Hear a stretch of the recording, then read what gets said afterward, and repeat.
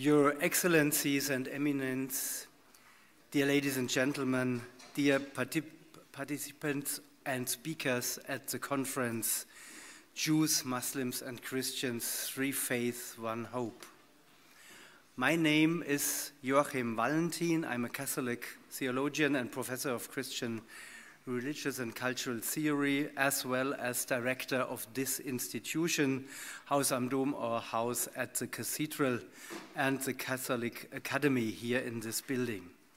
I'm delighted to welcome you today on the occasion of the 60th anniversary of the Council's declaration, Nostra Aetate, on the relationship of the Catholic Church to non-Christian religions.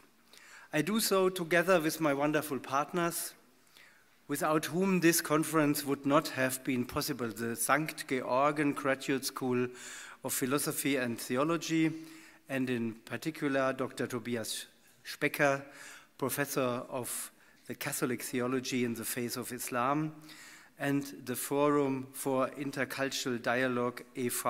of the Hizmet movement, represented here by Kadir Boyaci and his colleague Mitya Cruz. I would like to thank you all in advance for your excellent cooperation and the great effort you have all put into this event. Of course, I must also mention the building service staff and my assistant, Susanne Körber. We are happy and proud that we not only have many speakers and participants from all three Abrahamic religions here in the room and on the monitors at home today.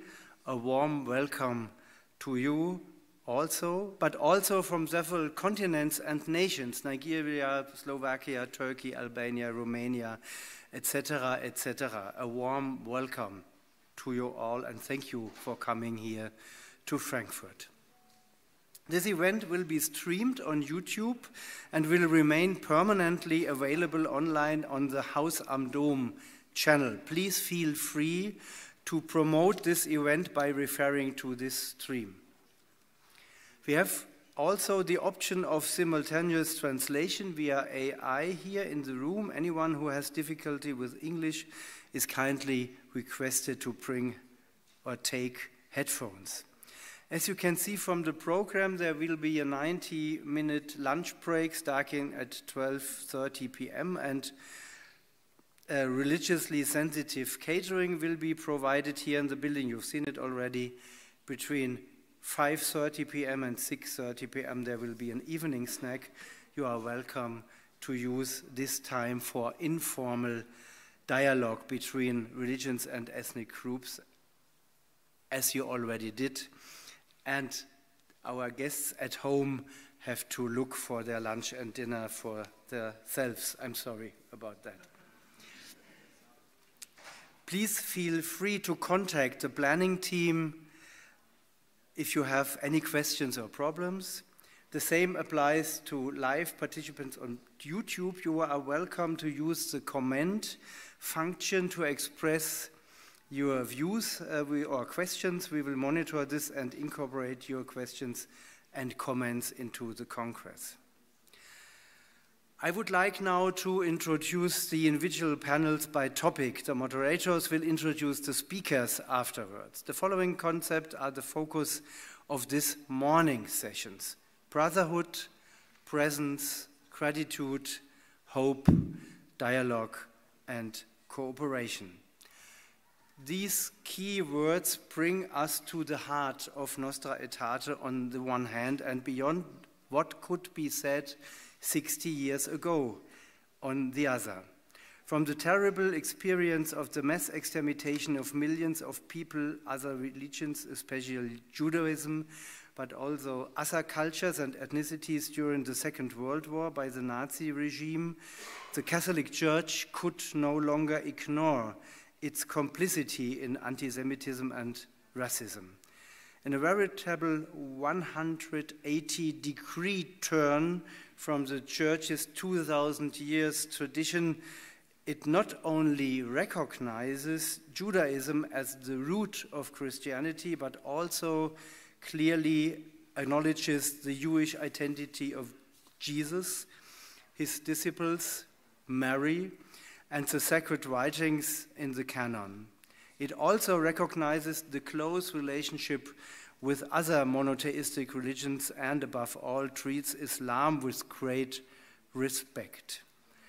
Religious content and practices are honored by even non-monotheistic religions, are acknowledged in the second chapter of Nostra Aetate, stating that, citation, the Catholic Church rejects nothing that is true and holy in these religions. With sincere seriousness, it considers those ways of acting and living, those rules and teachings with also in some respects differ from what it itself, the Church itself, holds to be true and teaches, nevertheless often reveal a ray of that truth which enlightens all people.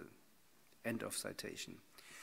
In this spirit, which allows for much more mutual understanding than was the case during centuries of mutual contempt and sometimes brutal conflict, let us spend this day together and tomorrow also. In the afternoon, we will focus more on national perspective, especially Africa, Nigeria, and for Europe, Albania.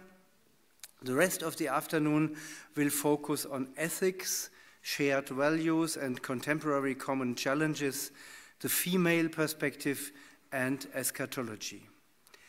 In the evening, we will bring fundamental questions of dialogue back to the stage with renowned personalities. We are very pleased to welcome Bishop Meta from Albania, Rabbi Nagen from Israel, and Cenab Aydin, director of the renowned Dialogue Institute in Rome.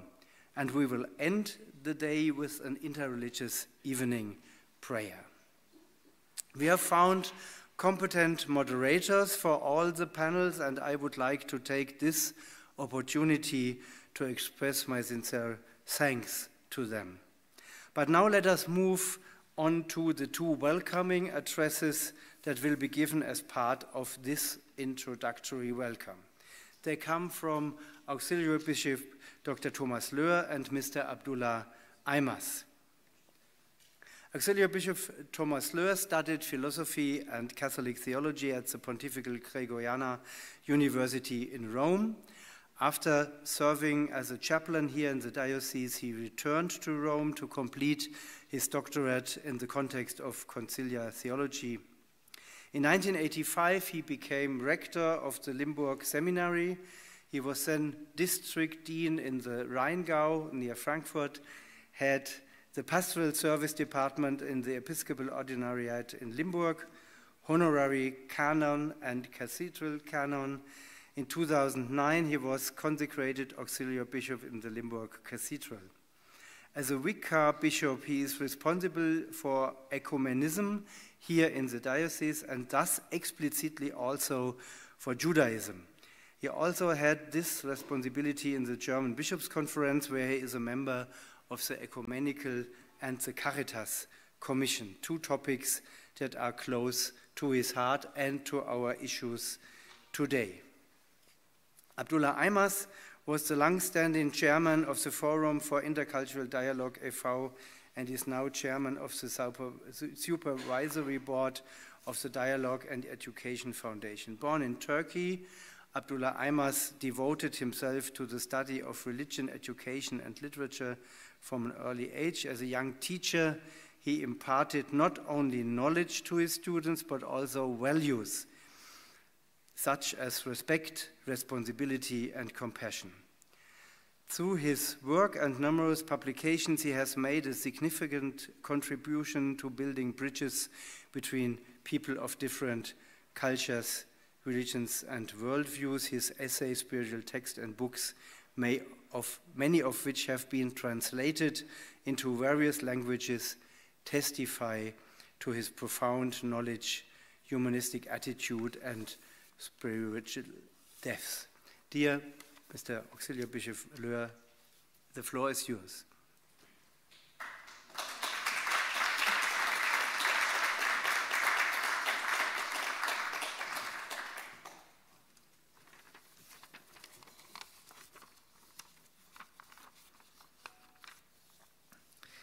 Dear participants of this conference, dear friends of dialogue, dear guests. Your Eminence, Bishop John, Your Excellencies, Bishop George and Bishop David. Thank you. It is with joy that I have accepted the invitation to give this address to you, the participants of this conference, that is going to focus on an outstanding event in the history of the Catholic Church and, most importantly, of its relationship with other religions. And it is my honor to express to you the greetings of our diocesan bishop, Dr. Georg Betzing, Bishop of the Diocese of Limburg. The Second Vatican Council marks a milestone in the history of the Church, on the one hand formulating extraordinary changes and innovations that were unexpected at the outset, while at the same time ensuring the continuity of the Church's nearly 2,000 years of history. Was Nostra Aetate, was this a revolution that turned previous beliefs upside down? Or was it a development that had been laid down in the Church from the very beginning? A development that not only affected theology to its core, but also its practice, liturgy, and everyday life, which is an expression of the essential convictions, and at the same time the fertile ground from which the development of a church grows, to which the risen Christ has promised his presence until the end of time. Ladies and gentlemen, you sense that I am posing Catholic questions about this document, the answers to which challenge us to our very core. However, your assessment from a Jewish and Muslim perspective is at least as important. After all, this is about the relationship between the major religions.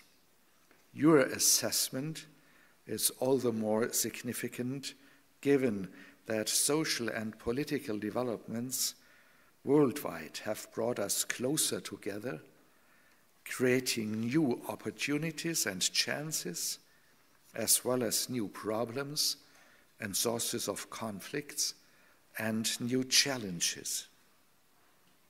Therefore, it is with pleasure that I express our deep gratitude to Professor Dr. Joachim Valentin, director of this academy, Haus am Dom, and all the partners who prepared this conference and invited such an illustrious, professionally competent and provided with diverse perspectives group of experts. And I express my deep thanks to you all for your presence at this commemoration of a document that defined an era, I think, of humanity as a whole. I repeat, it would not be enough to discuss our Catholic theological interests. Interfaith, cooperation, and community dialogue is just as important, as well as the focus on the poor, which Pope Leo has emphatically emphasized in his apostolic exhortation, Dilexite, recently. Does not this belong to the essence of us all, of Jewish, of Islamic, of Christian faith, the focus on the poor?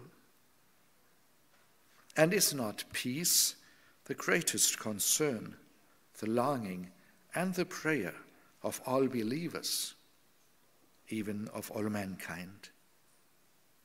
In addition, recently, the issue of interculturality has come for us Catholics to the four of us as a church.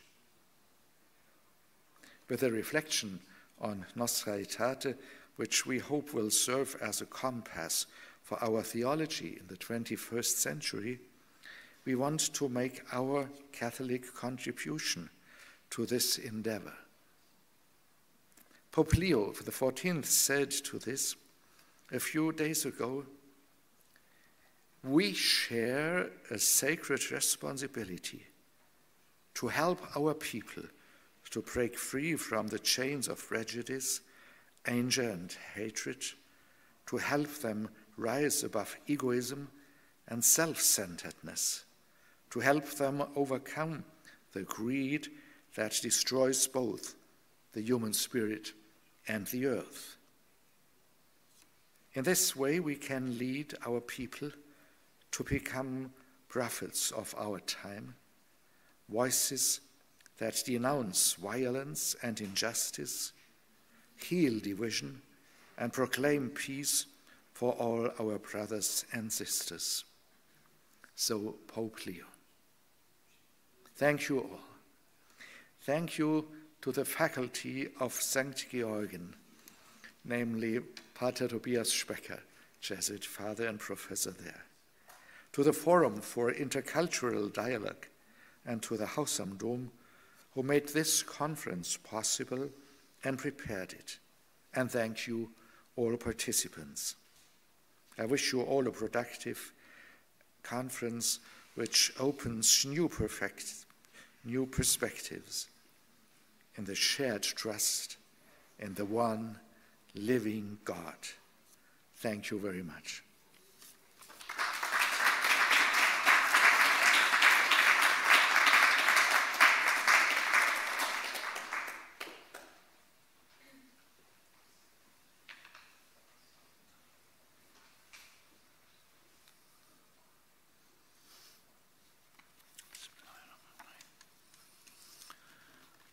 Sayın Kardinal, değerli episkoposlar ve kıymetli katılımcılar.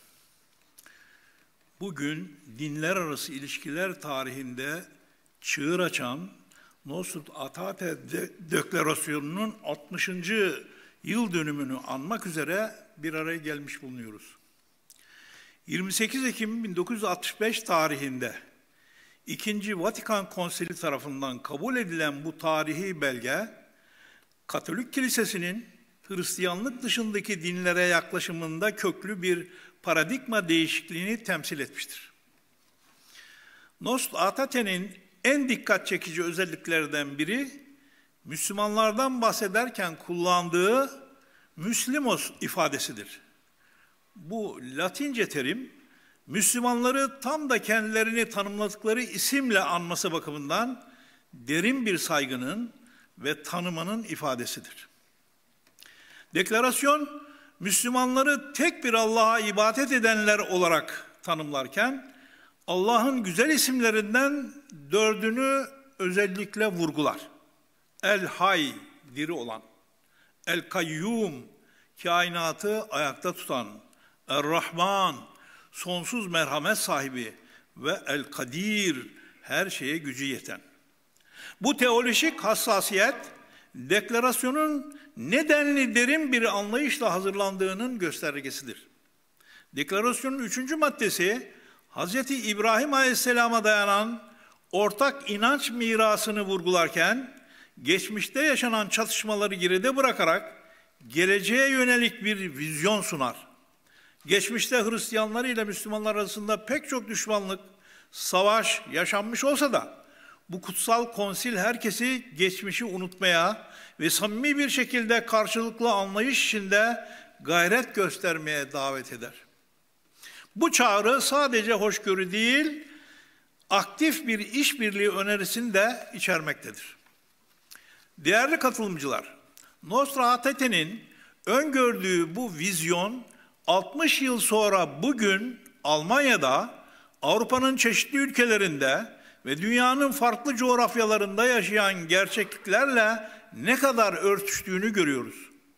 Her iki dinin mensupları, Hristiyanlar Müslümanlar, Nostra Aetate'nin çizdiği ufuklar içerisinde yaşadıkları toplumlarda herkesin faydasına hayır işlerini yürütebilmektedirler. Kur'an-ı Kerim'in vizyonuna uygun olarak hayırlı işlerde birbirleriyle yarışabilmektedirler. Maide suresinin 48. ayeti. Bu ortak çaba alanları özgürlük, barış, ahlaki değerler ve sosyal adalet. Sadece teorik bir yaklaşım değil, somut projeler etrafında buluşmayı mümkün kılmaktadır. Hizmet hareketi, bu vizyona verilen yanıtların en dikkate değer örneklerinden biridir. Fethullah Gülen Hoca Efendi'nin 9 Şubat 1998 tarihinde Papa II. John Paul ile gerçekleştirdiği tarihi görüşme, Nostra Aetate'nin ruhunun yaşanan bir örneği olarak tarihe geçmiştir. İki liderin insanlık ve dünya barışı için vardıkları mutabakat, dinler arası diyaloğun ne seviyede, ne düzeyde ilerleyebileceğini gösteren somut bir örnek teşkil etmiştir. Bugün Nostra Aetate'nin 60. yıl dönümünde bu belgenin vizyonunun hala ne değerli, geçerli olduğunu görüyoruz. Günümüz dünyasının karşı karşıya olduğu sorunlar, terör, aşırılık, önyargı ve kutuplaşma. Bu diyalog ve işbirliği yaklaşımının ne kadar gerekli olduğunu göstermektedir. Deklarasyonun mirası sadece geçmişin değil, geleceğin de rehberi olma potansiyelini taşımaktadır. Bu anlamlı yıl dönümünde Nostra Aetate'nin öngördüğü yolda ilerleme kararlılığımızı yenileyerek yeni nesillere bu değerli mirası aktarma sorumluluğumuzu hatırlayalım. Yahudilik, Hristiyanlık ve İslam başta olmak üzere farklı dinlerin mensupları olarak ortak değerler etrafında buluşarak daha barışçıl ve adil bir dünya inşa edebiliriz. Hepinize saygılarımı sunuyorum.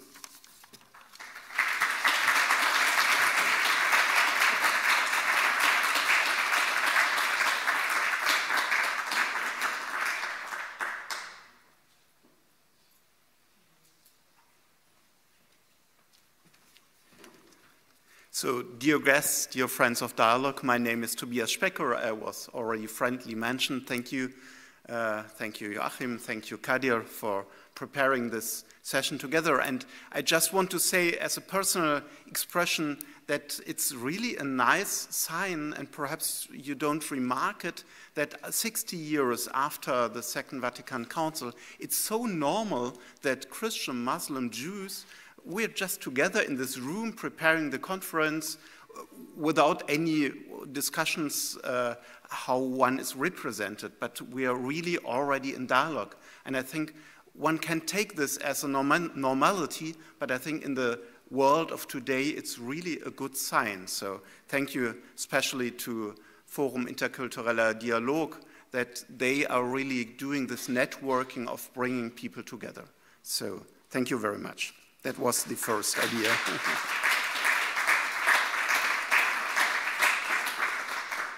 So in the next two sessions, so the morning is a little bit tough, but afterwards it's becoming slower.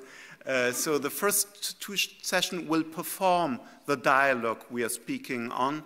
In the first session, the Cardinal John will speak, and the Rabbi Kapustin will have the second talk, and then, so it's Christian Jewish, and the second session will be between Christianity, Scott Alexander professor, and a Muslim perspective of Mr. Inal. So so it will be Christian Jewish, Christian Muslim, so we have the whole scene already. So the first session has the title, No More Enemies But Brothers. It is meaningful, I think, even if it sounds so normal again, to see the other believer as a brother and a sister, as it means that our faith can see and accept that there is a human relationship which is underneath our sometimes different and even competing convictions. At the same time, brother or sisterhood or fraternity is not a romantic idea of just a harmonious interreligious relationship.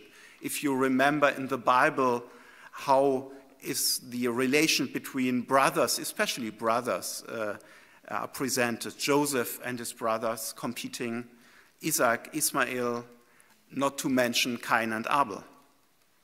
But as the Bible is accepting and highlighting that there are tensions in between brothers and siblings, the Bible also tells stories of reconciliation and mutual trust. And it needs often, if you look at the story of Joseph we share in the Quran, the Torah, and in the Christian Old Testament, we share it, and you see that this reconciliation is really lived out, not at a moment, but in the whole lifetime of a person, of Joseph, Yusuf.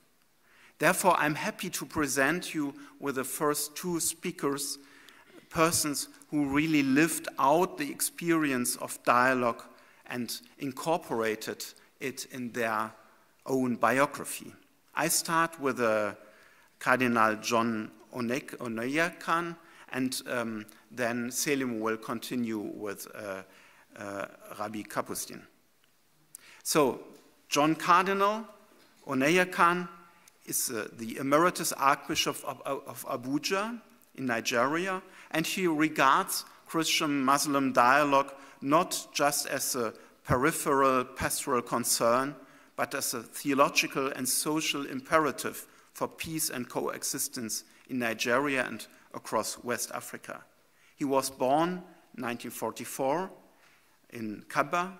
He was ordained to priesthood in 1969 at the same place and received the episcopal consecration in 1983 as the youngest bishop in Nigeria. And we, in this meeting, we have two youngest bishops, which are not the youngest bishops anymore. They're just sitting beside each other. So the church always renews. So on October 1984, he was named Bishop of Ilorin, and 6 years later, Bishop of Abuja. And since 1992, he was Bishop of Abuja and becoming Archbishop in 1994. Throughout his ecclesial ministry, Cardinal Onayekhan has combined pastoral leadership, exegetic knowledge, and theological insight. He has served as the president of the Catholic Bishops' Conference of Nigeria.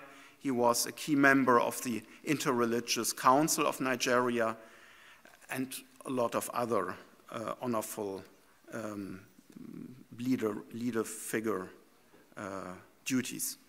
His scholarship, moral courage, and lifelong dedication to building bridges between faith tradition make him a leading voice for dialogue and reconciliation in the contemporary world. He has received decorations at home and abroad, including the Pax Christi International Prize in 2012 in Brussels, and he was a candidate for the Nobel Prize, and I think a real Nobel candidate, not like others, together with a Muslim exponent of Nigeria, with whom he promoted a series of initiatives against fundamentalism. So thank you, Cardinal John, for accepting the invitation. And the floor is yours, and then after you, Selim will present Rabbi Kapustin.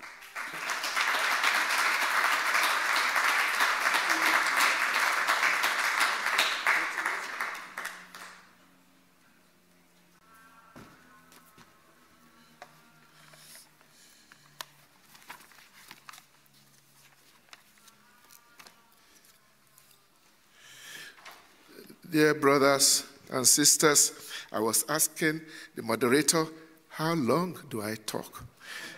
He has given me 20 minutes. I hope when I've done 15 minutes, you will let me know. It was not easy to prepare what I'm going to say in the audience that I couldn't I didn't know what kind of audience we were going to have. The only thing I presumed was that I was going to meet a lot of people who are quite familiar with Nostra Aetate. So I wouldn't have to go too much into explaining what the Nostra Aetate said. I'm afraid I may disappoint you because I didn't prepare something about the experience of Christian-Muslim working together in Nigeria, which will be a very fascinating subject. Thank God my brother, Father Professor Omanokwa, who is his executive director of our Nigeria Interreligious Council, is going to talk later in the day. And I think he will handle that aspect. My talk is more general and global in perspective. I have to thank those who have invited me here and who heavily subsidized my travel and my stay. The topic of this group, of this session, no more enemies but brothers, is very beautiful.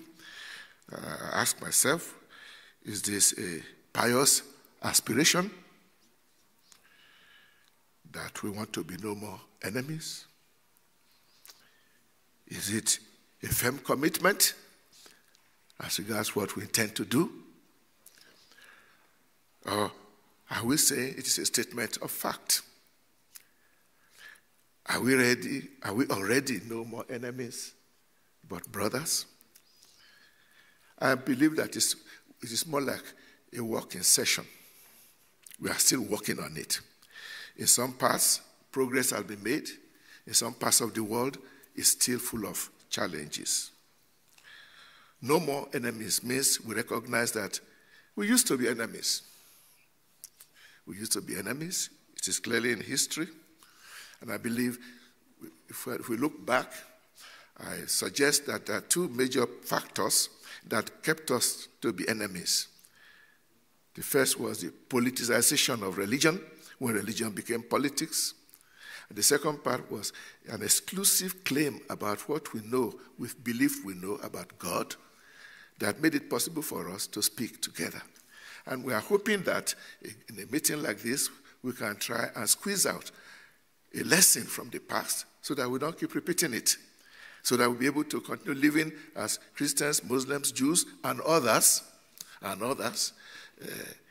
with a sense of common respect and regard. It is my conviction that a new era is emerging in our humanity. Not only from the point of view of science and technology, things are happening now that we didn't believe was possible 50 years ago, 40 years ago. But I think also a new era is emerging in terms of human understanding, human living together, the whole phenomenon called globalization, where we live in a global village, and which has affected our relationship as religious communities. There's hardly any country that can say we have only one religion. So everybody now is rubbing shoulders with someone of the other faith. And that has helped to, we need that for a new world that is emerging. Will this new world succeed or not? It depends on us and how we handle our differences and our other things that bring us together. I noticed that when it comes to humanity coming together, it seems like the first step was taken by secular institutions, not by religious communities. I refer to the League of Nations, the United Nations agencies, the Universal Declaration of Human Rights. All these were things that were done by secular institutions. The United Nations had wonderful ideals, which unfortunately still remains to be fully achieved. I suggest in my own mind that if the United Nations has not been able to fully achieve its wonderful ideals, it's because they have not managed to involve religious communities in what they intend to do. I'm hoping that they are beginning to realize now that they cannot go far without bringing in the religious institutions. And the religious communities are now coming together. They have begun to come together, and I suggested that the position of John the 23rd, Pope John the 23rd, Papa Roncalli, who simply decided he was going to call a Vatican Council, and he had clear ideas about what he wanted. And his idea ended up with what Papa Abdullahi said, that the Catholic Church made a complete shift in its attitude to other religions. That is clear enough. And his successor, Paul VI, continued it. And the Vatican Council came out with 16 documents, but the Vatican Council is more than documents. It's above all a gathering of all the bishops of the world. At that time, 2,500 bishops were meeting in Rome 4 consecutive years for 3 months each year. I came to Rome as a young seminarian during the last session, 1965. I was a young seminarian, and I was part of the council because I went around distributing papers to the bishops. But it means we were there. The whole world was there, seeing the church, seeing new things. We remember that there were some bishops who couldn't cope with this movement and decided to stay away. But thanks be to God, the whole Catholic world moved, and not only the whole Catholic world, but other Christian churches moved with the Vatican Council, and other religions also moved. And the result is what we are all meet here. I like to raise the fact that even though our focus is on Nostra Aetate, it's important to know that Nostra Aetate is just one out of many documents. And I would like to remind us that actually the basic foundation for what we call the shift of perspective of the Catholic Church is not really, did not start with Nostra Aetate. It was already in Lumen Gentium, a document which is a dogmatic constitution. And Lumen Gentium actually was a theological revolution where we started Lumen Gentium, meaning the light of humanity, of the whole humanity, and stresses the fact that God is welcoming everybody from Abel to the last just man, quoting the fathers of the church, Gregory the Great, and so on. And it is important to remember how the experience of Peter with Cornelius in Caesarea was mentioned. And Peter saying, now I know. Meaning, yesterday you didn't know. Peter said, now I know. With the experience of what happened in his interaction with Cornelius, a Roman pagan officer, his attitude was completely changed. And as the first of the apostles, he carried that on to Jerusalem, and the council followed the line of St. Peter. But the important thing is that Lumen Gentium laid the theological foundation for the declaration that came out 1 year later under the name Nostra Aetate. Permit me to simply note that the 16 documents of Vatican II, 4 are constitutions, 9 are decrees, and the last 3 are declarations. These titles have also theological meaning. Actually, our Nostra Aetate is the second to the last of the declarations. And after Nostra Aetate, there was also the Dignitatis Humanae on religious freedom. So those of you who are interested in reading Nostra Aetate, please try and also find time to read Lumen Gentium and Dignitatis Humanae. That is where you have the full component of what Vatican II has to say. We have already heard about the very powerful, positive language that was used to describe other religions. Remember that at the beginning, a secretariat was set up in the Vatican for non-Christian religions. Later, this secretariat became a pontifical council. Not for non-Christian religions, but pontifical council for interreligious dialogue. The change in terminology is crucial. We do not see others, therefore, in a negative term as non-Christians, just like I wouldn't want anybody to call me a non-Muslim. If we notice that and we don't put ourselves against everybody else, it makes our movement together much, much easier.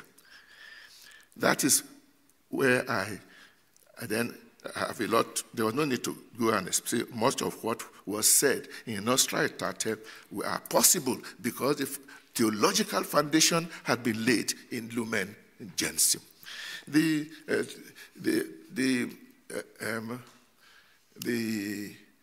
document, Dignitatis Humanae, we don't often hear it. The point I want to make, however, is that when the bishops in the Vatican were discussing about religious freedom, it was not to be taken for granted that everybody said it is good to have religious freedom. In fact, there were many people who said, since other religions, apart from the Catholic Church, are in error, error has no rights, so they didn't have any right to exist. That was the mood among many of the bishops. Luckily, many, but not most.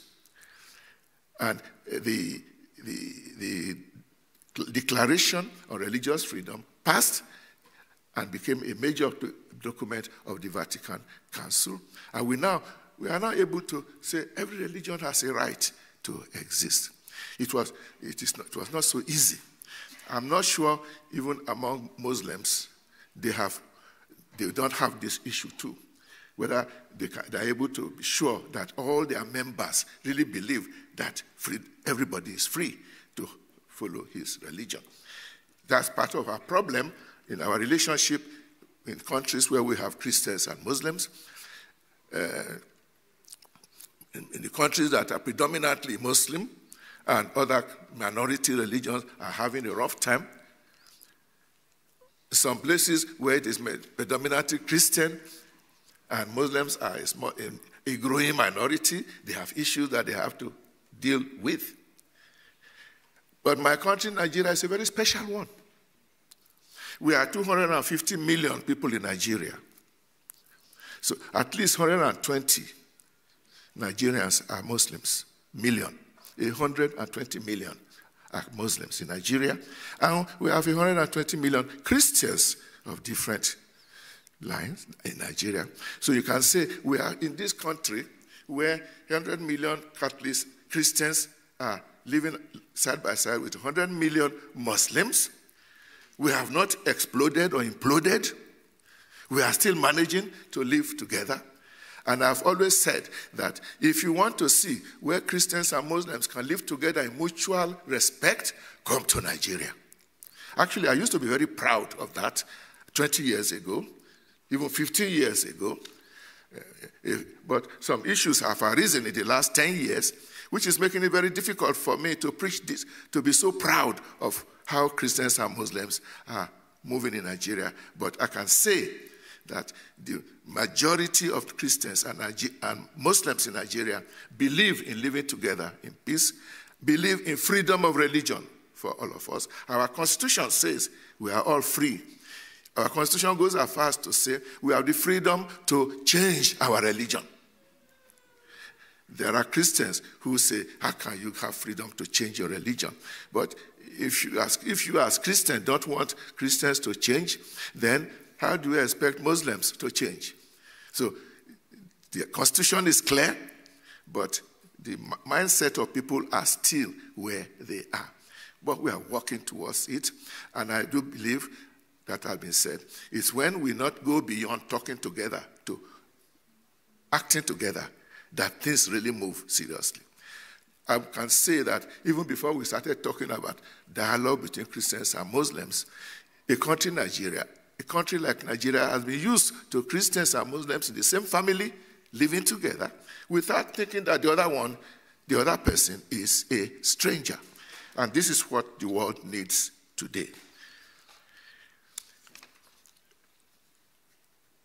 Now, I have decided not to go into details about what the Nostra Aetate says, except that it's important, one important point that it said, the Nostra Aetate says that different religions believe in a hidden power and even recognize the supreme being. And as has been said, the Catholic Church rejects nothing that is holy and true in the religions of others, while we continue to retain our own position. And the Nostra Aetate has the most positive directives that we can expect from a good Catholic. After following Nostra Aetate, you should have no issues relating well with Muslims as brothers and sisters, and with Jews as brothers and sisters. In Nigeria, there are some people who follow the Judaic religion, but they are very few. So our issues in Nigeria is largely Christian, Muslim. But that doesn't mean we do not believe in that. What I think is that even though this gathering is for Christians, Muslims, and Jews, we should please not forget that this is not the whole story of humanity. There are others beyond these three groups. We've been calling these three religions not only Abrahamic religions, we have been calling them the monotheistic religions. That is what I've been hearing here. But I want to let you know that not everybody agrees with that kind of categorization. As if to suggest that if you are neither Christian, Muslim, or Jews, you are not monotheistic. No.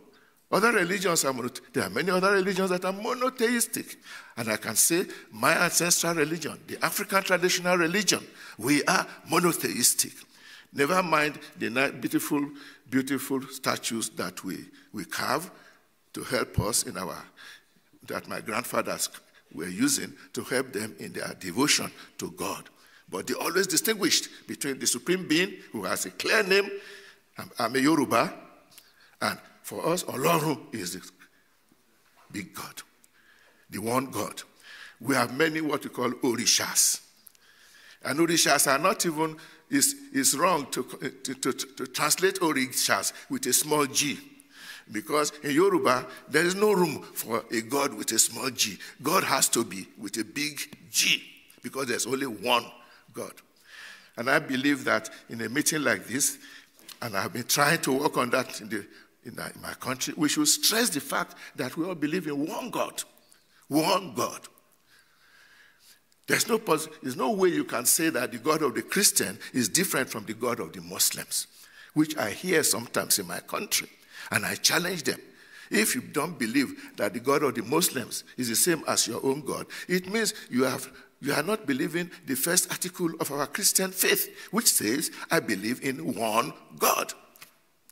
If you say others have a different God, then you no longer believe in one God. Now, it is important, because even in our effort to work together, if we cannot at least seriously affirm that we all have one God, it's difficult to make any distance. I see an Indian lady there shaking her head. We used to be taught when I was in the seminary that the Hindus have 1,001 gods. But the Hindu experts with whom I have been dealing as a religious leader have told me that there's one God, but it's worshipped in a way that it appears to the rest of us as if they are divinities. That is matter for another occasion.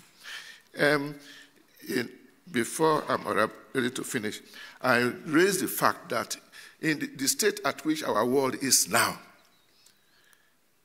Christianity and Islam have a specific global responsibility for peace. Why? Because in terms of membership, these two faiths, Christianity and Islam, if we put all our members together, they are quite a lot, which means if Christians and Muslims began to live in peace, much of the world our humanity will be walking in peace. Secondly, there is the fact that Christianity and Islam, we have got this, we inherited this tendency to be exclusive in our claims and to be ambitious in terms of our universal ambition of outreach. What I mean is this. Let me put it from the Christian point of view. We Christians, and I say as a Catholic, we were so confident that we have the true religion. Others may have some elements of truth, but really we have the true religion. Now, that attitude is difficult if you do not nuance it in your relationship with others. There's also the tendency to think that go preach the gospel to all nations means we should continue preaching until everybody comes into our register and becomes a Roman Catholic.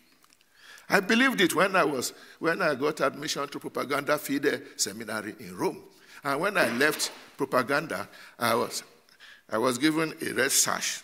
That's for every student from the propaganda. You go home with a red sash. And you are told, don't forget, you must continue to propagate the faith even unto death. The red sash was like blood. That's how I left Rome in 1969 to be ordained. But somehow behind my back, I was having this idea because I have an uncle who is a Muslim. And also, I had an uncle who has not become a Muslim or Christian. He was following the religion of our ancestors. They were very happy to come at my ordination, and it was a family affair. So from experience, we began to read both Lumen Gentium and Nostra Aetate, and it has imbued me, as God in his mercy made me a reverend father, made me a bishop, now even a cardinal. And it has not reduced my gratitude to God that we can without denying our religion, we can sincerely work with others in sincerity of purpose for a world that needs unity. We are not the only ones who are interested in the unity of the world. By we, I mean Christian. I've been told that I have 5 minutes more. Yeah. We're not the only ones. It is interesting that of recent, apart from this, Nostra Aetate is a document of the Catholic Church. Other Christian groups have also issued similar documents. I know that the World Council of Churches has issued documents along this line. I think it's true to say that the ideas and the spirituality of Vatican II has been absorbed by practically the entire Christian communities in the world. And it just shows that God was speaking. Muslims too have made efforts to come out with documents that helps people to get to know, to be more peaceful with one another. I remember in 2007 when we had this document, Common Word Between Us, which was put together by a group of Muslim leaders all over the world, including our own Sultan of Sokoto, who happens to be the first on the list, not because he's the most important, but because his name was Abubakar, so AB was number one. Yeah.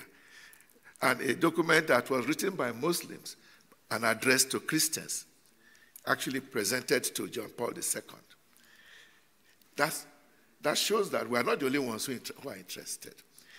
I'm also thinking of the Marrakesh document, where we are told 250 Muslim leaders, heads of state and scholars gathered to put down statements saying there should be rights for people who are not Muslims in a predominantly Muslim environment. That was the whole point of that document. For us Christians, it is for us a good breath of fresh air. We really wanted to see such a thing, that a predominantly Muslim environment should be interested in the religious freedom of those who are not part of this majority. That in this matter, the majority also has rights. And then at the height of ISIS in Iraq and Syria, I remember that the old man, Ben Bayer, came out with a beautiful document to show that was supposed to be presented to the ISIS, to show them that the atrocities they are committing is against Islam. And he gave them the proof from both the Quran and Islamic classical theologians. I know Sheikh Ben Bayer very well personally, and he gave me a copy of his writings. Whether that helped in getting rid of the terrible ISIS from Iraq and so on, I don't know, but it shows that it is possible to come out with such documents. Finally, since this is the time end, there is the Pope and the Imam.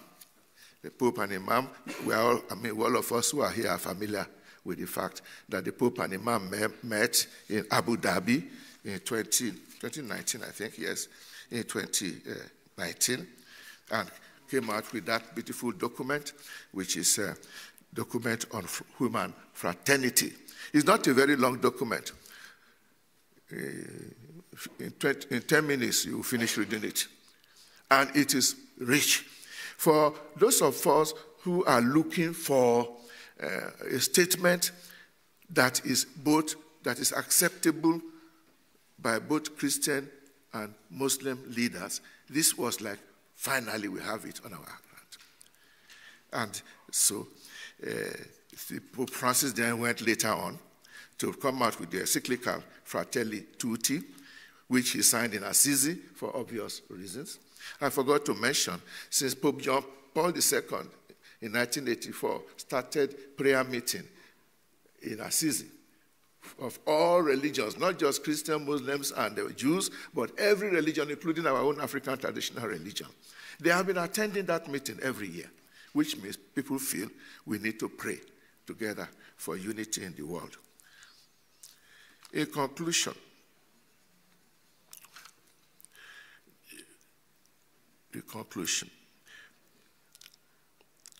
we think we are beginning to have a consensus among ourselves. That is why we are saying that we are no more enemies, but we are brothers. Despite our diversity of religions, there is faith in one God, the Creator. And the document of human fraternity starts in the name of God, who has created all human beings equal in rights, duties, and dignity. It's interesting that that document also states that the pluralism of diversity of religion, color, and language are willed by God in his wisdom.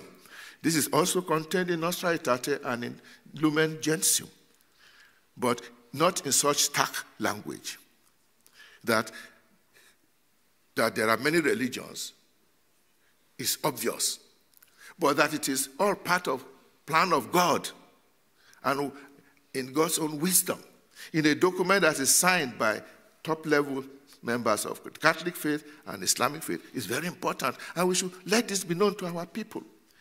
It's not as if pluralism of religion is an accident, but rather is part of God's plan. That is how we can respect other religions, not for political reasons or politeness, but sincerely and theologically sincere about it. And because of this wisdom, there's freedom of everyone to practice their religion, and God the Almighty has no need to be defended by anyone and does not want his name to be used to terrorize anybody. God has no need to be defended by anyone. How much have in the history of humanity people have gone out in battle, killing one another, and they say they are defending God. God doesn't say he needs anybody to defend him. Religion is proposed, never imposed. We have to keep the two, because no matter how much I believe that the plurality of religion is in the power of God and His wisdom. I still know that I have within, as a Catholic, and especially as a cardinal, I'm still bound to proclaim my faith and propose it to anybody who may want to accept it. But it means too that if a Muslim starts preaching to my nephew, I will allow him to preach, provided he doesn't force him. And if we agree on that rule of the game, then life can move easily for all of us. There is this point that wherever a particular religion is dominant, they should be the ones to go out to defend the rights of the minorities. If you live in a country where you are dominant, like Christianity, you are dominant, and then Muslims are being discriminated against, we should be the first people to go and defend them and say, no, they have a right. Sometimes they may not even have a word. They may not have a voice, but we should. That's what we should do. The civil authorities have a duty in this regard. And just like the Marrakesh document insists on citizenship, the civil authorities have a duty and should not get themselves so involved in a particular religion that they are not able to be there for everyone. Civil authorities are there to protect freedom of religions for everybody. The world, as we know it, is on the way to achieving a human fraternity. This is not an option now. It is an imperative. With the amount of nuclear weapons that we are told is piled up now among those warmongering nations, it's obvious that our humanity will not survive any nuclear war. Therefore, I believe as religious leaders, if we can agree and tell everybody, no more war, no more enemies, but brothers, and I think God Himself is moving us in that direction. So this should be the desire of all of us, not only of Jews, Christians, and Muslims, but of all religions who invoke the one true God who is Creator and the Provident Father of all of us. This is let's say, we hope that we are going to move. If we don't move in that direction, well, we end humanity and everybody will go down the drain. I believe it's still possible. We can still do something, and we should do it seriously, without excuses or waiting. The latest things we are seeing in our world is not very encouraging. 20 years ago, the world looked better to me than it does now. But we cannot give up hope. Thank you very much for listening.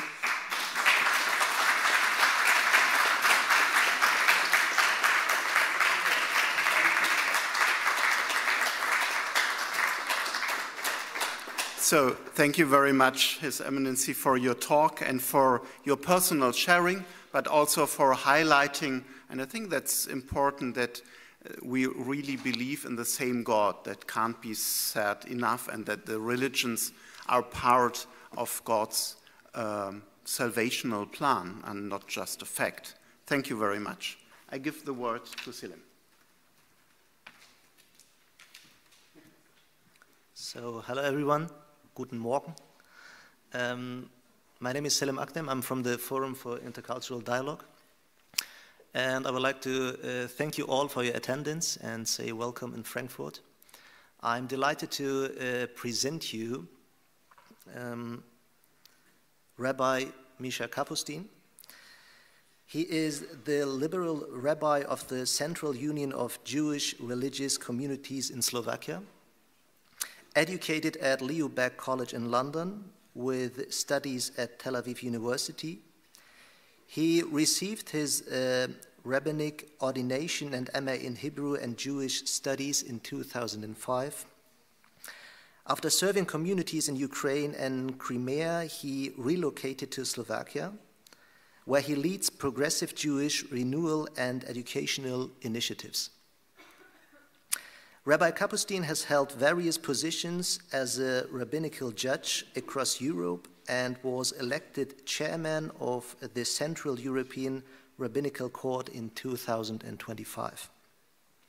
Deeply committed to interreligious dialogue, he engages in joint initiatives with Christian and Muslim leaders, including educational programs that bring faith representatives into schools. His work emphasizes dialogue as a path to mutual understanding, combating prejudice, and building inclusive societies. So, Rabbi Kapustin, thank you for your work and your dedication for interreligious dialogue. I'm looking forward to hear your thoughts about Nostra Aetate. The floor is yours.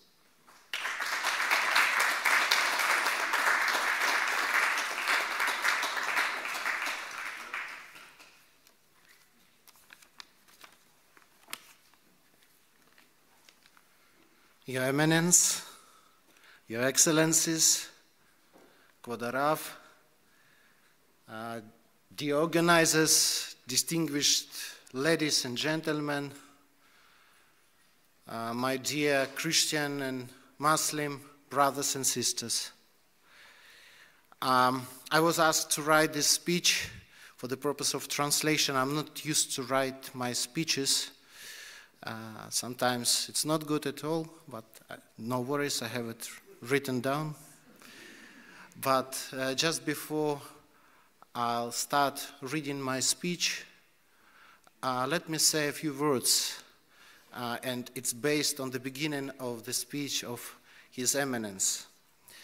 It is indeed a great title which we have, no more enemies but brothers. However, I think we are brothers from the very beginning. Look, if we share the same father, Adam, in Hebrew we say Adam Arishon. Adam in Hebrew means a human being. Rishon means the first. So Adam was the first human being. So we have the same father. Noach is also our father for all of us. And we also have one spiritual father, which we call Abraham Avinu. Abraham or Ibrahim Avinu, which means our father. It's for all of us, our spiritual father. So if we are brothers, but we know the Bible and the Quran and the history shows us that brothers could be enemies, worst enemies. So I believe it is not a switch from the enemies to brothers. I think it's a switch from brothers who've become enemies to what we should be, true brothers. How it should be, how it is written down in all our holy texts and traditions. That's what I believe in. And now let me stick with the text, so no worries. Shalom, peace be upon you. I would like to begin with the traditional Jewish blessing. Baruch atah Adonai, Eloheinu melech haolam, shehechiyanu v'kiimanu v'higiyanu lazman hazeh. Blessed are you, our God, ruler of the universe, for granting us life, for sustaining us, and for enabling us to reach this very moment. This blessing feels particularly appropriate when we speak about the legacy of Nostra Aetate. For nearly 2,000 years, the relationship between the Jews and the Christian communities was one of enmity, persecution, and profound tragedy. For Jews, the church wasn't a partner in dialogue, but a source of contempt and violence. And then, in our time, just 2 decades after the horrors of the Holocaust, came a radical turning point. This document, a declaration from the Second Vatican Council, began the transformation of our relationship from one rooted in hostility to one based on mutual acceptance and respect. It was a journey from enemies and strangers to friends and brothers. It's an occasion worthy of blessing, a moment we were privileged to witness, and one we must continue to sustain. From a Jewish perspective, Nostra Aetate, particularly its 4th section on Judaism, was revolutionary. It fundamentally recorded a relationship that had been poisoned by centuries of Christian anti-Jewish teaching. The document didn't solve all our problems overnight, but it was a crucial watershed moment. It explicitly and undoubtedly rejected 3 deeply damaging ideas that had fueled anti-Semitism for centuries. First, the collective guilt of the Jews, as it states that the events of Jesus' passion cannot be charged against all Jews of his time or against the Jews of today. Second, the notion of Jews as rejected by God, as it rejects the idea that Jews are accursed or abandoned, upholding the continuing validity of God's covenant with the Jewish people. Third, the dismissal of anti-Semitism as it explicitly condemns anti-Semitism in any form, at any time, or by anyone. These changes were not merely academic. They were, in the words of one prominent rabbi who believed in dialogue, Rabbi Abraham Joshua Heschel, a move to save Jewish lives. And we, as Jews, are eternally grateful for this historic act of justice. However, the enduring importance of Nostra Aetate goes beyond its textual declarations. It was a catalyst for a living, breathing reality of dialogue, scholarship, and friendship. The document acknowledged the deep spiritual patrimony shared between our faith, affirming the Jewish roots of Christianity and promoting biblical and theological studies. This has led to an explosion of joint academic projects and scholarly cooperation, fostering a deep understanding of our shared heritage. Perhaps most significantly, the document paved the way for a personal and fraternal relationship between Jewish and Catholic leaders. The image of Pope John Paul II visiting the Great Synagogue in Rome and calling Jews our elder brothers is an iconic example of the warmth and respect that has grown. Pope Francis' friendship with Rabbi Abraham Skorka is another profound example, a true fruit of Nostra Aetate. This has never been a one-way street.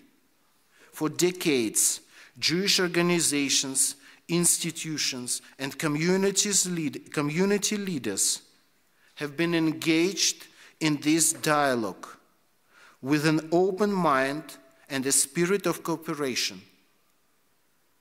We have been willing to build a relationship rooted in trust, even while acknowledging and discussing our profound differences. Nostra Aetate wasn't just a Jewish-Christian document. It was a universal declaration on the importance of human fraternity among all people of faith. The section on Islam, for instance, calls for sincere mutual understanding and a move beyond past hostilities. In a world marked by polarization, the document reminds us that our shared moral imperatives, the pursuit of peace, justice, and the common good, transcend our theological differences. It provides a blueprint for a wider global solidarity. Yet, we would be naive to believe the work is finished. In our world today, religion is too often used as a tool for division, hatred, and violence. The very ideals of brotherhood are under threat from resurgent extremism and prejudice. We face new challenges that test the strength of the bonds we have forged. The current landscape is marked by deep affective polarization that often segregates communities and erodes trust. This is not simply a matter of policy disagreements. It is an us versus them mentality, fueled by fear and suspicion, often amplified by social media echo chambers that prioritize emotion over fact. In this post-truth environment, it becomes increasingly difficult to engage in civil discourse, leading to fractured relationships and a diminished sense of social cohesion. Current global conflicts, such as the Israel-Hamas war, have placed immense strain on interfaith relations, leading to a sharp spike in both anti-Semitism and Islamophobia globally. These conflicts often spill over into our local communities, making dialogue difficult and compromising decades-old relationships. Religious identities are weaponized for political ends, creating an environment where suspicion can quickly replace the trust we have painstakingly built. As a Jew, I am very much worried as we are seeing a disturbing rise in anti-Semitism, a sinister echo of the past. We must continue to call out this ancient hatred wherever it rears its head. Based on Nostra Aetate, we hope our Christian brothers and sisters, along with our Muslim brothers and sisters, will stand with us in the face of this injustice. We are witnessing the immense strain placed on interfaith relations by conflict in the Middle East and elsewhere. The vision of peace and understanding that Nostra Aetate inspires must be applied to new contexts of human strife all around the world. The lesson of Nostra Aetate for today is that hope is not passive. It is a choice and a daily action. The progress of the last decades didn't happen by accident. It was the result of deliberate choices by people of goodwill. Today, the spirit of Nostra Aetate demands we move beyond dialogue to shared action. We must collaborate on urgent moral and ethical challenges facing humanity, defending human dignity and religious freedom for all, and speaking with one voice against all forms of hatred. Our shared commitment to justice must translate into visible, tangible cooperation that makes a difference in the world. We also need to deepen our understanding, not just of each other's faith, but of the diversity within our own traditions. Recognizing the different streams of Christianity and Judaism and the various schools of thought within Islam helps us avoid stereotypes and engage with real people and communities in a more nuanced and respectful way. This internal awareness strengthens our external dialogue. So where do we go from here? We must not let the progress of 60 years shrivel from lack of exercise. We must be committed than ever to dialogue, to education, and to mutual respect. We must ensure the next generation understands the transformative power of this document. We must work together to stand against all forms of bigotry and persecution, whether it targets Christians, Jews, Muslims, or any other faith community. We must insist that our institutions, our schools, and our communities are centers of learning and respect, not of suspicion and ignorance. We must promote educational programs and people-to-people dialogue, ensuring the next generation understands the transformative power of this document. To truly honor Nostra Aetate, we must continue to choose fraternity over enmity. We must choose understanding over ignorance. We must choose the hard, humbling, and holy work of building relationships, person by person, community by community. Our commitment to this work must become a form of spiritual resistance against the forces of division that seek to pull us apart. We must be the living testament that reconciliation is possible, that historical wounds can heal, and that a future of shared flourishing is within our grasp. Let us be honest about our differences, but let us be committed to our shared destiny as children of one God. The vision of no more enemies but brothers is not an impossible dream. It is a reality that we have begun to build together.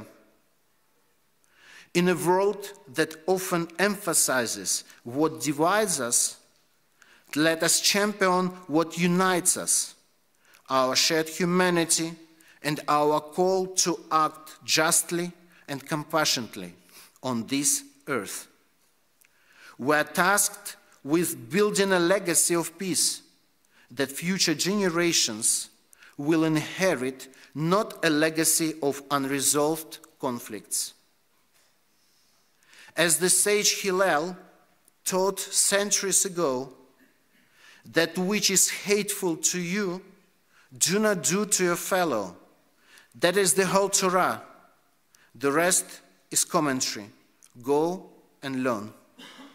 This simple yet profound teaching is a universal blueprint for human interaction. We are further reminded in Pirkei Avot, Ethics of the Fathers, that we should be of the disciples of Aaron, loving peace and pursuing peace, loving people and bringing them closer. And I would add, in a spirit of unity. This is the path forward. Let us commit today to continue this sacred work with renewed purpose for our generation and for all those to come. Ken yehi ratzon, may it be his will. Shalom. Thank you.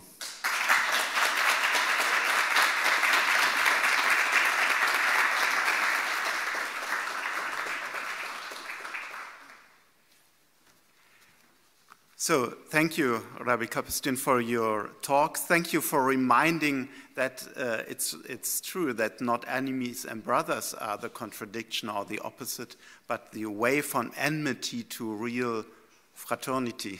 Fraternity. Thank you. Thank you for your appealing talk. I think we just continue. And so now we have, after those two keynote openings, we have the possibility to deepen it with two perspectives. Cardinal John already mentioned the change of mind, which is really behind Nostra Aetate, and Professor Scott Alexander will go deeper into this change of mind. Professor Scott Alexander, he is a professor for Islamic Studies and Christian-Muslim Relation at the Catholic Theological Union in Chicago. He is a graduate of Harvard and Columbia Union Theological Seminary, and he has devoted nearly 40 years to teaching, researching, and publishing at the intersection of Islam and Christian-Muslim encounter. So I won't recall all his publications, but just to mention that he's focusing on the one hand on more theoretical contributions, as he was contributing to the very famous Encyclopedia of Quran, on those entries like fear and patience and trust. I think that are very beautiful topics. But at the other hand, he's also a very practical thinker and worker on the intersection of Islamophobia with race, for example. So his work exemplifies the belief that Christian-Muslim dialogue is a profound theological, social, and educational endeavor, one that requires rigorous scholarship, humble listening, and the willingness to address structural injustice and fear. And thank you for participating and letting us taking part on your thoughts. Professor Alexander.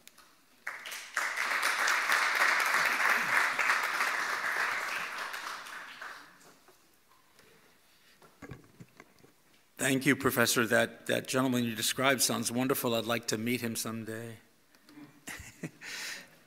Assalamu alaikum wa rahmatullahi wa barakatuhum. Shalom aleichem. Die Frieden des Herrn ist immer bei dir. May the peace of the Lord be with you always.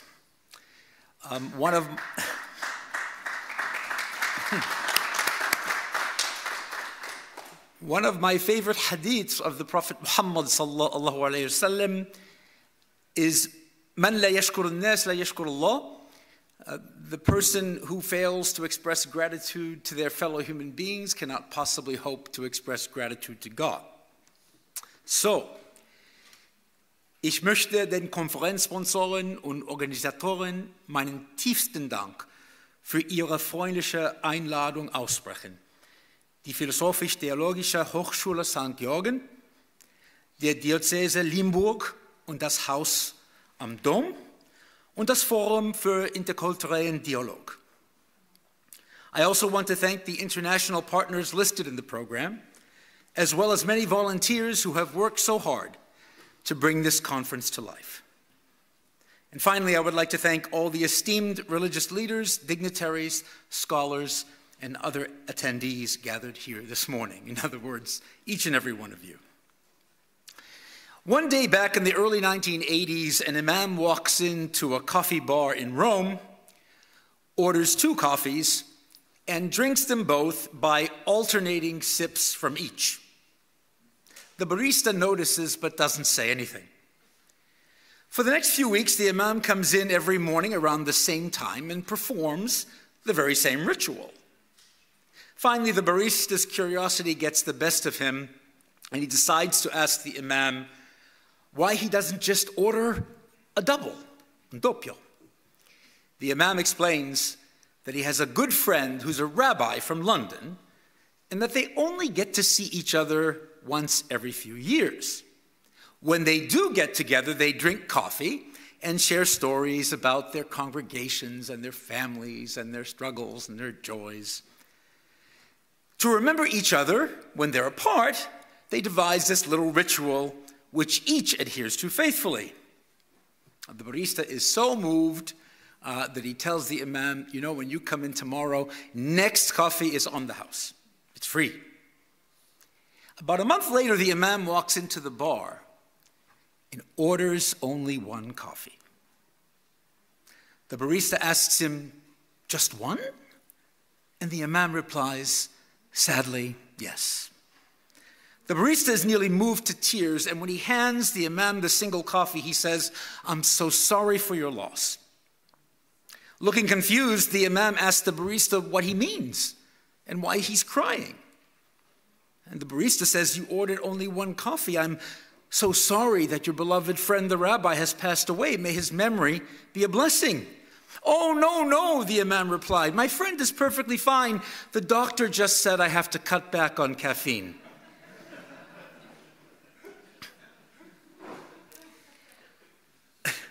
Of the 4 types of interreligious dialogue first articulated in Roman Catholic magisterial teaching in a 1984 document commonly referred to as Dialogue and Mission, and later reiterated in the 1991 document Dialogue and Proclamation, the relationship featured in this humorous story is a perfect example of the so-called dialogue of life.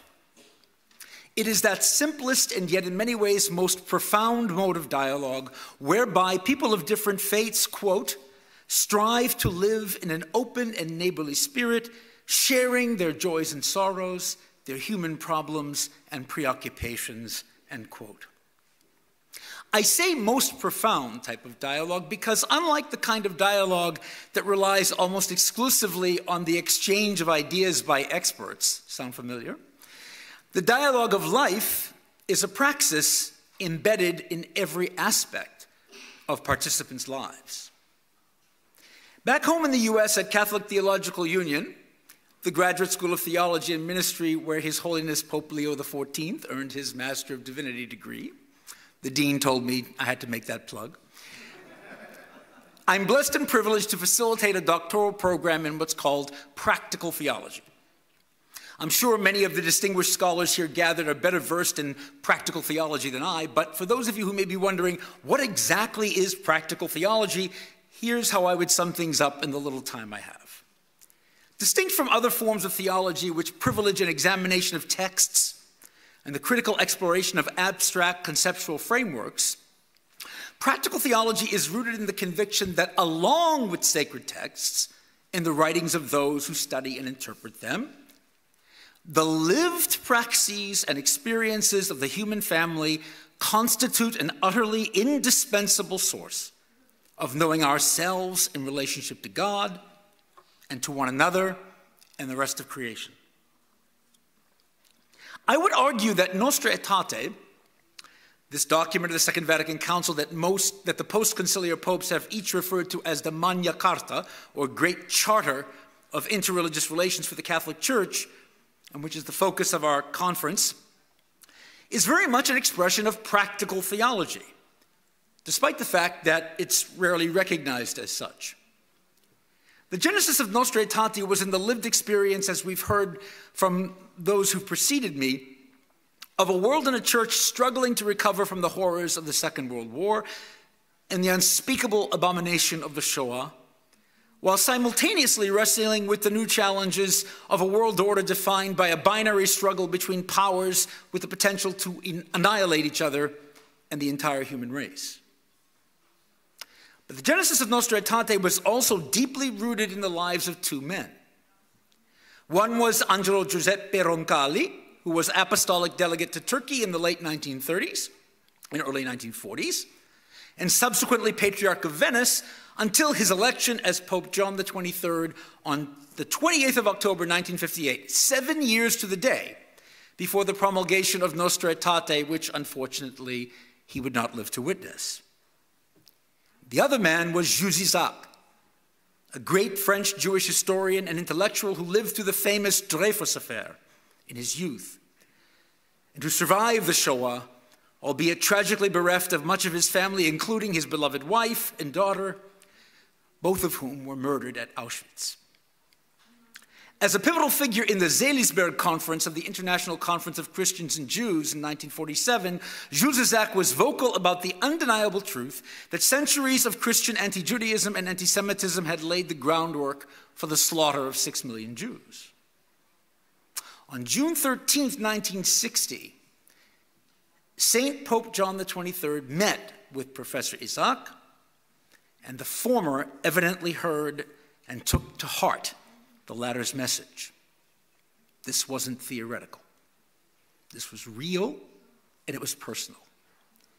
It was in the immediate aftermath of that historic encounter that the process that yielded Nostra Aetate began in earnest. What started off, however, as a statement on the relationship of the church to the Jewish people evolved into something broader than anyone could have imagined at the time. Bishops from Muslim-majority societies, for example, voiced their concern that in the context of rising tensions between Palestinians and Israelis, a statement of the church's relationship to the Jewish people that was silent about its relationship to Muslims might be counterproductive. Thus, because of the lived experience of these bishops from around the globe, what began as a statement on Catholic-Jewish relations became a statement on Catholic-Muslim, Catholic-Hindu, and Catholic-Buddhist relations as well. The final product was, as you know, the shortest conciliar document of the 16, but the subsequent impact of which, I like to say, turned out to be in inverse proportion to its length.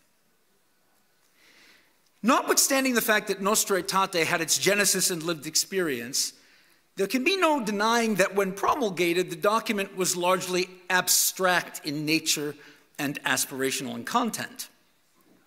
Although the dialogue of life between faith communities, especially among Jews, Muslims, and Christians in the Holy Land, had perdured for centuries, despite being largely unacknowledged by most official historical master narratives, formal and intentional dialogue of spirit, intellect, and action to expand this dialogue of life was not a part of the experience of most Jews, Christians, and Muslims and many other communities of faith.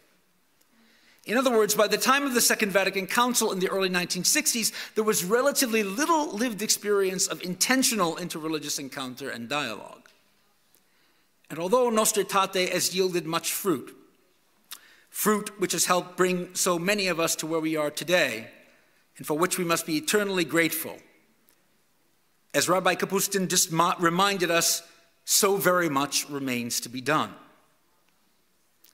Indeed, the very title of Nostra Aetate, taken as is the custom for church documents from the incipit, or the first few words of their opening sentences, implicitly demands that we follow the exhortation of another critical document from the Second Vatican Council, Gaudium et Spes, as it echoes Matthew 16:3 and demands that we, quote, scrutinize the signs of the time and interpret them in light of the gospel, end quote. In other words, in gratitude for the document and all it has accomplished, we must be faithful to its spirit and in the boldness of hope, move beyond the limited horizons naturally imposed by the limitations of its own historical context.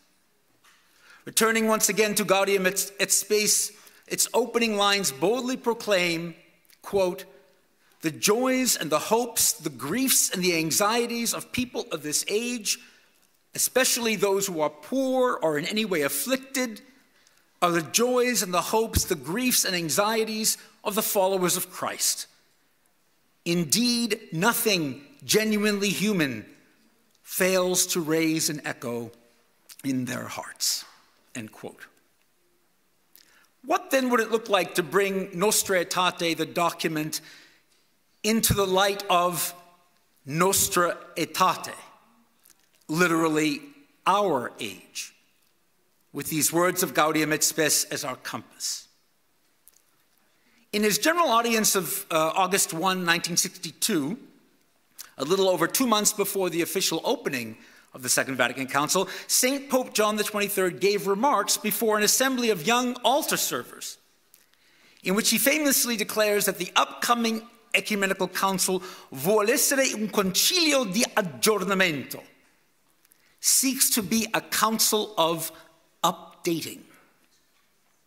Just as in its own day, Nostra Aetate boldly and credibly embodied this ideal of aggiornamento, or updating, we must now, with a combination of deep and abiding respect for its authority and an unwavering and authentic commitment to the spirit that gave it birth, strive to update Nostra Aetate, even if only in practice. Now, the ideal of a synodal church does not countenance any one individual, such as myself, especially a lay person with absolutely no ecclesial authority, to single-handedly call for such a bold agenda, let alone identify certain areas that might be considered as foci for updating a conciliar document.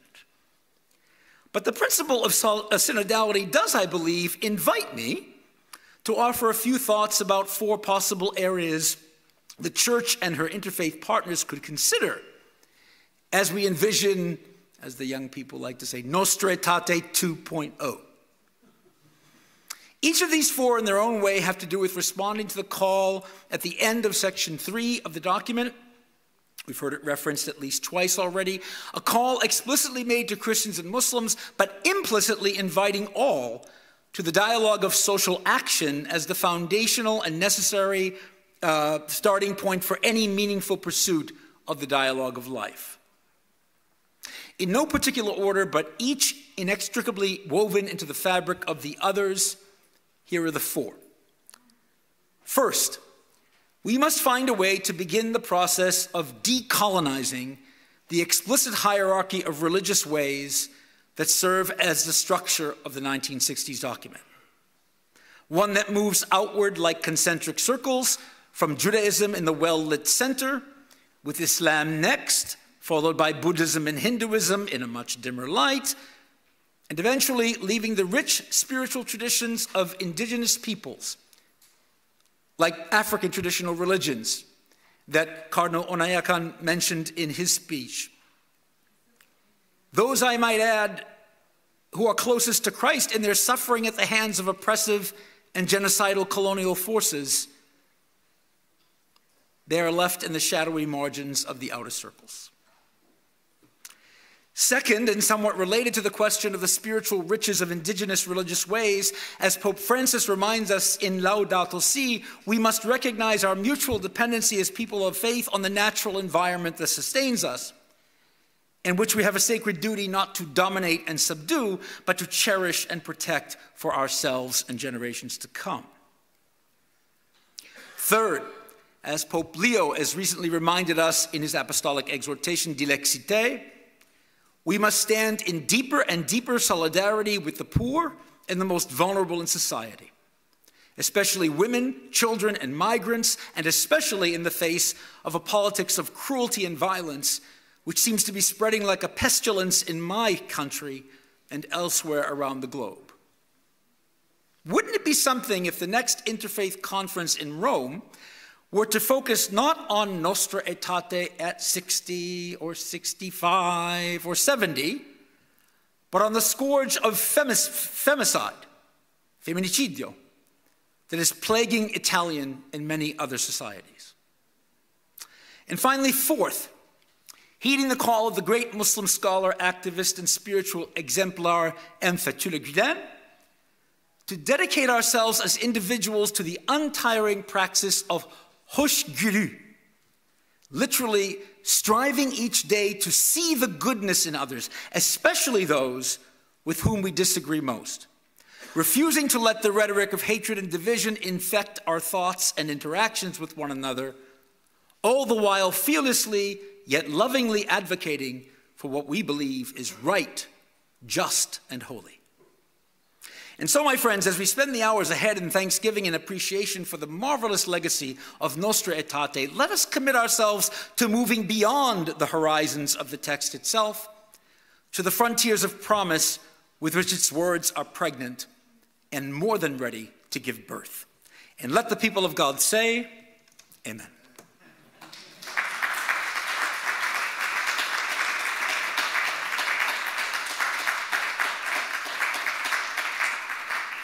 So thank you very much, Professor Alexander, for centering Nostra Aetate around this idea of practical theology, of opening the reading of Nostra Aetate from Gaudium et Spes, and thus presenting us Nostra Aetate not only as a monument to be remembered what we do, but really as an inspiring way to the future. So thank you.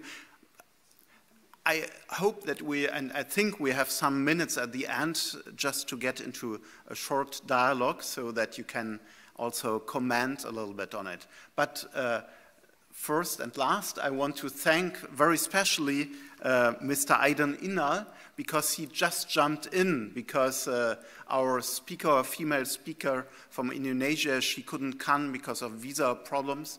And so thank you very much. You were just ready to share your perspective on the Muslim experience of interreligious dialogue and cooperation. And we have a Muslim perspective, and we also have an intercultural experience, because as you're speaking from a South African perspective. You were born in Turkey, Dr. Aydın İnal, and completed postgraduate studies in science education and philosophy of education. He has been involved in education in various capacities and served as executive director and regional director at the Turquoise Harmony Institute. There he has been involved in interfaith dialogue activities in different parts of South Africa, pursuing aims of greater understanding and collaboration among people of different backgrounds. Currently, he serves as advisor to Horizon Educational Trust and the regional director of the Harmony Institute in Cape Town. So, very welcome and thank you for your perspective.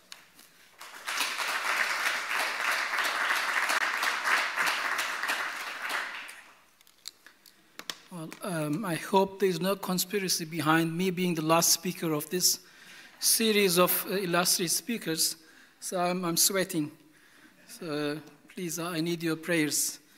And also 2 speakers from Africa in one morning. I hope it's not going to be an overdose.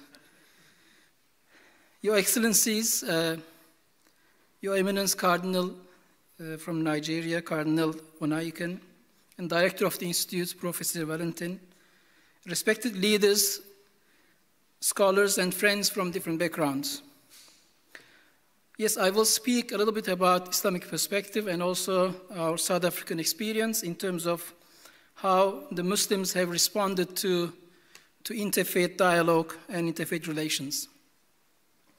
It is indeed a pleasure to be standing before you in such a distinguished gathering and share some reflections. First time I heard about the document Nostra Aetate was back probably around 2008, 2009, when we used to host our iftar dinners. An archbishop from, I think, Pretoria area in Johannesburg, he used to attend our iftars, and at every speech he would refer to the document and he would say, Catholic Church has released this document in 1965, and since then the Church has been working towards reaching out to Muslims and making connection, but then our iftars came in handy in terms of establishing this dialogue. So that's the first time I heard the document, Nostra Aetate. And here we are, 60 years later, we are together to commemorate the 60th year of this important document. 2 weeks ago, we were in Johannesburg, again around the same theme. We had a conference. Last week, many of us were in Rome, and here we are in Frankfurt discussing the same important document. The events of the past few decades have presented a compelling case for people of religion to engage each other and figure out a way forward for mutual understanding and peaceful coexistence. The increase in human population, coupled with increase in mobility, is resulting in greater contact among peoples of different backgrounds. Hence, dialogue among such diverse communities has become a necessity rather than a choice. I acknowledge that it can be problematic to make claims on behalf of a religion, and therefore I will be sharing primarily my personal perspectives and what I have experienced. For Muslims, dialogue is more than a necessity, and it's part of a Muslim's religious life. It's commonly shared in Islamic tradition that the personal conduct of a believer and civic engagement are part of aspects which constitutes a good Muslim. From Islamic perspective, as I think the Cardinal has also referred earlier, is not an accident. Diversity is part of a divine plan. God has created humanity in various forms and shapes intentionally. The Quran reminds us this reality in Surah Hujurat, verse 13, where God says, "O humankind, we created you from a male and a female and made you into tribes and nations so that you may know one another."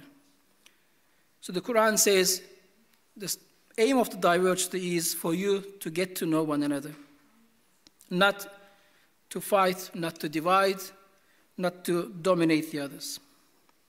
Again, the verse in the Quran which tells the believers about fasting reminds us the same thing, where the God says, the fasting has been prescribed over to you as it was prescribed over those before you. In other words, the Quran forms this connection. The Quran tells us you're not alone in this universe. Again, in another verse, the God says, "Had your Lord willed, all the people on earth would have believed." The God is speaking to the Prophet Muhammad, peace be upon him. "Had your Lord willed, all the people on earth would have believed. So can you, O Prophet, compel people to believe?" So the verse is pointing out that not everybody is going to believe the way you believe. These verses again remind us that the diversity that exists in the world is not accidental, but it's intentional. Prophet Muhammad, peace be upon him, embodied this spirit in his own life. The Charter of Medina is an example of this pluralistic constitution, guaranteed the rights and cooperation between Muslims, Jews, and other communities in Medina. When a delegation of Christians from Najran area came to visit him, he welcomed them and he allowed them to pray in his own mosque. So for Muslims, interreligious dialogue is not about importing a modern foreign idea, but it is in fact rediscovering something that exists deeply in the faith. I would now want to give sort of a short history of South African experience, especially in terms of the Muslim involvement. The history of Islam, or Muslims in South Africa, dates back to around 17th century. When the first Muslims arrived in the country, not by choice, but they were brought from places like East Africa, India, and Indonesia. People like, an important figure, people like Sheikh Yusuf of Makassar or Tuan Guru, not only preserved their faith under oppression, but also they laid the foundation for the Muslim community for the next centuries. Muslims lived alongside people of different faiths, Christians, Hindus, Jews, African traditional believers. However, the social and racial structures limited the contact between people of different backgrounds. Even under slavery, when religion was used by colonial powers as a means of control, and when mostly non-Protestant religions have been banned under the colonial regime, Islam contributed to a language of freedom, equality, and moral resistance. During the apartheid era, that moral voice became even more pronounced. Various groups, especially in the Cape region, organized to oppose unjust and oppressive apartheid regime, collaborated with other oppressed groups. Specifically, from the 1980s onwards, the anti-apartheid movement were on the rise, and many Muslims joined various struggle movements, and they have collaborated with the others from different faiths.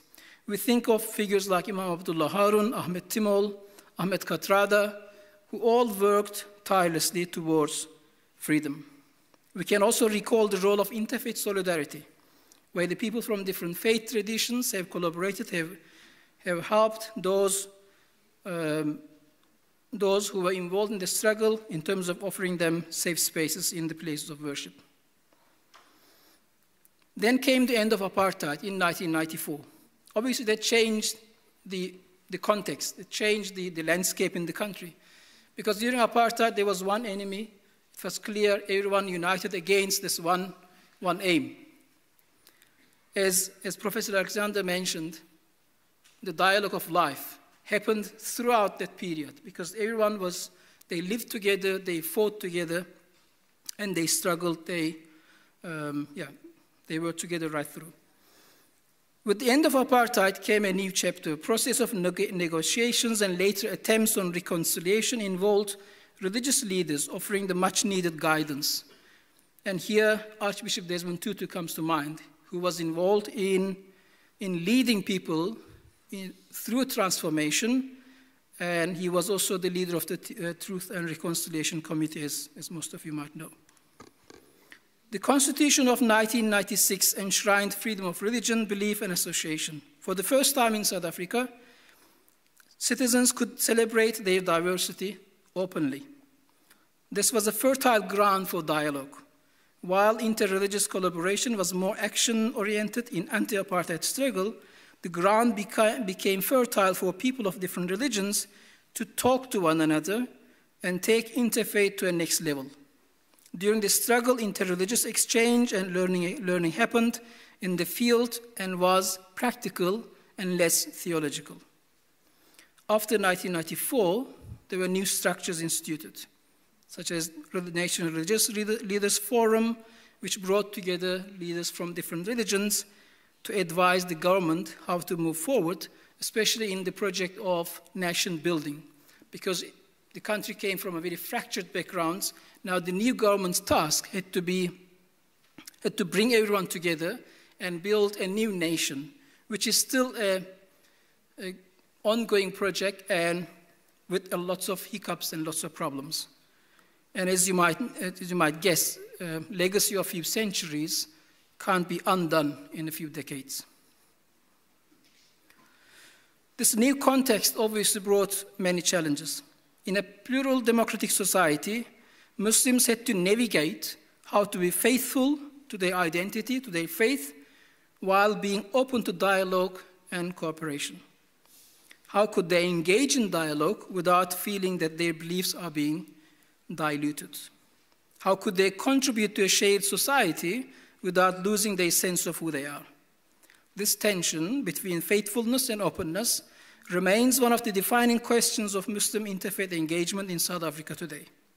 The traces of local and global colonialism and domination still occupy Muslim mind, impacting the way they engage with others.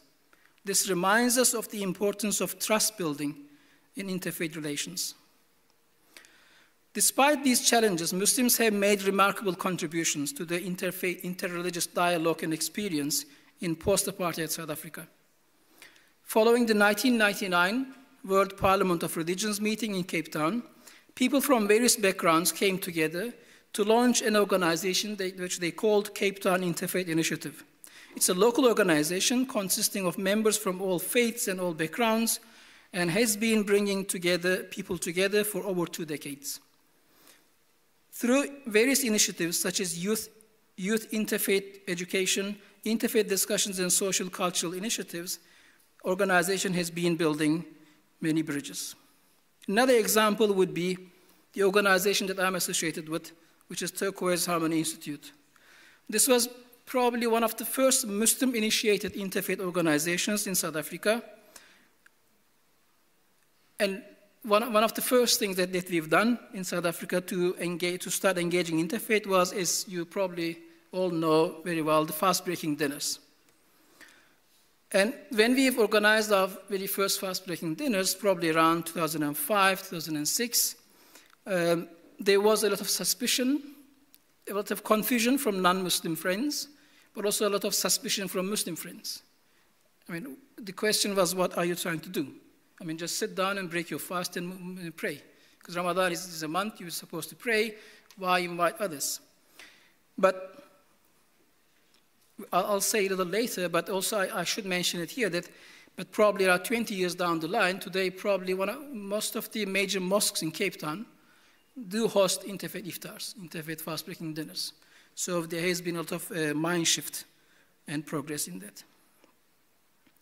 Turquoise, obviously, as you might know, follows the inspiration of Fethullah Gülen, who sees serving all people, regardless of their faith, as a way to gain the pleasure of God. So I think this a different paradigm, a different way of looking at religion is important. Because this shift has told us, if you want to be a good Muslim, you can reach out to the others, serve the others. Serving the others will gain you the pleasure of God, which is which is the greatest aim for any Muslim, to earn the pleasure of God. There have been many other initiatives and individuals in Cape Town, in South Africa, which have been significant in the interfaith solidarity. At the grassroots level, Muslims have partnered with churches, synagogues, temples in feeding schemes, disaster relief, and community development. I'll now like to mention some of the challenges that exist. So there is a lot to celebrate in terms of interfaith progress, but obviously, as probably in all contexts, it's not without challenges. In a global context marked by Islamophobia, anti-Semitism, and various other problems, and fear of the other, Muslims often face suspicion when they engage in dialogue. Some question Muslims' motives as to whether or not they are trying to convert others by drawing them into their own circles. And on the other hand, Muslims community, some of them are asked from the Muslim side, they ask, are we compromising our faith by engaging those of others, those of other religions? Muslims also have similar concerns about the others. They also ask, are they sincere? Because of given all the background of colonialism and oppression and domination. So we need to build a lot of trust. These are legitimate concerns, but they can only be addressed through authentic encounter and mutual trust. Hence, more platforms of formal and informal exchange are needed. And probably I should quote from Professor Alexander again, we need more of dialogue of life, where people need to come together, spend time together.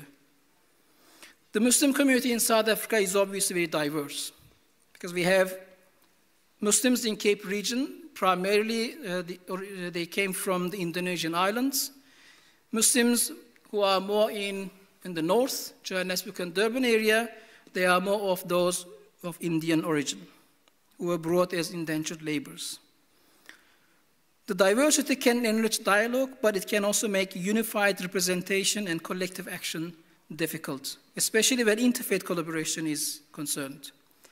Engaging others firstly requires an intra-community dialogue, learning to engage ourselves with compassion and respect. Global issues, such as the conflict in the Middle East, remnants of apartheid injustice, Islamophobia, sectarian conflicts elsewhere, inevitably affect how dialogue is perceived locally. Many Muslims feel that dialogue must be grounded in methods of social justice, otherwise it risks of being superficial. As Rabbi mentioned, our local communities are affected by all this. Is my time up? Okay, 5 minutes. I should manage. Dialogue is not about few lessons learned in our experience. Dialogue, obviously, as mentioned, is not about conversion. It's not about impacting the others in terms of their beliefs. It's about understanding and cooperation for a common good. Real dialogue begins with listening, but not just to words, to the pains and hopes and shared values of the others. We discover that our faiths often call us to the same moral vision: compassion, justice, honesty, and service. So as a way forward, as we look ahead, the future of interreligious dialogue in South Africa and globally must move beyond simple coexistence. And we need to learn to walk together. Coexistence, we can exist in our own spheres, but we have to get out of our spheres and reach out. In our context of poverty, inequality, violence, and environmental crisis, moral cooperation among faith communities is not optional, but it's essential. We are in times when faith is targeted and tested. As we know, the modern societies, the interests of the new generations are not necessarily within the faith circles. And many of them see the faith as something of the past. And therefore, there is a field where we might need to collaborate on. Our dialogues must relate to action, to joint action in education, social justice, environmental protection, and youth development. Faith communities can be powerful agents of social transformation when they work together. Education is important. Our schools and education institutions need to bring in the concept of dialogue. We need to raise our generations in a mindset which is embracing the others. In South African case, single faith schools are allowed. Each community can operate their own schools. While this is an important freedom to cherish, but also there is a danger, because single faith schools can also be moved towards a culture of exclusivism. And that has to be challenged, and that has to be looked at. In an age of polarization, people are hungry for spiritual depth and morality, and moral clarity. Religious leaders from all religions must provide not only doctrinal guidance, but also moral imagination. We need leaders who can say our differences are real, but our shared humanity is greater. The next step in our journey is what can be called as co-creation, working together to build a society that reflects our highest spiritual values of compassion, justice, and peace. And here I should mention that from South African perspective, we have something that is profound that we can share with the world. It's a philosophy of Ubuntu. Ubuntu translated into English as I am because you are, which means I exist the way I am because you exist the way you are. It's a profound philosophy that Africa can share with the world, and it can shape our future in terms of our strategies when it comes to, in terms of the methodologies, when it comes to dialogue and action. So Ubuntu is a great treasure of Africa. I'm going to end where I began. I'll quote from the Quran again. If God says in the Surah Nahl, if God so willed, he would have made you all one nation. I'll repeat again. If God so willed, he would have made you all one people. In the end, interreligious dialogue is not about grand conferences and clever arguments. It's about hearts meeting hearts. It's about hearts meeting hearts, and it's about getting into action. In Africa, we like to say getting our hands dirty. And when your hands are dirty, it pains. It can hurt, but it's productive. It's about learning to see not the other, but a fellow traveler on the path towards truth and goodness. South Africa, with all its pain and beauty, offers a living example of how faith communities can move beyond division to dialogue, from suspicion to solidarity, from coexistence to co-creation. And perhaps if we continue walking this path with sincerity and faith, we can offer the world a model of what it means to live out the Quranic command, so we may know one another. Thank you.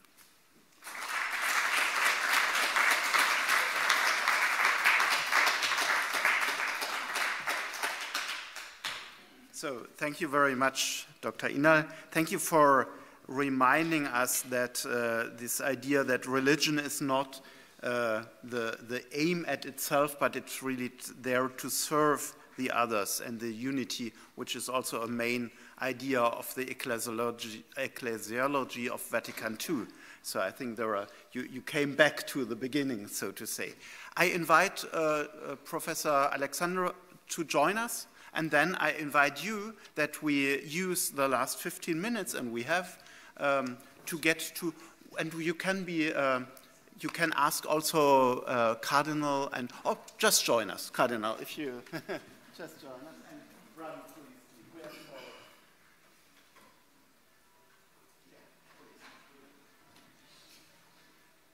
So, and you have really the whole morning with all the wisdom of the morning before you. So I open the floor to you, and please mention to whom you may address your question.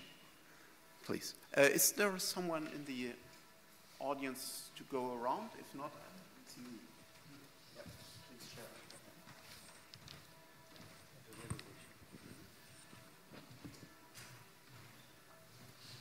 share. Behind you, Joachim. Thank you very much for all what you told us. It makes us hope, I think, and I hope that it's hope. But I want to ask you, to beg you something. I worked on anti-Semitism as a German Christian since 40 years. I read everything what was readable, and I never found something about Nostra Aetate. In the last 2 years, I read Karl Amery, which was a German Hans Meyer, who changed his name after the Holocaust. And he was the first that wrote about that. So what I do want to beg you is, please give these words, these good words, and these very good understandable words, give them to the people. Tell it in your religious parliament. No, it's not in the religious assembly? Community, yes, yeah. Everywhere. Because it's good to read these words, and it's good the answer from the Jewish people. It is so warm and it's so understandable. I do not know the Islamic answer for this. I would like to. I hope I will find it. I will ask you later on. So I beg you again, please give it to the people, because we, the people, have to do this and to change the world in this direction. You can help us to go there, but we have to go. Thank you. So it was more appeal, very energetic appeal. If you just say your name, if you ask a question, just. Yes, I do it to everybody. I just want them to do that for us. Okay. Someone wants to add? No, perhaps. Go on, please. Yeah, thank you, everybody, presenters, for your great talks. And you gave us a lot of visions of society, a future society. And they looked like a very peaceful society where we can live together and so forth. But what interests me, I studied political science originally. My name is Mark Bramwell. I come from Liverpool, England, and I've lectured at Frankfurt University of Applied Sciences for many years. What interests me is your vision. As a political scientist originally, I'm interested in your vision. What kind of nation or what kind of society do you really want? Will it be, particularly Mr. Inal, you gave lots of nice visions of our future society. Would you like Sharia rule in future? Would it be a secular society? Or perhaps this is too big a question I'm asking right now. That would particularly interest me. Would you address someone especially? Otherwise, I would give it perhaps to, yeah.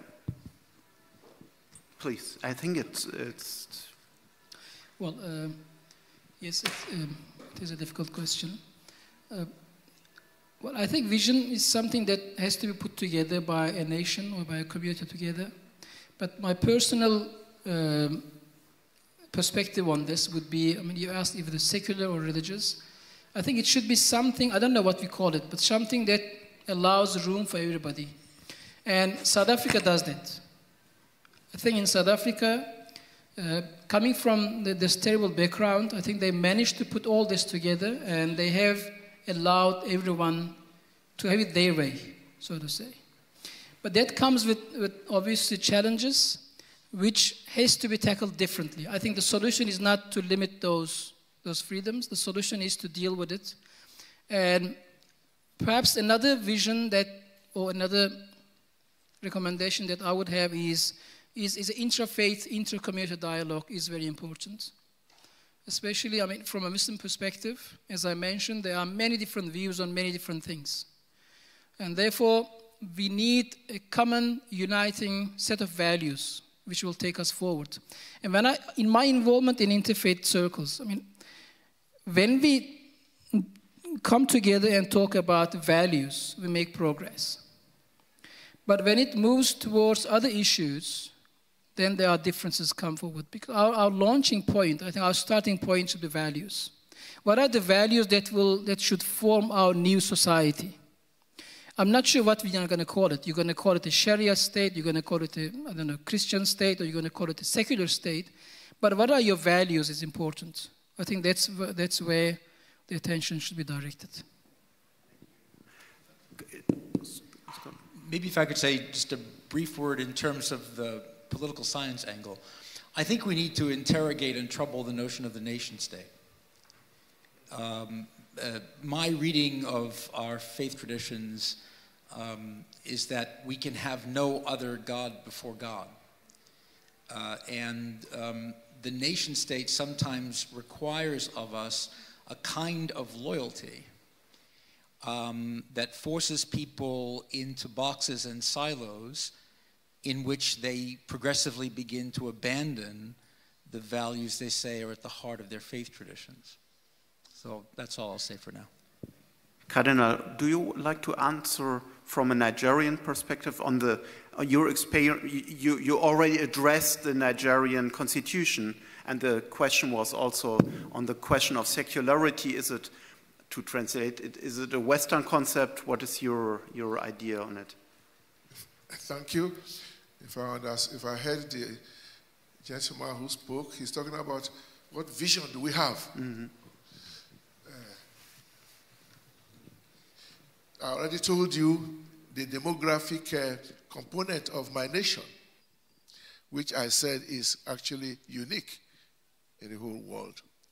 To have so many Muslims and so many Christians of equal numbers in the same nation, I think that very fact already made clear that our nation is built on this, what you might consider practical dialogue. What I always say is that, African cities are well known for their markets. Go to Wuse Market in Abuja. The women are all sitting there, Muslim, Christian, they are selling. And if you're a Christian, you don't go to a Christian woman to buy if her goods are too expensive. You go to a Muslim woman if her prices are better. So nobody asks, well, do you go to church? Do you go to mosque? And I think we cannot take such easy working together for granted. And I think it's just the way people felt. You are living with somebody, you know him. It's difficult then for you to start swallowing ideologies that criminalizes or says the other person is wicked. No, that's not your. That is not your experience. So as far as vision is concerned, I would say the vision of Christian Muslim working together is already spelled out in our constitution. The problem is implementation. There are many other things in our constitution that is very beautiful, which are not being implemented. For example, that the government should make sure that everybody has a minimum to live a peaceful life. The government is not doing it. But by and large, if you live in a nation that is multi-religious, you should acknowledge that fact. And I think this is where the civil societies the civil authorities come in. Civil authorities should make sure that every citizen is free and happy in his country. And if the government does not play its role well, it can create problems. Thank you for your question. Let me start with the Hasidic story. I'm not a Hasid, but I do love the stories. Hopefully you like the stories too. Look, it's all about the stories. There was a man. He was known as a stupid man, and he kept challenging his rabbi, the rabbi of his village, in front of the other people, trying to show that he's not stupid, but the rabbi is stupid. He kept asking him complicated questions, but it didn't help him. The rabbi answered all his questions, and everyone was satisfied with his answers. And then finally, that stupid man hit a butterfly. And he came to the rabbi, and in front of the other people, ask him a question.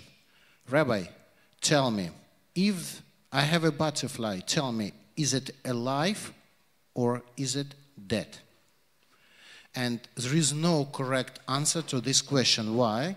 Because he holds that butterfly in his hand. If the rabbi answers it's dead, he will open his hand and the butterfly will fly away. Or the opposite. He will push the butterfly and will show that it is dead. So there is no correct answer. However, the rabbi answered, everything in your hands. And that's the only correct answer. And the only correct answer to your question, to my mind. Everything within our hands. What do I mean by this? Look, we come from different parts of the world, from different societies, from different countries, belong to different religions. In all our countries, societies, we know that the society attached to global circularization. It's the reality, and it's better to face it and recognize it. That's the matter of fact, that's what it is. But what's important to me, it's not that we belong to different parts of the spectrum. What's important to me, and I do believe in it, that we will finally come to this essential thing, that we will recognize universal things that unite all and each of us. What are they? The sacredness of human life, that's the most important, which is within our hands. The sacredness of human lives, the dignity, a right to be who we are. And so obviously some other things. And I'm sure it's within all of our traditions. It's within all of our religions. So that's my hope for the future. Thank you very much. I don't see a question, and it's good to finish the morning with a good story, so thank you, you already did it.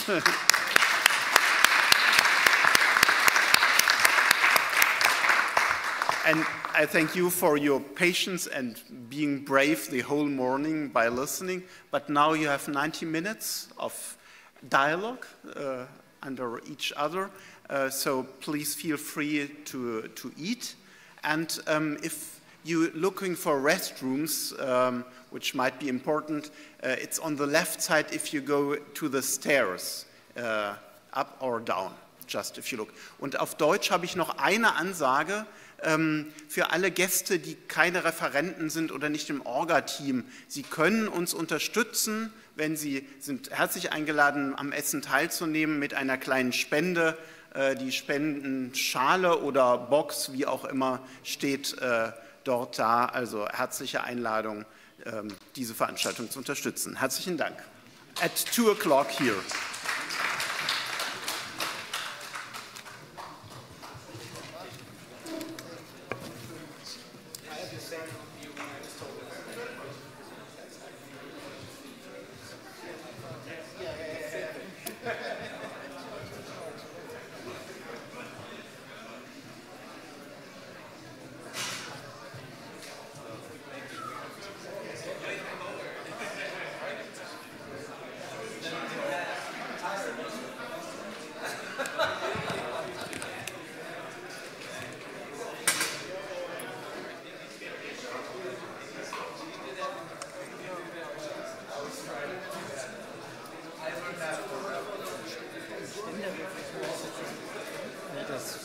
Jetzt so spontan mit dem Publikumsmikro, dann können wir das nämlich institutionalisieren. Ja.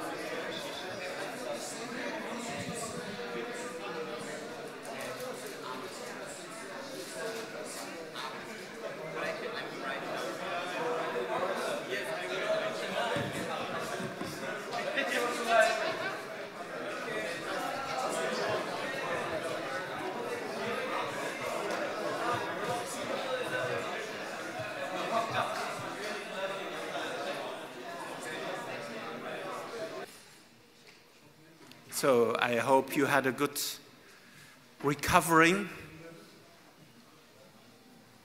for the long day, but I can promise you it will be also a small dinner. So at least you will get well fed spiritually and also physically.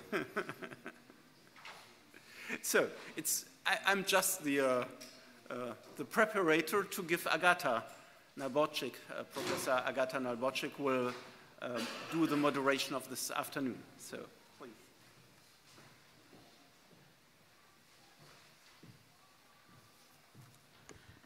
Good afternoon, everyone. I was asked to introduce myself. My name is Agata Nalborczyk. I work at the University of Warsaw in the Department for European Islam Studies, and I'm a professor in Islamic Studies and at the same time member of the Polish Bishops' Conference Committee for Interreligious Dialogue and of the Common Council of Catholics and Muslims in Poland. And it is my honor to moderate this part of our meeting. Before the lunch, we had the opportunity to listen to more theoretical introduction to the interreligious dialogue, the dialogue between Christian Muslims and Jews based on Nostra Aetate. And now we are going to skip to more practical issues because the title of our session is as follows: Practical Interfaith Cooperation and Community Dialogue. So as you can see, this is more practical. And we are going to listen about the importance of dialogue in Nigeria, and our esteemed speaker is going to be Father Professor Cornelius Afebu Omonogua, who holds Masters in Systematic Theology and PhD in African Christian Theology. He is a Roman Catholic priest and has worked in many parishes as such. He also was a visiting lecturer to several education institutions in Nigeria and was a secretary in the Department of Mission and Dialogue of the Catholic Secretariat of Nigeria in Abuja, and then director of this institution and a consultor representing Africa to the Commission for Religious Relations with Muslims in Vatican City. So he's an expert in dialogue and conflict management. He's presently the executive secretary in the Nigeria Interreligious Council and Secretary General of the West Africa Interreligious Council. So we know, as people involved in the interreligious dialogue, we know that we face problems, and those problems not only come from the side we are going to meet, so not only when we are trying to find dialogue partners, but also from our own community members. And as we know, the Quran and the Bible, so both Holy Scriptures can be used to justify violence and can be used to justify peace. Of course, it depends on interpretation. So now we are going to listen to Nostra Aetate at 60 Reflections and Perspectives on Christian-Muslim Dialogue. The floor is yours.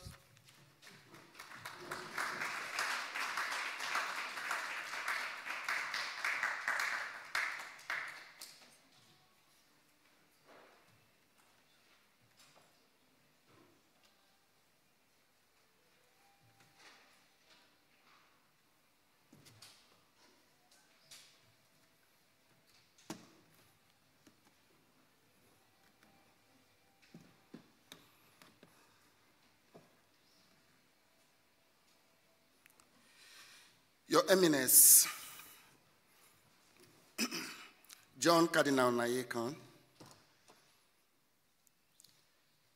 my Lord, spiritual and temporal, ladies and gentlemen, greetings from the co-chairman of the Nigeria Interreligious Council, His Eminence, Archbishop Daniel Oko, President, Christian Association of Nigeria, and His Eminence Alhaji Muhammad Sahad Abubakar, CFR MNI, President General, Nigeria Supreme Council for Islamic Affairs, and the Sultan of Sokoto. Greetings from the Federal Republic of Nigeria, President Bola Ahmed Tinubu, at the Office of the Secretary to the Government of the Federation, Senator George Akume, who is physically represented in this conference by our amazing sister and mother, Mrs. Ochaya Ofoma Anejo, Director, Affairs of former Head of State. She's physically here with us on behalf of Nigeria government, just to let us know that Nigeria government and Christians and Muslims work together in collaboration. I'm here to participate in this conference because her office, the Office of the Affairs of former Head of State, gave me a letter to get a recommendation letter from the Ministry of Foreign Affairs to process German visa. Otherwise, I will be here. I do not take this for granted. Thank you, madam, especially for the sacrifice of coming physically to this conference. This is an expression of the love you have for our dear nation, Nigeria. For that, may you live to see your children's children. I hope that I will be able to present these 10 pages paper in 10 or 20 minutes. And our topic is practical interfaith cooperation and community dialogue, the importance of dialogue in Nigeria. Here in Frankfurt, Germany, on this day, Wednesday, November 5th, 2025. On a very sad note, on the 9th of July 10, 2025, 3 seminarians, Japheth Jesse, Joshua Aleboa, and Emmanuel Alabi were abducted from the Immaculate Conception Minor Seminary, Iwianokbodi. That is where we have the first seminary in the whole of Nigeria. The Catholic Diocese of Auchi, Edo State, Nigeria. Last night, November 3, 2026, I could not sleep because we received the sad news that Seminarian Emmanuel Alabi lost his life in the course of the ordeal. May his soul and the souls of all the faithful who have been killed by the terrorist bandits and kidnappers rest in perfect peace. Nostra Aetate has opened the window for a bright light to illumine the darkness that had caused mutual suspicion and lack of trust between Christians and Muslims. With Nostra Aetate, we can no longer take the abuse of religion by bad adherents as a principle and norm. We can now acknowledge that some Muslims who are partners in dialogue have been advised by some radical Muslims that they are wasting time in dialoguing with Christians and vice versa. But if there were no dialogue between Christians and Muslims, many nations would be lured into religious war.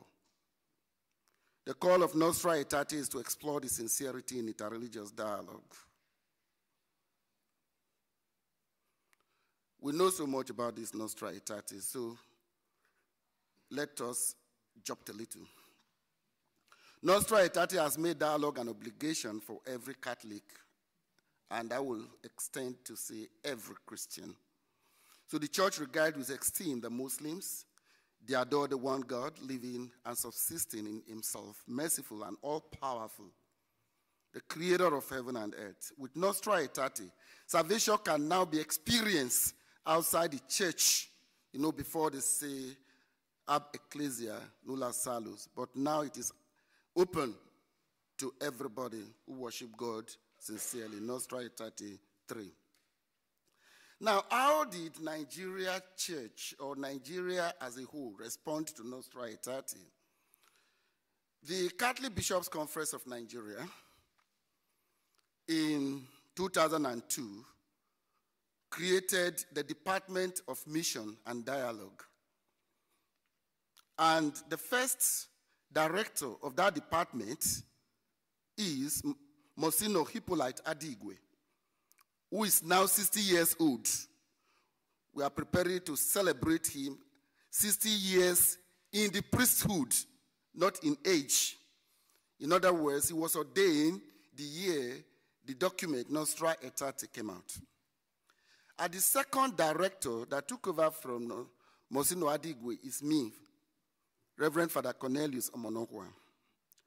And the third director is Reverend Father Joseph Tile Nwange. And the incubate director is Father Dr. Lawrence Chike Emehe. Is the incubate, and he has PhD in Islamic and Arabic studies. Now, this department has done a lot by way of visiting different parts of the country. We have provincial coordinators, we have diocesan directors.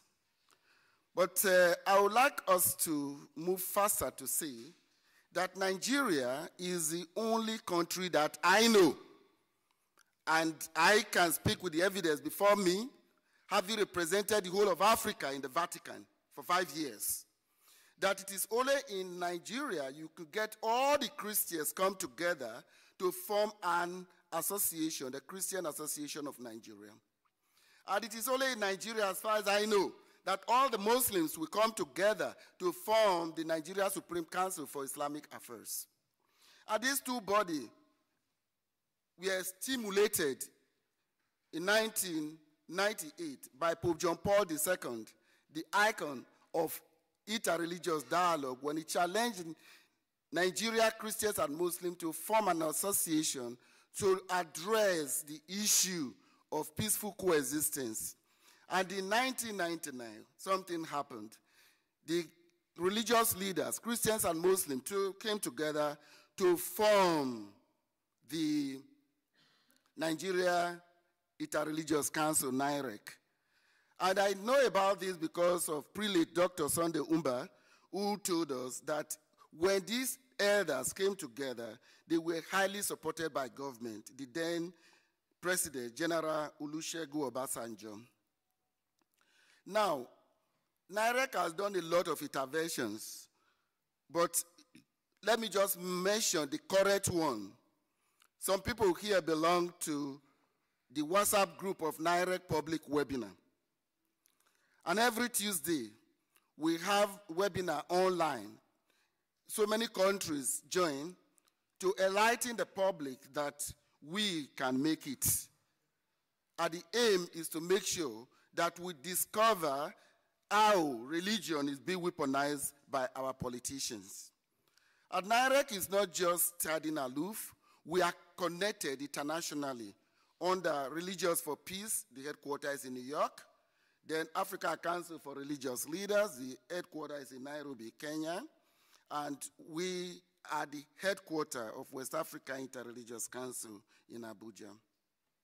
We have our big collaborators, somebody who is sitting right here, Mr. Emra Ilgal, who is representing UFUK. And the UFUK Dialogue Foundation has done a lot in collaboration with NIREC to ensure that there is peace in our country. And we collaborate a lot with government. As I'm talking to you, Nigeria is working very hard to let the whole world know that our citizens, they are being killed. But by who? We have the terrorists, the Boko Haram. In 2014, a lot of bandits came from other countries into our country, and they were brought in by some of our politicians who wanted power by fire, by force. And today, to get them out of our country has become a problem. Yes, you must have been hearing about America declaring Nigeria as a country of particular concern. But let it be known to you today that Nigeria, yes, there is a lot of killing. The war is not between Christians and Muslims. The war, rather, is between the bandits, the terrorists, and the Nigerian citizens. And so, right now as I'm talking to you, The Christians and the Muslims in Nigeria are working with the government to make sure that the needful is done, that we have peace. We don't even need American weapons. We don't need them to come to Nigeria to come and help us kill anybody. But what we want, yes, we want to right the wrong. Somehow, the government have not done their best, but they have done a lot. So I want to just say that by the grace of God, Nigeria will be great. In my village, one old man prayed one day and said, may Irekpa, that is my village, be greater than Lagos, the capital city of at that time of Nigeria. And some people say, can we say amen to this? But today, there is hope. My village has everything except one. That is long queues and traffic jam. So I want to let us know today that with NIREC, Nigeria Interreligious Council, there is a lot we can do. We are beginning to build trust in one another. But you should also know that if there was no NIREC, by now Nigeria would have been plugged into religious war.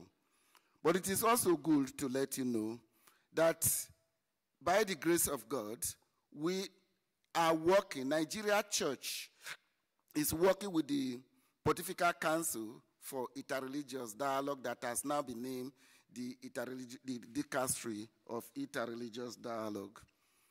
And so where do we go from here? We have to continue to sing the message of hope. Because Nigeria, we have everything it takes for us to live in peace. Yes, we have Boko Haram. Boko Haram is not the one that is carrying out the constitution. The constitution of Nigeria is very clear that we have freedom of religion. We have freedom of religion, freedom of thought, conscience, and religion. Every person is entitled to this freedom, including the freedom to change their religion or belief. Freedom to manifest and propagate. Individuals have the freedom to practice their religion through worship, teaching, and observance, either alone or with others. So I invite all of you to pray with us that one day this insecurity in our country will stop. That one day Boko Haram, the bandits, God will instill in them to know that to kill one person is as if you have killed a multitude, according to the Holy Quran, chapter 5, verse 32. So I thank you all for listening, and I'm sure if you have a lot of questions that you may need to ask, we are available. The one I cannot answer, His Eminence John Cardinal Onayekhan is here to fill in the gaps. Thank you very much.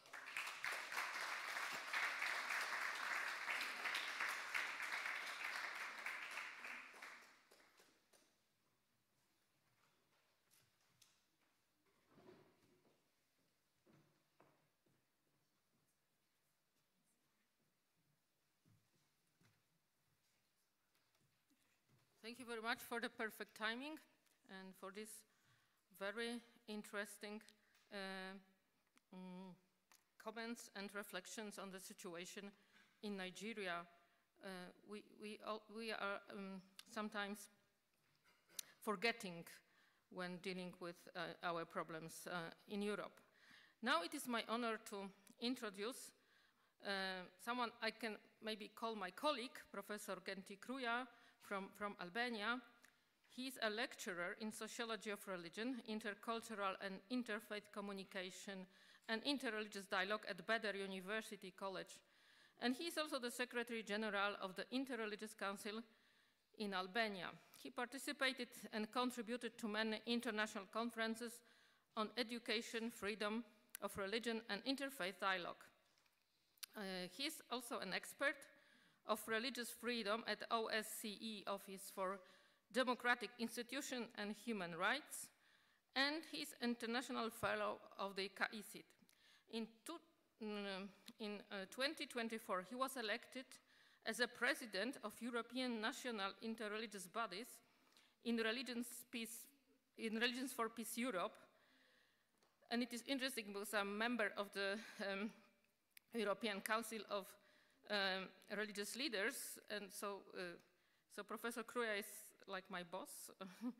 now. And since January 2025, he has been a president of Religions for Peace Europe.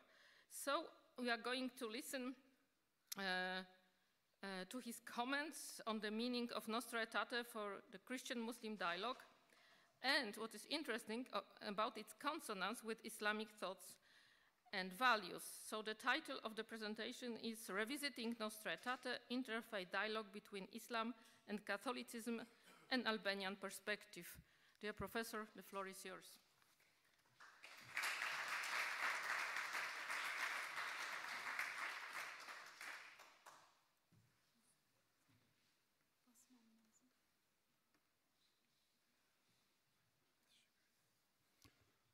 Thank you very much, Professor.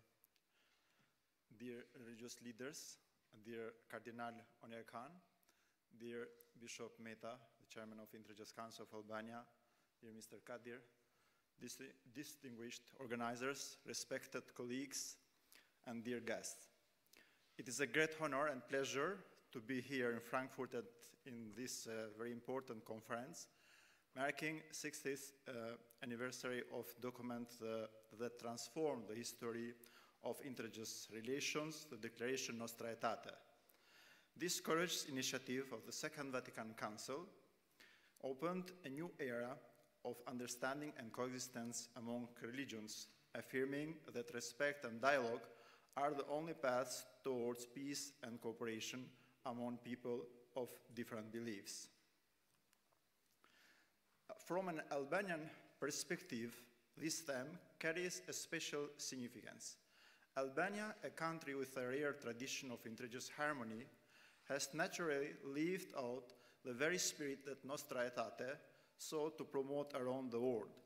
In our land, Muslims and Christians have shared the same historical destiny and the same aspiration for freedom, dignity, and peace. The Albanian experience demonstrated that interreligious dialogue is not merely a theological ideal, but a lived social reality built upon mutual respect, love for one another, and a shared responsibility for the common good. In this presentation, I will provide an overview of the history of interreligious dialogue in Albania and highlight our current efforts to strengthen it in the spirit of Nostra Aetate as a living example of how a culture of respect and cooperation can inspire Europe and beyond. In many cities of Albania, we can see that in the same square are living together Orthodox Church, Catholic Church, and mosque from centuries. The icon that you can see in the middle is the life-giving spring painted in tempera on wood by an anonymous 18th century Albanian artist. There are the Virgin Mary with Jesus above a spring symbolizes life. In the background appears Constantinople, Istanbul, combining Christian and Islamic architectural elements with mosque and church as a sign of cultural coexistence. Preserved in excellent condition at the Onufri Museum in Berat, the icon has been exhibited in Nice, Munich, Ancona, Vicenza, Rome, and Turin, reflecting its significant artistic and spiritual value. Both Abrahamic religions, Christianity and Islam, have existed together with their respective communities for centuries. Albania has been the meeting and division point of the two greatest Middle Age empires, the Roman and the Byzantine Empire. It was the place in which the authorities of the Catholic and Orthodox Church separated. Islam also has coexisted in Europe with Christianity and Judaism for several centuries. In 1913, on Independence Day, in Shkodra city, Catholics and Muslims celebrated together this very important day.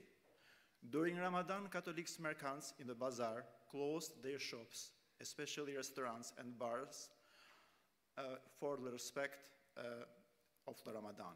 In early times, Sunday was the main bazaar day in Shkodra city, but since it was a holiday for Christians, the Muslim authorities moved it to Wednesday and Saturday.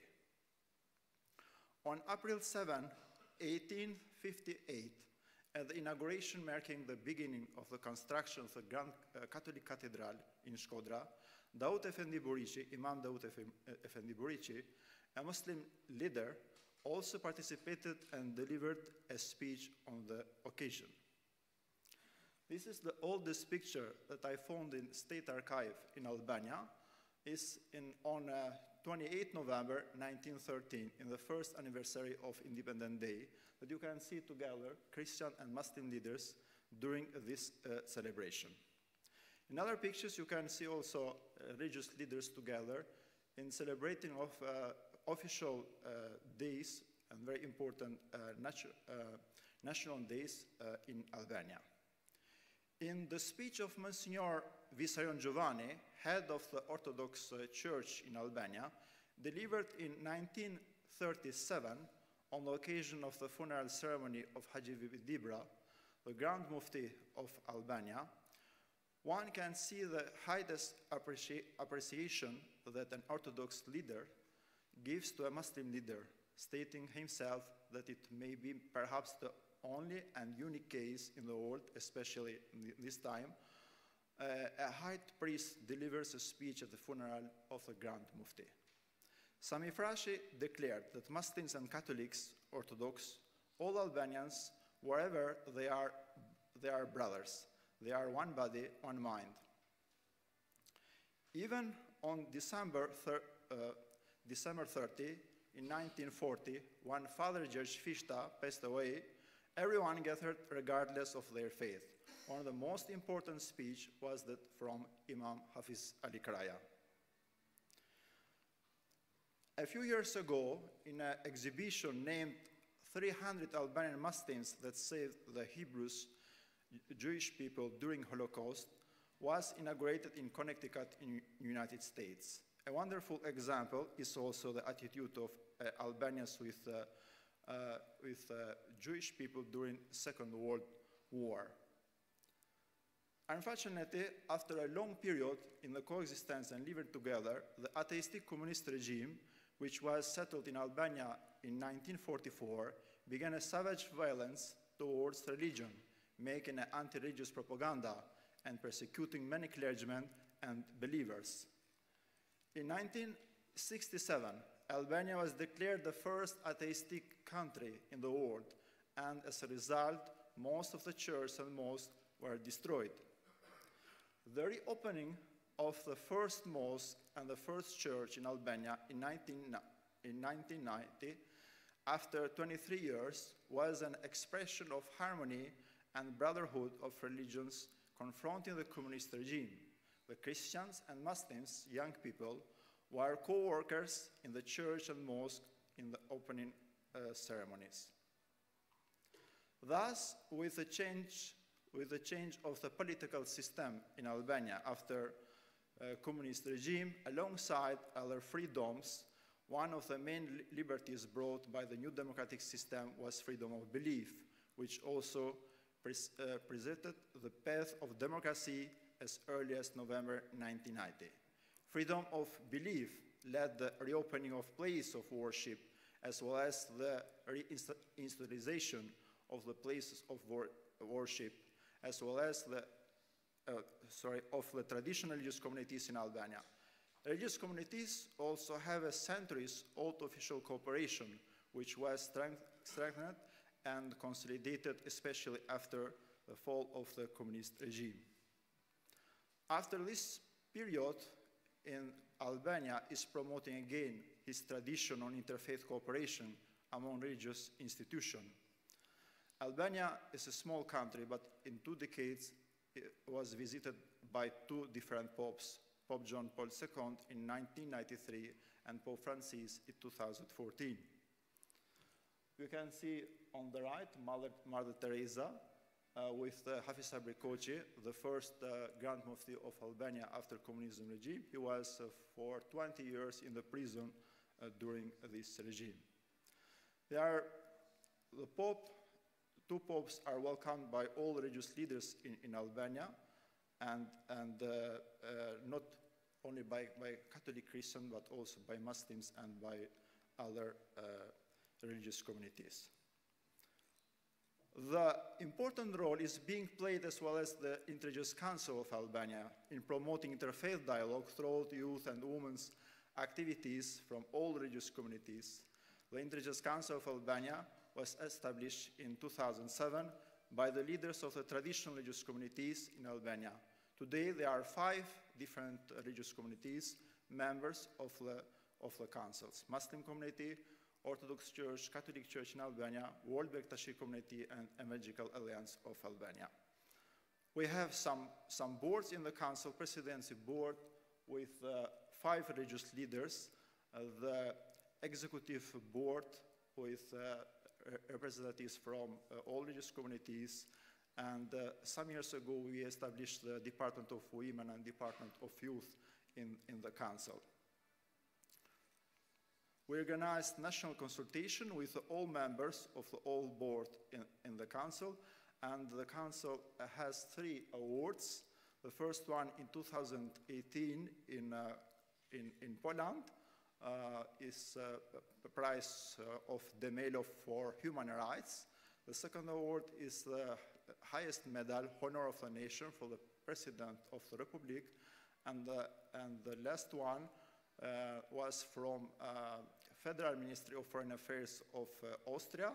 This is an award about the work of interfaith youth and women for a humanitarian project for the earthquake zone in Albania in cooperation with Religions for Peace.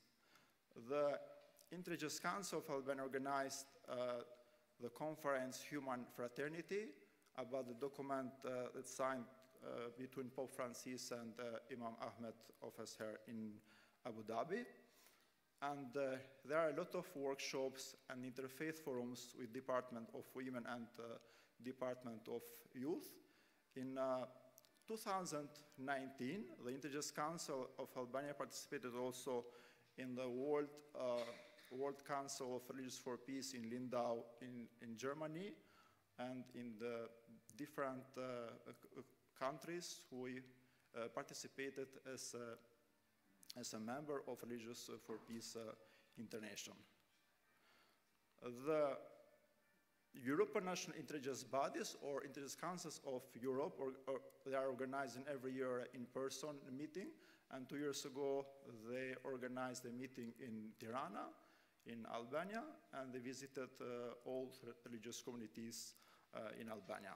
This interreligious cooperation is mentioned almost every year in the report of religious freedom published by Department of State in United States, and in the last report of OSCE-ODIHR, the Interreligious Council of Albania mentioned as a best practice together with Religions for Peace. Today, one more important role is played by academic institutions established by religious communities. There are 3 universities founded by 3 different religious communities, and they have 3 theological departments: Islamic Studies, Orthodox Academy, and Catholic Theological Institute. In 2011, the Muslim community of Albania founded Bedr University, which also included the Department of Islamic Sciences, with a bachelor and master program in religious studies in 3 profiles: interfaith dialogue, religious leadership, and religious education. We have also interfaith academic cooperation between these 3 departments, and from 10 years we organize many seminars, forums, panels, and symposiums, and until now there are organized 13 different symposiums. There are some study trips with students of these 3 theological departments in the church and the mosque, some sport activities, and this is the first symposium organized 10 years ago, and until now, as I said, organized 13 symposiums. This is a dialogue award ceremony organized by the Bedr University for Father Mario Imperatori, director, now former director of Catholic Theological Institute, received a prize from Department of Islamic Science at Bedr University. Also, 2 years ago, I published a book, The History of Interfaith Dialogue. Now it's part of a curricula in Islamic Studies department. And 2 years ago, we participated in the winter school of the Interfaith Dialogue at Haifa University in Israel. And in addition, we have also established the Institute of Freedom of Belief and Democracy, which in cooperation with the US Embassy in Tirana has organized for several years training program for students from Balkans. Last year, in collaboration with the Prismi Dialogue Institute, Institute Tevere in Italy, and Horizon Civitas in North Macedonia, with the support of Annalyn Foundation and the participation of OSCE ambassador as a keynote speaker, we organized a training program for 20 young people from 8 different countries of Europe. Since many years, they are welcoming some summer schools organized by professors and organizers of this conference, Mr. Kadir, Professor Arhan, Professor Kadir Sanji also, and we are welcoming every year. With Bishop Mehta, we are organizing some seminars in different universities about interfaith dialogue. And the last activity that I can mention, it is an Erasmus project facing global challenge, environmental and peace education in interreligious cooperation for religious teacher training. As part of these activities, during one of the sessions held at the Catholic Church in Albania, the members of the Erasmus delegation planted a cypress in the courtyard of the Archbishopric of Tirana. There are where 30 years ago, the leaders of 3 religious communities planted a cypress on the ceremony of building of the Catholic cathedral. I'd like to finish my presentation with a very, very short video. This is a praying together, students of 3 theological departments. They prayed together after the symposium of prayer in the garden of former prison. Now it's a museum of memorial about crimes of communism period. And in this garden, killed a lot of clergymen, Muslim and Christian. And here you can see the students from Islamic studies, Catholic theology, and Orthodox theology that were prayed together. Thank you.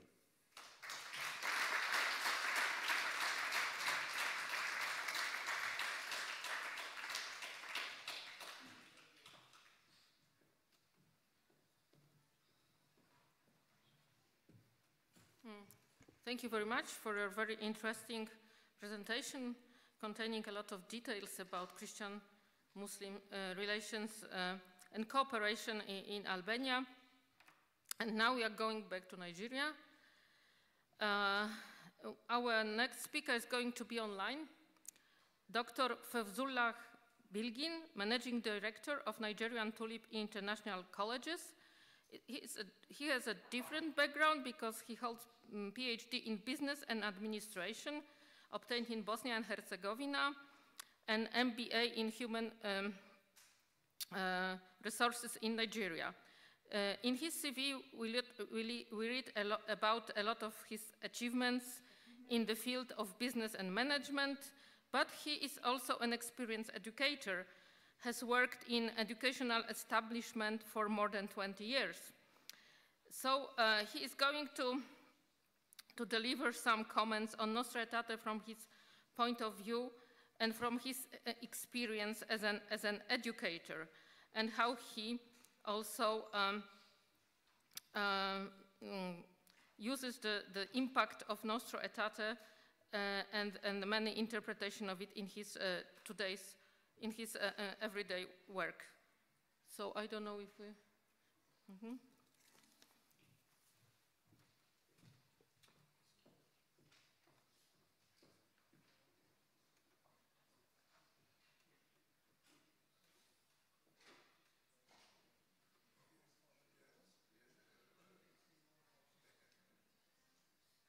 Can you speak? Wait a minute.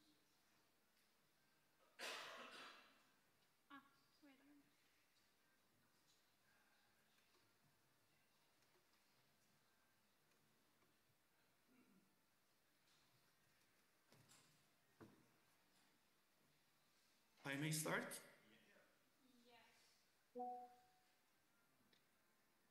All right, distinguished colleagues, respected organizers, and dear friends in dialogue. It's a privilege to share this reflection with you, even though I could not be physically present due to the passport renewal issues.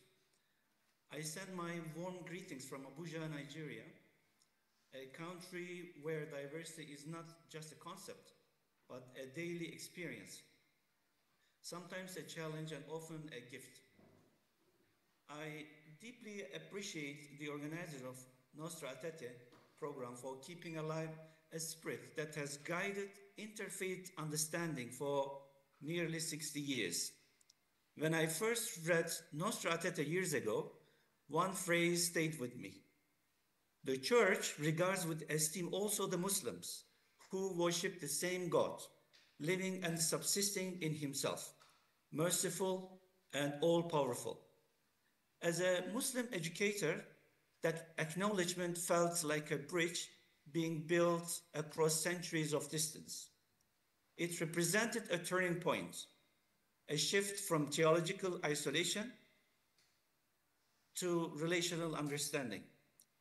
Nostra Aetate teaches us that dialogue is not about conversion, but connection, recognizing the divine spark in every human being.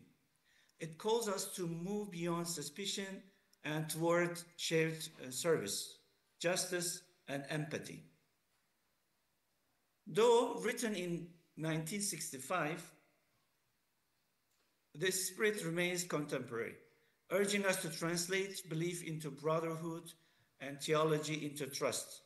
Today, as I join you from afar, I hope to contribute a few reflections on how this spirit can continue to animate Christian-Muslim dialogue, particularly from a lived educational and ethical perspective.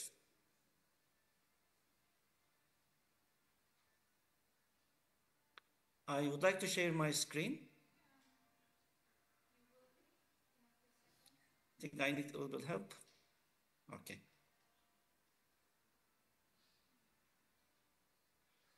So the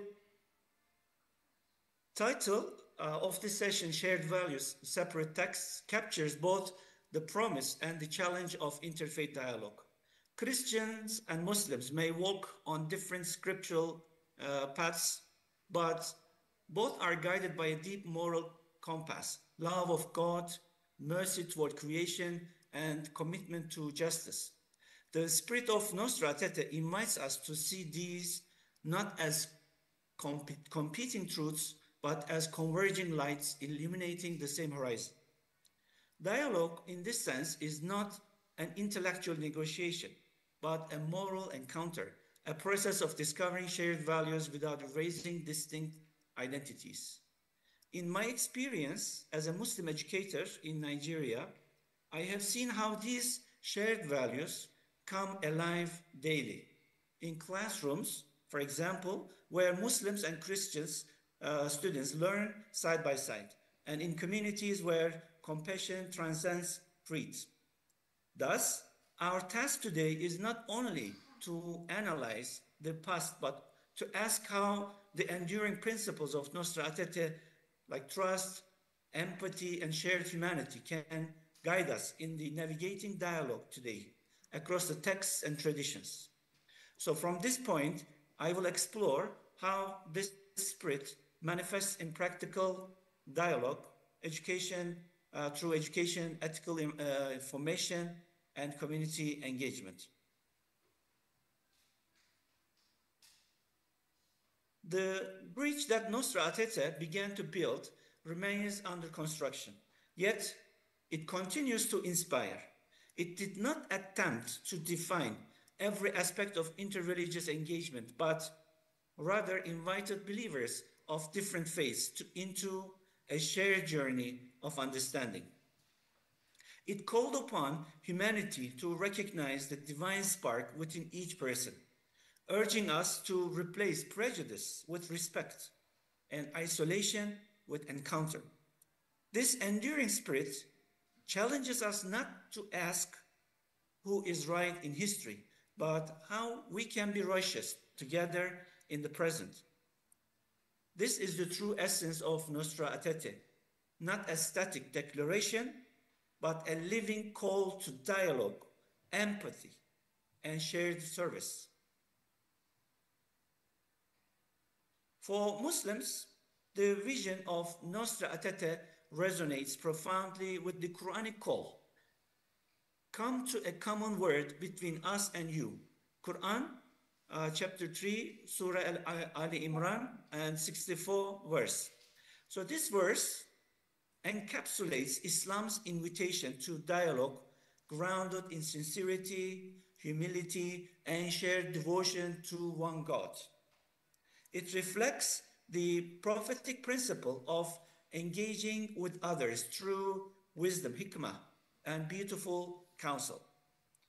At its heart lies love and mercy, the same divine attributes that Islam teaches should shape all human relationships. The Quran reminds us that diversity of peoples and nations is a divine sign. In Quran, chapter 49, Surah Al-Hujurat, and verse 13, God Almighty says, "O mankind, we created you from a male and a female, and made you peoples and tribes, that you may know one another." Thus, dialogue is not aimed at erasing difference, but transforming it into a source of enrichment and understanding. Love and tolerance in Islam are not passive acceptance, but active virtues, acts of will rooted in justice, empathy, and recognition of the divine dignity of every human being. So peaceful coexistence, therefore, is not simply the absence of conflict, but the presence of moral solidarity, where faith inspires service, compassion, and the protection of the vulnerable. In that sense, a common word stands as a living testament to Islam's contribution to the world's moral dialogue. Faith not as separation, but as connection, difference not as division, but as divine invitation. For over 15 years, I have lived and worked in Nigeria, a nation of more than 200 million people, where 250 ethnic groups and more than 500 languages coexist. Among the major ethnic groups are Haus, Yoruba, and Igbo peoples, each with distinct cultures, faith expressions, and histories.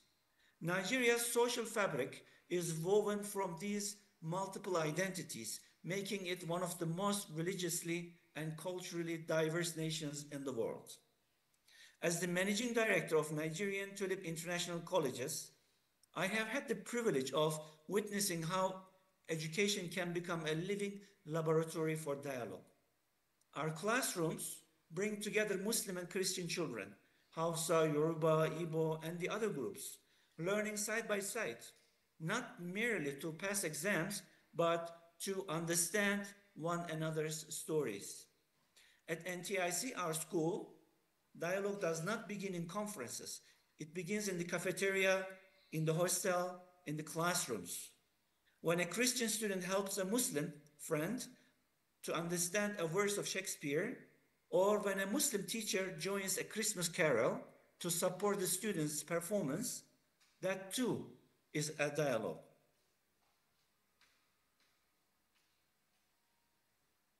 We run initiatives like character education programs, peace clubs, community outreach projects, where our students visit orphanages, hospitals, internally displaced persons camps.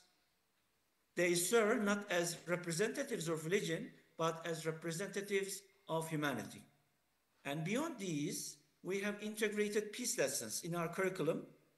And through these lessons, students learn about their own identities as well as those of others, discovering the richness of Nigeria's cultural and tribal heritage.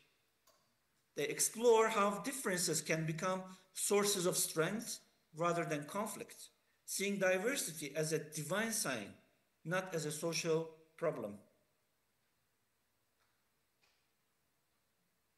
Our outreach programs have also evolved into a structured platform called Community Impact and Leadership, CIL.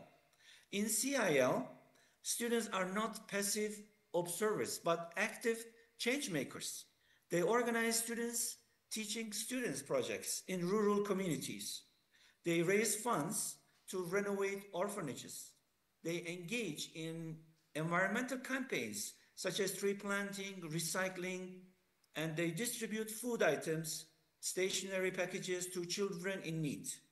In each activity, the focus is the same: service before self.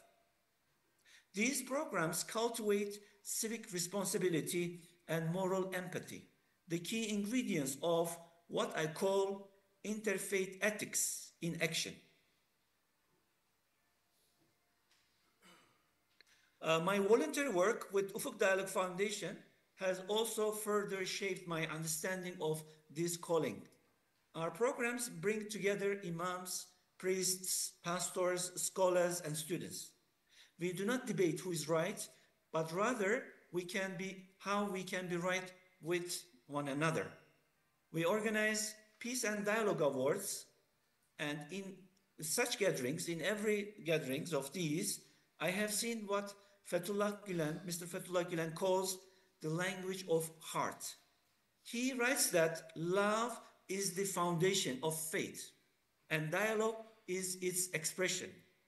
He says there are as many roads to God as there are breaths of humankind. When that spirit enters our hearts, dialogue is no longer a project. It becomes a way of living, a way of seeing the divine in the face of the other. One of the lessons we have learned in Nigeria is that peace cannot be legislated. It must be educated. At NTIC, we have embedded ethical education in all subjects. Whether a child is learning physics, literature, civic education, so the underlying message is the same. You are responsible not only for what you know, but for what you do with what you know. The Prophet Muhammad, peace be upon him, said, the most beloved of people to Allah subhanahu wa ta'ala are those who bring the most benefit to others. That principle aligns perfectly with the Christian education that's called service learning, the integration of knowledge, compassion, and responsibility. When I meet our alumni, our graduates of our schools, now they are doctors, engineers, and teachers, they often tell me that the greatest lesson they learned was not mathematics or grammar, but empathy. That is how dialogue becomes durable, not in texts, but in hearts.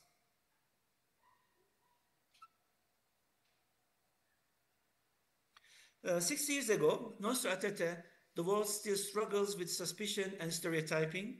It started, but I believe that the next chapter will not be written in theological documents, but in shared projects, joint schools, interfaith scholarships, and youth dialogues.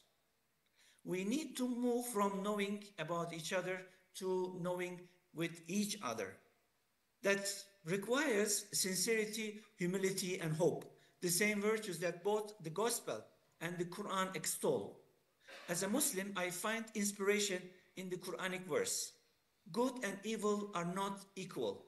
Repel evil with what is better, and your enemy will become as close as an intimate friend. Quran chapter 41, verse 34. So as an educator, I have seen this verse come to life. When a student forgives, when a teacher listens, when a school chooses dialogue over division. So in the end, Nostra Aetate did not finish the journey. It opened a door. It is now our shared responsibility, Christians, Muslims, and the people of all faiths, to walk through that door together. If we walk with love, our differences will no longer divide us. They will define the richness of our humanity. Thank you very much, and may peace and mercy be upon you all.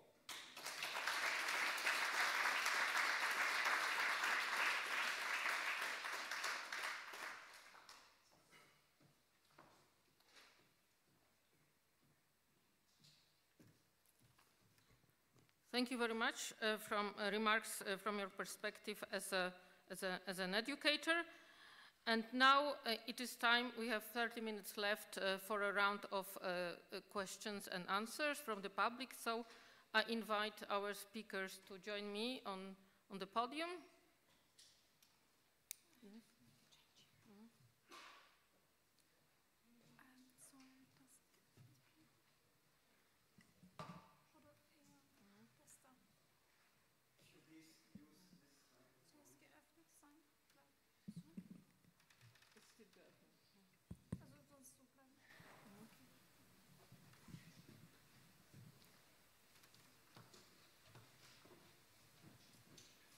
Professor,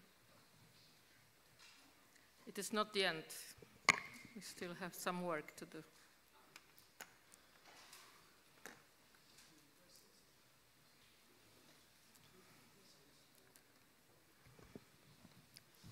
So we've been listening to 3 presentations, acknowledging us with the role Nostra Aetate can play in different parts of the world when it comes to the interreligious Christian-Muslim dialogue, because we dealt with this perspective. So now I invite you to ask questions or make comments. Just, it was like asked that you introduce yourself before asking a question.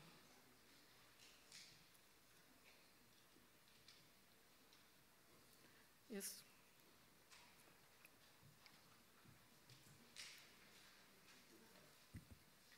Thank you for the presentations and all the good work that you reported on.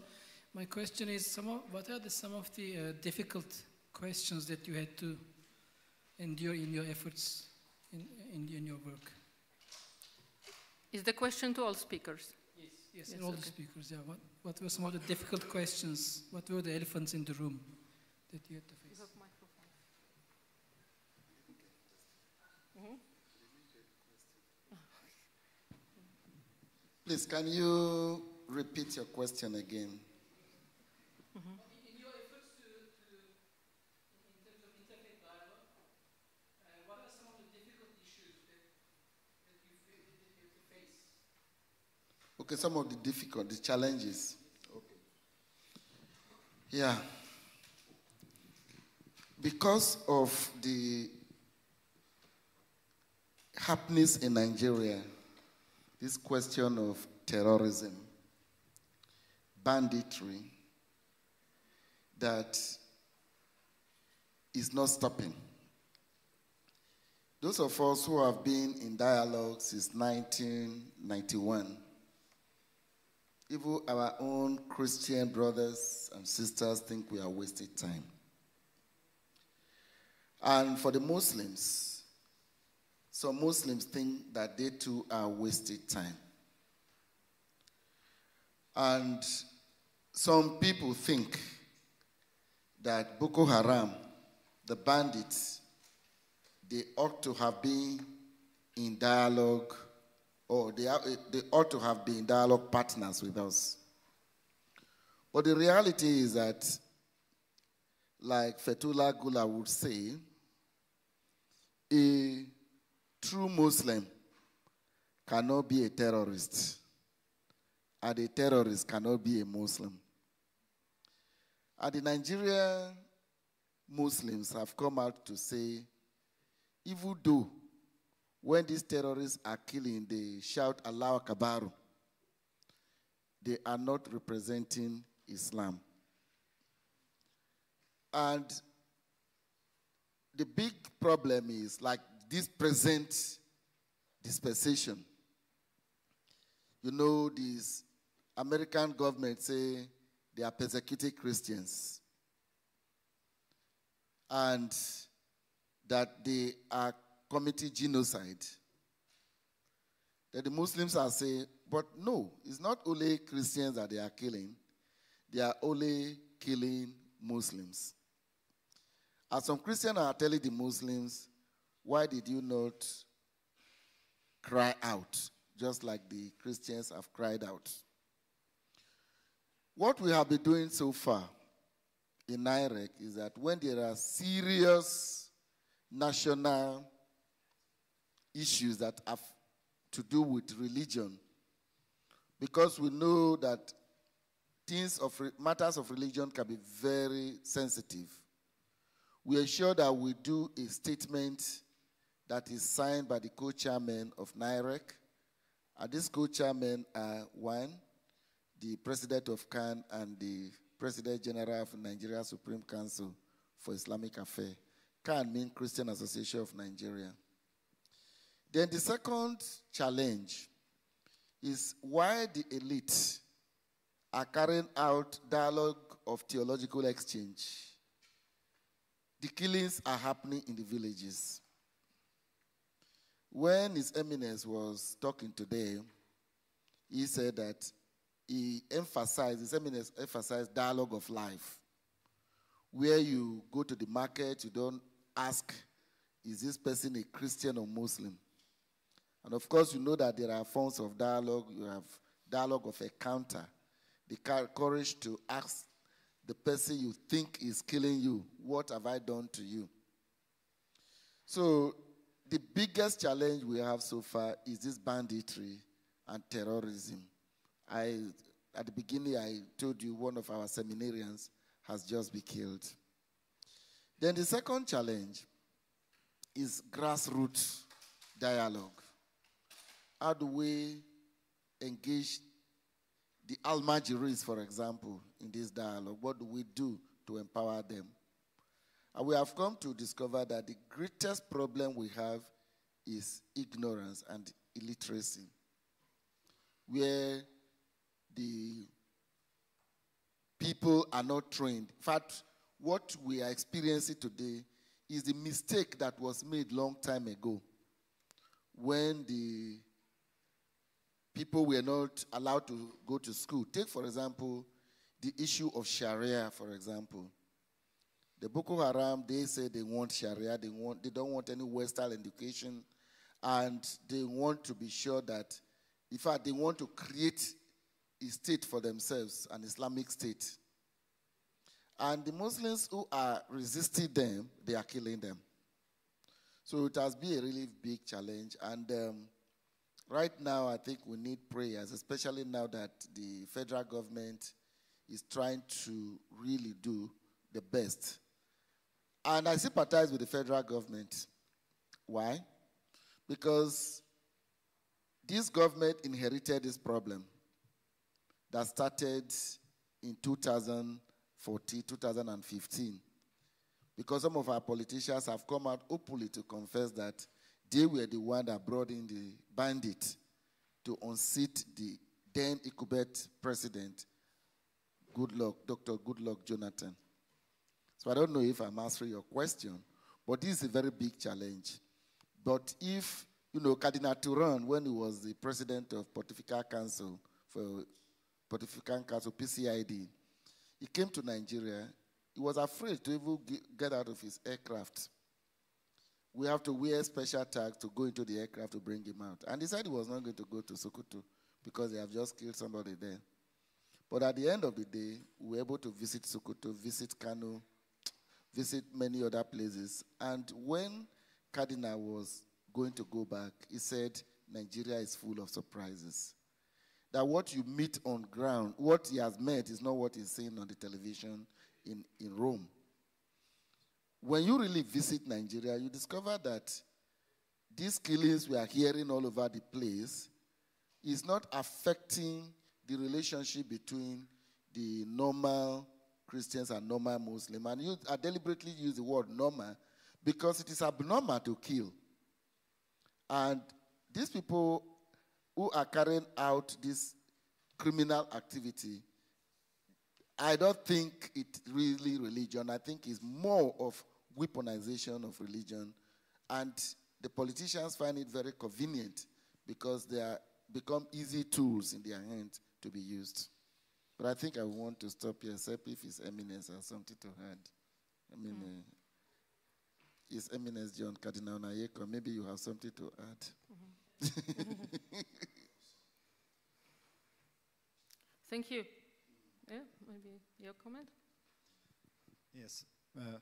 maybe in Albania we don't have the problems like this, but we have some challenge because Albania is a country in the transition system since 35 years after communism regime. And the biggest problem, it is the reintegration of religious communities in the country after this strong regime. Because, you know, all regime persecuted at the same time, but the biggest problem now for religious communities are properties that we don't retake again these properties of religious communities. Now we are talking with Bishop Meta for a challenge that we have in Albania with a draft law, and it's preparing for the session of Parliament tomorrow about gender equality. And the role of Interreligious Council with the 5 religious communities is very important to promote family and to promote common values. Last year, for example, it was another draft law that the Council with 5 religious communities prepared with a working group with experts from different areas, lawyers, psychologists, sociologists.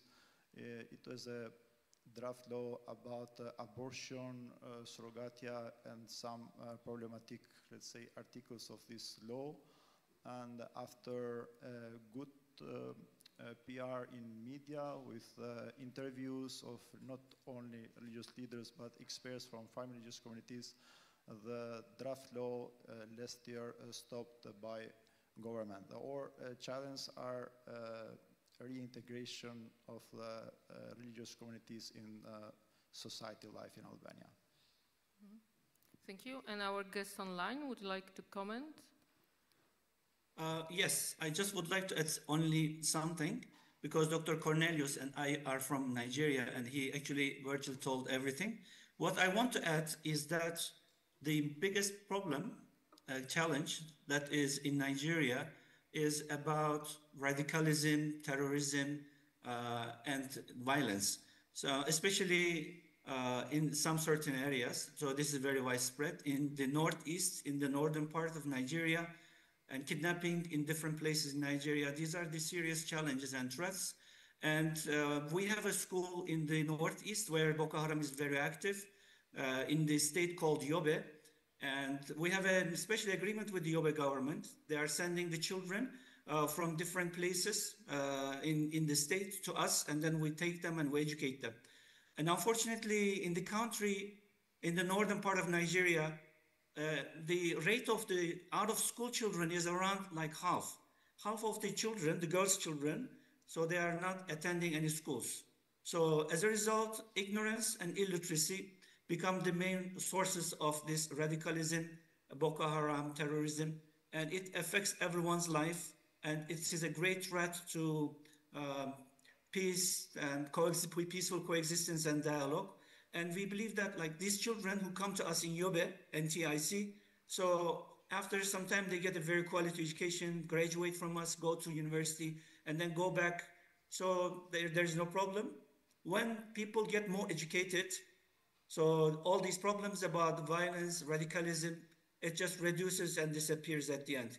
So I think the biggest problem is the terrorism and the conflicts in Nigeria, and the solution to this is the education, especially starting from the school level, the classrooms, in which the children, Christians, Muslims, and the people of other faiths are there in the classrooms learning, living together in peace.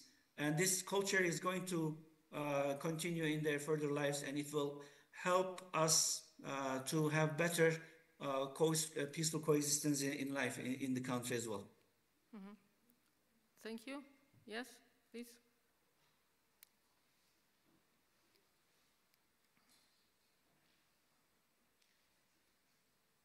Good afternoon. My name is Sister Dr. Katarzyna Kowalska. I am the Vice President of International Council of Jews and Christians and co-chair with Professor Krajewski here present of Council of Christians and Jews in Poland. I have actually 2 questions, short ones to 3 of you. and I'm thinking a lot about those issues. I would like to first ask a very short question about a practice that is particularly good in your experience that you would advise or promote in interfaith dialogue, that you experience in your own context and you would like to share just one practice, one event, or something that really worked in your own context. You heard a little bit about education in Albania, which was great, but maybe something else particular. And second, I am struck by women non-participation in the first two panels, and thanks to Professor Nalborczyk, we have one woman. But I want to, as a woman and woman of interfaith and also long experience in dialogue, I want to ask, do you see in your own context a role of women in interfaith? Do you know such organizations that focus on women? And what's particular about, in your own context, not general, your own context, what the special role they have in peace maybe or interfaith? Thank you. Mm-hmm. So maybe first we take the question on the event or practice you would like to advise to others to use. Yeah? Yeah, in Nigeria, the role women play in dialogue is very prominent. Then the religious, for example, the women religious, we have the Nigeria Conference of Women Religious. They have, they are very much involved in interreligious dialogue. Then we have the Women of Faith Network, that is directly under Religious for Peace and Africa Council for Interreligious Dialogue. Then there are, in a Christian Association of Nigeria, there is a women wing of the Christian Association of Nigeria, the Wo We Can. Then among the Muslims, you have the Form 1, Federation of Muslim Women. And these women are really very active. For those of you who are in our NIREC WhatsApp group, you see the kind of discussion and the argument. But I think that to some extent, women are even more active in interreligious dialogue in Nigeria. Women have a way of calming tense situation. Like recently, there was really tension in the country. But the way the women came on board, the kind of things they say, the way they put on WhatsApp groups and others, it has also helped a lot. So I think that in Nigeria, women are really doing a lot.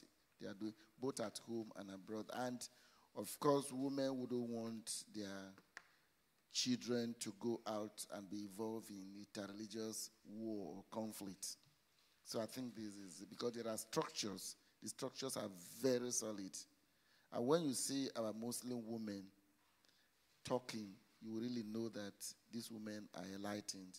You see the Christian women talking, you will know they are really enlightened. And I am just thinking that if, by the grace of God, we are able to do a counter-narrative, a kind of, I think we need mental re-engineering, change of value and change of attitude, just to know that this world does not belong to us. Have some sense of eschatology, that when we die, all of us, we are going to be accountable to God. And I think things will really be better. It is just because we really don't have, in the past, like when the time Cardinal John Onayekhan were a student, they are sure that when I graduate today, the next day I will get a job. Even while you are serving, there is a job waiting for you. But now you have a graduate roaming the street, there's no work. And this kind of people can easily find employment in the hands of the bandits and the terrorists.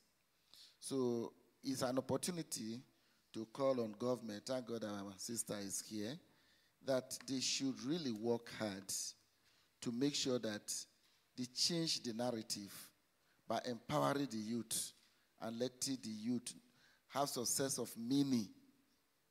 Let them, because it's like the future have been stolen away from the youth. And when you look at this ladder, the scale in the society, you have the top level, the middle class, and the bottom class. The middle class, they influence the top, but the top, and the top too can use the middle class to oppress the poor. But I think there needs to be a balance, and the women have a way of making sure this is done. But I just pray that they will have enough courage to continue. Thank you. As a best practice that I mentioned during my presentation, it is the promoting of interfaith dialogue with the education system between 3 theological departments. I saw today my former student, maybe is here, Asiya. She graduated. Please, Asiya, can. Yes, she graduated in Islamic Studies at Bedu University, and she participated during organizing this symposium together between these 3 theological departments. She's studying now in master program in Germany. And for us, it is very important to promote with students of these 3 theological departments, because after graduating, they can be teachers in religious schools, they can be imams or priests or professors in these universities, and it is very important for the future to promote with education system. And about the role of women, we mentioned also in our presentation that we have a Department of Women in the Council and Department of Youth with young girls and boys that are participating as a member in these 2 departments. And now the percentage of women in the members of all boards in the Council is 40%. And the role of women and youth in the councils is very important in organizing different activities in promoting of interfaith dialogue in Albania. Thank you. Okay. Then it's also, I think, Nigeria will send our women out to go and study Islam and the interreligious dialogue. And one of them is here, Sister Louise Marishen Agba, HFSN. Sister, where are you? Okay, she is an Islamic, is a scholar. She's doing her doctorate right now, and Reverend Father Inanureme is here doing the same thing. Father has gone? Okay, Father is here. They are Nigerians. They are studying here in Germany. And we have many of them. We have many of them. When I was in the seminary, for example, it's compulsory that you must pass Islamic theology. And me sitting down here, I'm a professor of dialogue and conflict management. And I'm a Catholic Reverend Father. Thank you. Thank you. And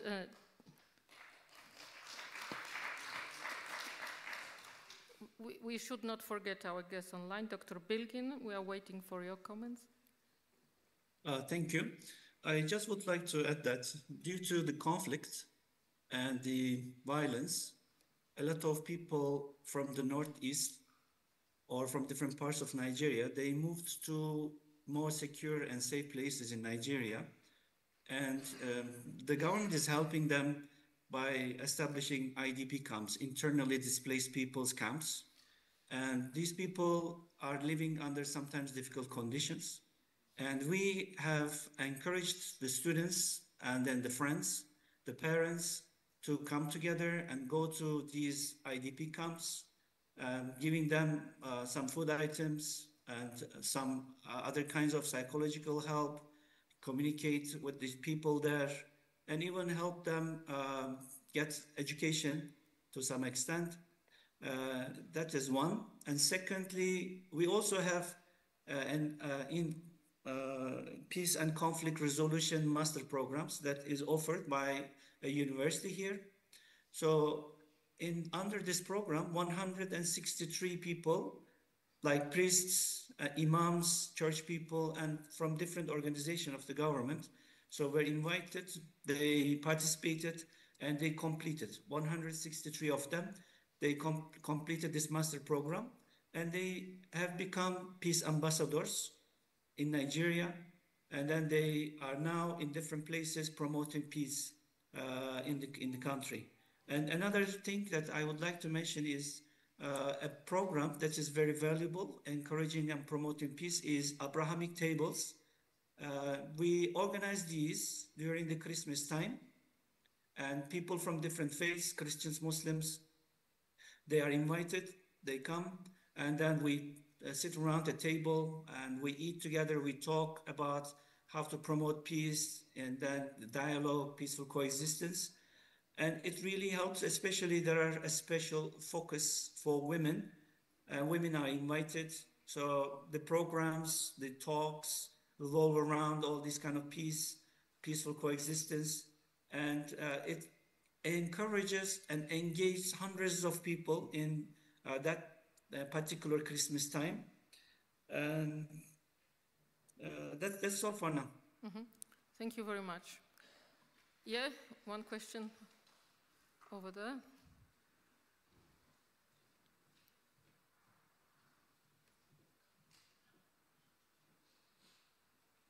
Hello, my name is Ilona Clemens and I'm the university chaplain here at Goethe University. I would like to follow up the question from her here. There's a lot of talk about the role of women. What about the role of men in the conflicts? Don't we need to also focus on the role of men in the conflicts and what masculinity means in all of that?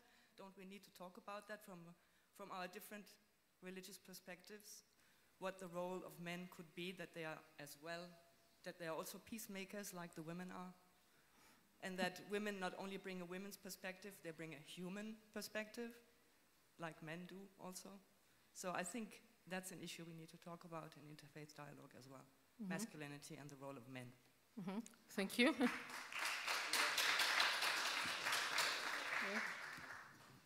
I thought you were going to ask the role of the youth. Mm-hmm. Well, in NIREC, we have inaugurated the NIREC Youth Forum. And in this youth forum, we try to engage the youth, both boys and girls. And they are doing very well. They are working very well. Now, concerning the role of men, I want to say that one of the challenges we have is that, like in Nigeria, for example, the members of NIREC, especially the older people, may not be able to move as fast as the youth. But they are policy makers, they advise, they are able to calm situations in their different places. So I think the men are quite very active, both among the Christians and among the Muslims. Maybe I give you an example here. I don't know if it's him. There was a time when I was in the Catholic Secretariat, the Muslim youth came to me and said that they want to organize a workshop and I should help them. At that time, I was about traveling. So I discussed with His Eminence, Cardinal John Onayekhan, and he said that he would voluntarily go there and give them a presentation, and which he did. So I was in Paris, and I started seeing on the television that the Muslim youth want to burn down our church in Cairo, the Catholic church in Cairo. I said, how can that happen? So I called the NACOMU, that is the Muslim youth president, and he said, well, I didn't hear about it. Let me run down and see what is going on. I had gone to Cairo. Behold, there was nothing like that. What happened was that, contrary to the narrative in the press, there was, the people use bike for transport. So it was a Muslim youth who carried a Catholic woman to the church. And they wanted to pay, and there was no money, and no change. Let me put it that way. So the Muslim woman begged the Muslim youth, please wait here for me. Let me go and get money inside the church. So the soldiers were there, and they told the bike, get out of this place. And of course, they said, if I leave here, this woman will not see me again. So they started beating the boy, and they pushed him into the gutter. And the boy started shouting, they have made me to break my fast. I've taken water from the gutter. Well, there was. And it was still the Muslim who called the Reverend Sister inside the church to say, please, tell Reverend Father to announce that people should not come out. The soldiers are fighting the bike riders, we call them Okada riders. And in the process of shooting, a Muslim youth, the bullet trapped him. So eventually I came down and I discovered that the soldiers said they were already treating the boy, but the boy was not any better. The pellets were still inside. So we took this boy, a Muslim boy, to a Catholic hospital in St. Mary's. And the Reverend Sisters treated him free of charge, and he was well. And why am I narrating this? There's a lot of false narrative. Maybe if with that Muslim youth, the man, we are talking about the man, did not intervene, the news in Europe would have been that the Muslims are trying to burn down the church, which was not really the case. And this was the case of the security agents or, fighting with somebody. So I think we are doing a lot. Like right now, if there is anything that is going to cause conflict in the country, the government too, the men in government, like the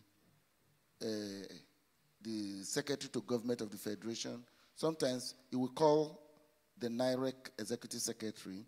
We take decisions together, and our mother, I don't know why he's not saying anything on behalf of women, and so she's here. You know what?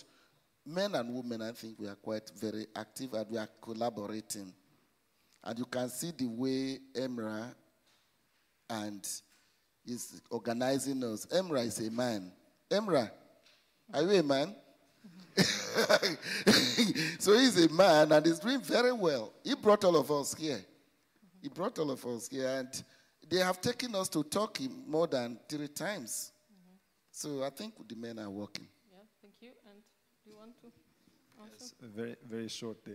Of course, if you have interfaith dialogue or living together in our country or in different countries, first of all, it's inspiration from our holy books or from our common traditions and common history on faith and in monotheism. The second is the role of religious leaders. The role of religious leaders in promoting interfaith dialogue is very important, and the majority of religious leaders are men. And for me, every religious leader is a father. For Catholic and Orthodox, they are spiritual father, let's say. And as a Muslim leader is also a father in family, spiritual and practical father. Mm-hmm. Yeah, and the role of every religious leader as a father is very important in their own families and, of course, in their religious families. And I think the role of all of them is very important in promoting interfaith dialogue. Thank you. Okay, thank you. So I'm afraid we've run out of time. Okay, you want to? Mm-hmm.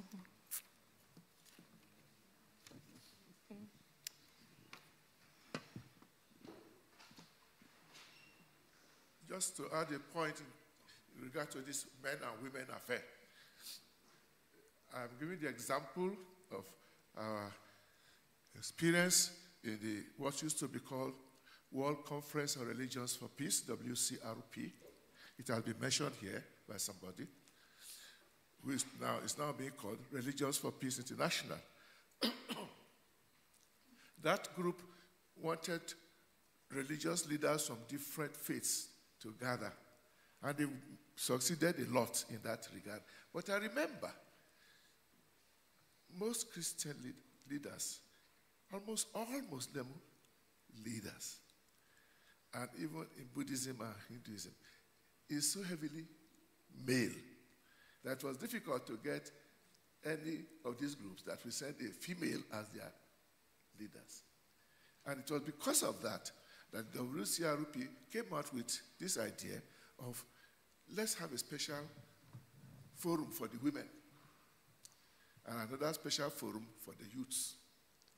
And in the WCRP, Religions for Peace, you still then have the main leadership work there that is largely male, but they made it in such a way that the women are not left out. Now, of course, some of the church, some of our religious communities are now having female leaders. But by the time you hear the present news with the Anglican Communion and the Church of England and the new Archbishop of Canterbury is going to be a woman. That's new thing. But until recently, all leaders, religious leaders, are male.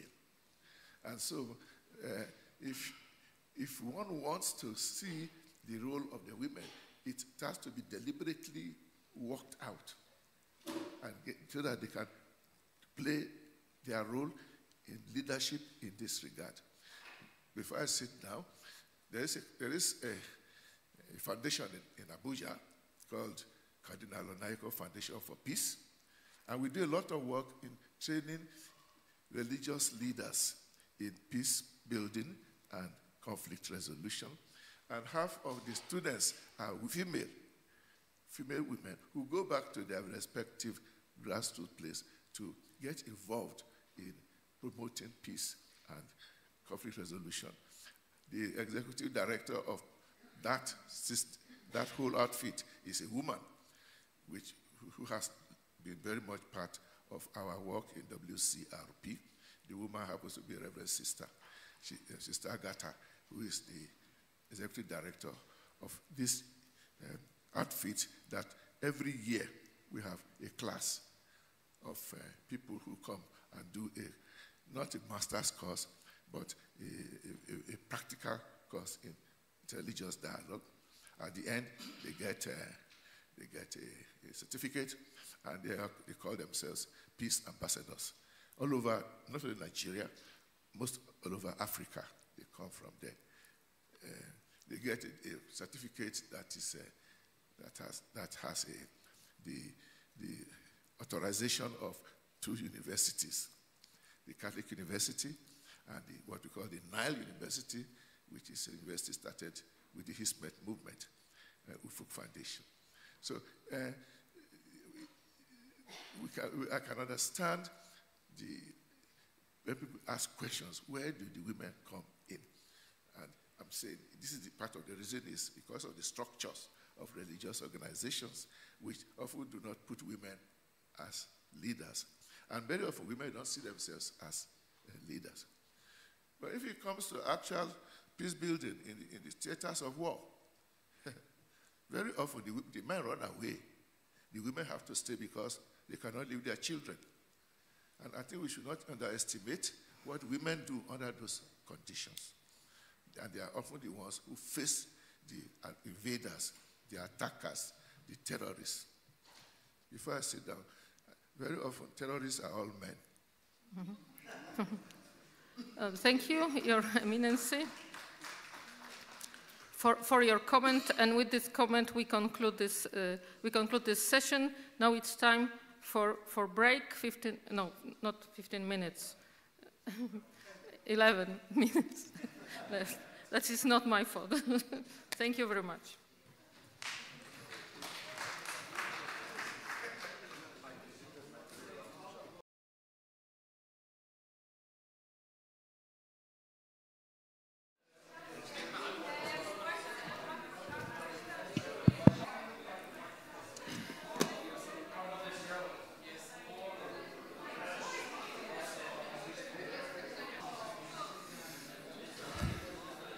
Ladies and gentlemen, I think this is the last session today, and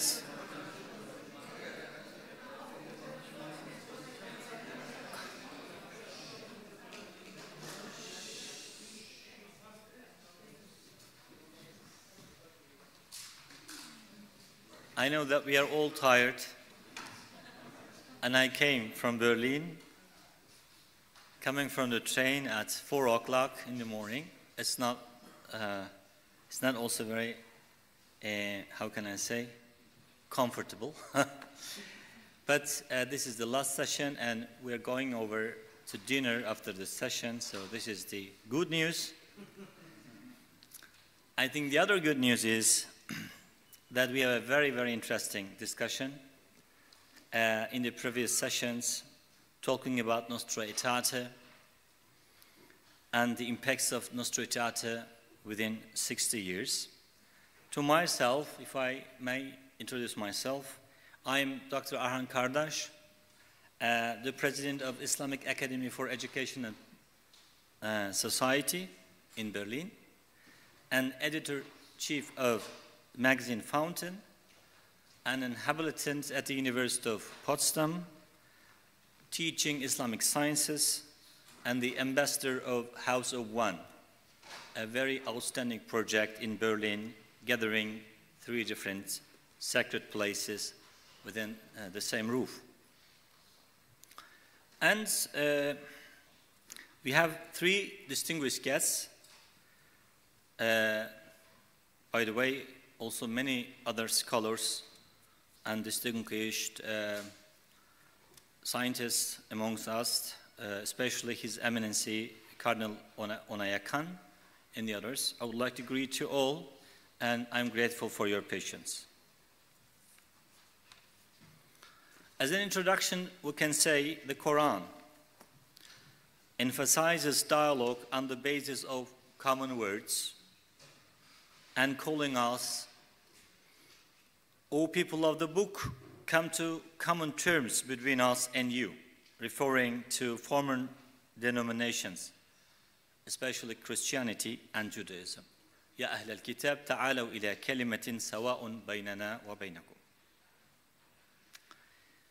The Nostra Aetate, on the other hand, the Magna Carta of dialogue, as Professor Scott mentioned it, refers Judaism as a former religion as well as Islam, which is 600 years younger than Christianity. It emphasizes and deals respectfully with the common terms of Judaism and Islam in one document, fostering Abrahamic dialogue. We began today by honoring historical foundations, then we moved to explore practical interfaith cooperation. This session is very critical because it moves beyond how and where, why, to why and what now. So we will be trying to establish a shared moral core within this discussion, addressing present-day challenges and charity, the path to the future. So the first guest today is Right Reverend David Ernest Charles Evans, Auxiliary Bishop of Birmingham. You're leading Joint Chair British Methodist and Roman Catholic Dialogue. Dr. Reverend Evans dedicated many years to the church through pastoral leadership, theological education, and ecumenical dialogue. The ministry includes significantly teaching philosophy and forming future priests. He also served communities as a thoughtful parish priest committed to building relationships rooted in faith. Right Reverend Bishop Evans has also held important diocesan and national roles, fostering dialogue among Christian traditions and working on evangelization and the church's engagement with culture. His dedication is consistently to helping faith speak meaningfully today. Please join me in welcoming Bishop David Evans, a cherished pastor, teacher, and servant of the church whose ministry encourages reflection and deeper understanding. Thank you.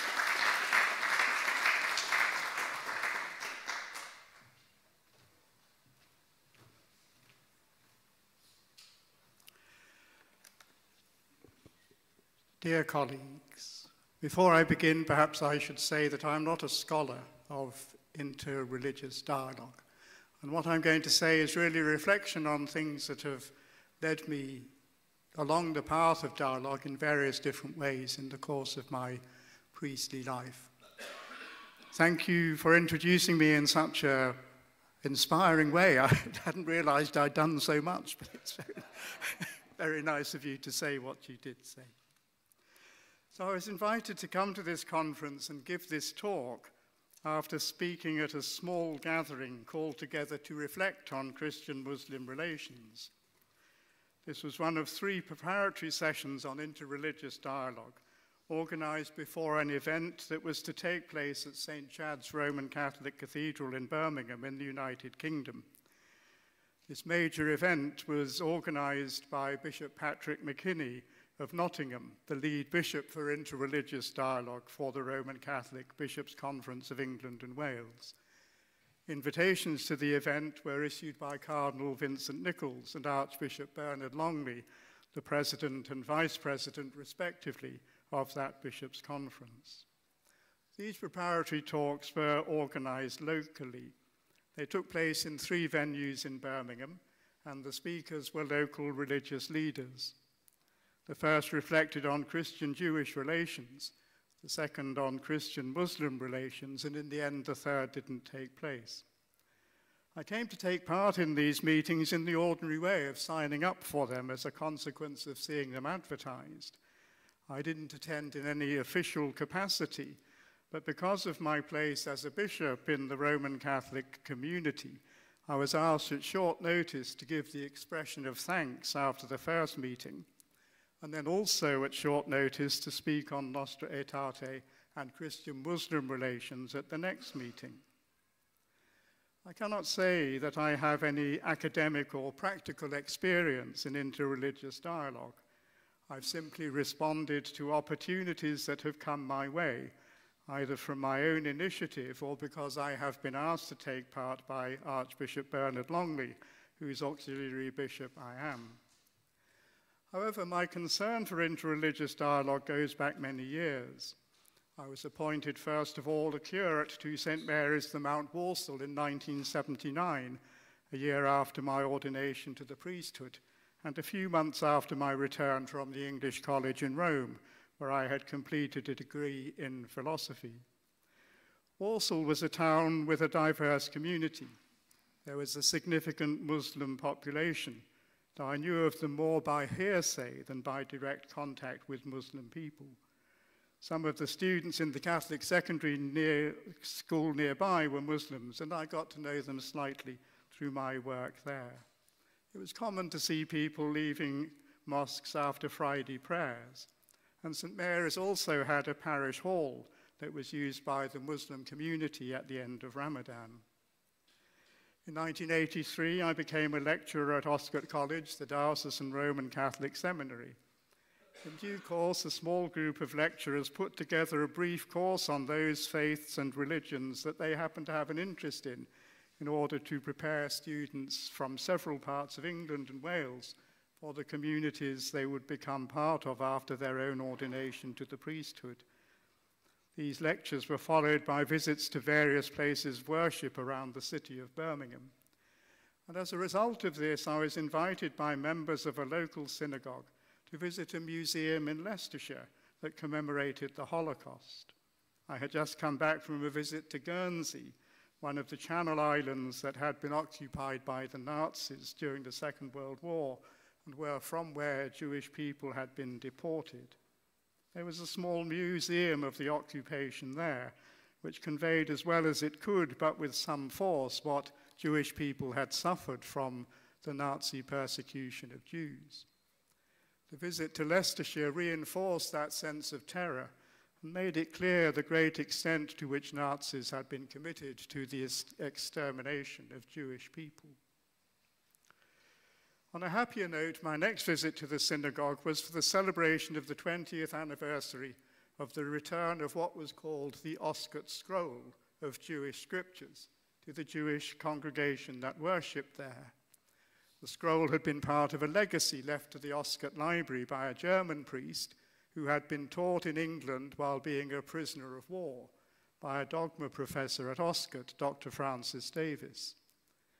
The librarian discovered in time the nature of the scroll, and steps were taken to present it to the Singers Lane Synagogue in Birmingham, which led to closer relationships between Jewish and Roman Catholic leaders in Birmingham. I've benefited from these more recently because I have been invited to worship in various Birmingham synagogues to commemorate those who have died in the Hamas attacks of 1923. Events far away, it goes without saying, have an impact on people closer to home. At one of these acts of worship, an historian from the Imperial War Museum reflected on the presentation of the death and labor camps of the 1930s and 40s in Germany and Nazi-occupied Europe, particularly in films. And at a later meeting, a member of the IDF recalled her involvement in the response to the Hamas attacks on the day that they happened. Now, none of these things might formally be called dialogue, but they are preparations for dialogue for these reasons: that they have initiated and developed my personal relationship with Jewish people with whom I am now friends. They have made me feel in a personal way, though necessarily incompletely, the pain of Jewish suffering, and have given me an insight into the history of the Jews as a persecuted people, and of the Catholic Church and European culture as persecutors of people on the grounds of alleged differences, and of a deliberate refusal to see a whole group of people as truly human. And I also have a greater appreciation of the situation that Nostra Aetate addressed in 1965 and continues to address today. My relationship with Birmingham Muslim religious and civic leaders is more recent. Something that's noticeable is the growing numbers of iftars that happen across Birmingham. And I have been to 3 in recent years at Birmingham Newman University, at the Pakistani consulate in Birmingham, and a Muslim college in the same city. I've attended a meeting of Christian and Muslim leaders at which we discussed texts from the scriptures of both groups on Adam and Eve, goodness and sin. I've also been invited to lunch at one of the many local mosques. And it's also worth mentioning an initiative called the Places of Worship Heritage Trail around Handsworth, Lozells and Smethwick, areas of Birmingham with diverse ethnic and religious populations. This is an online and walking tour around those areas, introducing people to their religious history and to the significant places of worship there, and reflecting too on the ways in which religious places of worship have changed hands, so that there are churches that once belonged to the Church of England, which are now used as places of worship by people of other faiths. This is also more of an informal approach for dialogue, but it does make the point that dialogue needs to be experiential, and it's not only about similarities and differences of belief, but the dialogue needs to be rooted in a common experience of community living, of openness to a variety of different cultures that are all present in one small space, that those cultures cannot be reduced to some lowest common denominator, and that each culture, faith and believer must have the opportunity to express themselves in the way that is true to them, without smoothing off rough edges or diminishing people's feelings for the sake of courtesy or easy solutions. Now, during the 1980s and the 1990s, the Bishops' Conference of England and Wales and their Department for Mission and Unity, later to become the Department for Dialogue and Unity, to which I belong, undertook work in response to Nostra Aetate. The work was led by Bishop Charles Henderson, an auxiliary bishop in Southwark, assisted by Mrs. Anne Noonan. And his project was to produce a series of leaflets that would introduce the world religions to Roman Catholic clergy and lay people. What was significant about these was that though they were published by the Bishops' Conference, every faith was presented by a member of that believing community. Though a paper exercise, this was a first step in dialogue. A particular individual had the responsibility of presenting their faith on behalf of their fellow members, a short account of what was believed to be the central themes of that faith. So one important requirement was the willingness of the author to reflect on his or her own belief, as well as to have a sufficient knowledge of the breadth of their faith to be truthful to that belief and that faith. And at the same time, the author had to have some acquaintance with the people to whom the leaflet was being addressed. These are fundamental requirements of a more formal dialogue. Experience can take dialogue some way, but the time comes when people have to talk more specifically about what they believe and why, what is the source of their faith and its impact on their way of life. This series of leaflets has recently been updated and republished. They're a source for schools and also for the many more attentive Catholics who are conscious of the recent developments in their neighborhoods and of their responsibility both to learn from others and to profess their own faith, not just to other Christians, but also to those of other faiths and cultural backgrounds. An outcome of a greater awareness of the need to welcome others and to foster good relationships with them through understanding their religious life was the teaching document published by the Bishops' Conference of England and Wales, Meeting God in Friend and Stranger, published in 2010 by the Catholic Truth Society. Its lead author was Monsignor William Steele, a priest of the Leeds Diocese, a renowned British ecumenical theologian, lecturer at Ushaw College, and later spiritual director at the English College in Rome. The document was dedicated to the memory of Bishop Charles Henderson and Mrs. Anne Noonan, who was equally devoted to the cause of interreligious faith dialogue. The document itself has 6 chapters. The first explains what interreligious dialogue is. There's then a chapter on recent changes in British society, followed by chapter 3 on dialogue within the teaching of the Catholic Church. Chapter 4 considers prayer and worship. The 5th chapter takes up the question of interreligious marriage by offering a reflection on the Christian perception of marriage. And the concluding chapter considers interreligious dialogue at the local level. So the event that took place at St. Chad's Cathedral on Sunday, the 26th of October, developed the teaching of meeting God in friend and stranger in 2 ways. The first was with the respect to worship. The context was the current year of hope and the pilgrimages into hope that Pope Francis initiated. The worship was the evening prayer of the Roman Catholic Church. So the ceremony would have been familiar to all those who say privately or publicly the divine office. The cathedral's choir sang the psalms. Students from Catholic schools in Nottingham also take part. These schools are in a multi-ethnic and multi-religious city. The interreligious element of evening prayer was the contribution made by local faith leaders. There were 5 reflections. One of these from a member of the Church of England. The others were from Judaism, Islam, and Sikhism, Hinduism and Sikhism. And the second development from meeting God in friend and stranger was the dialogue before the evening prayer, led by personnel from the Centre of the Art of Living and Dying Well of St. Mary's University, Twickenham, a Roman Catholic institution. This was a relevant topic in the light of the assisted dying bill being debated by the United Kingdom Parliament. This is a truly interreligious enterprise. Its formal title is The Ethnic Minority Faith Perspectives on Death Literacy and End-of-Life Care.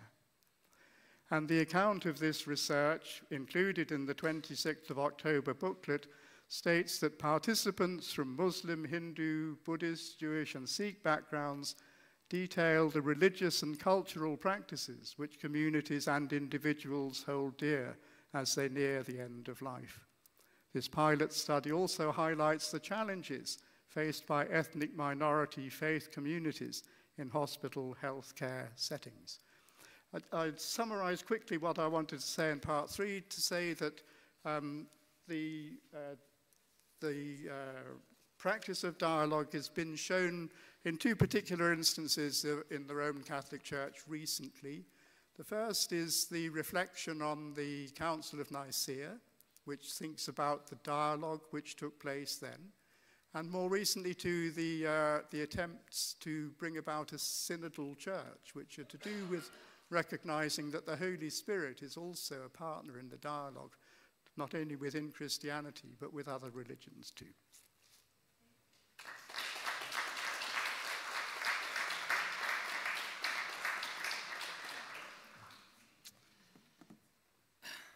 Dear Bishop Evans, thank you very much for this inspiring impacts about the foundations and the preparation of dialogue. Thank you very much indeed, and I thank you that you keep the time, 15 minutes at most, but we will have much time to discuss our topics during the session of discussion. Well, the second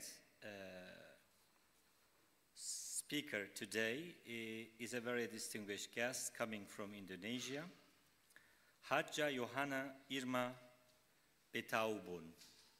It's not very easy to pronunciate as a foreigner, but I did it correctly, I think. Well, it's my honor to introduce you. Hajja means she performed pilgrimage to Mecca. Hajja Irma Betaubun, a dedicated leader in community development, women's empowerment, and peace building across Maluku in Indonesia. Throughout her career, she has served in both the private and public sectors, including leadership roles as Director of Regional Enterprises and as a part of the Advisory Council of a provincial political party, while contributing to the Maluku Chamber of Commerce. Beyond her professional roles, she is deeply committed to social empowerment, leading organizations that focus on women's leadership, youth development, and protection of women and children, including her long-standing work. Her dedication to peace education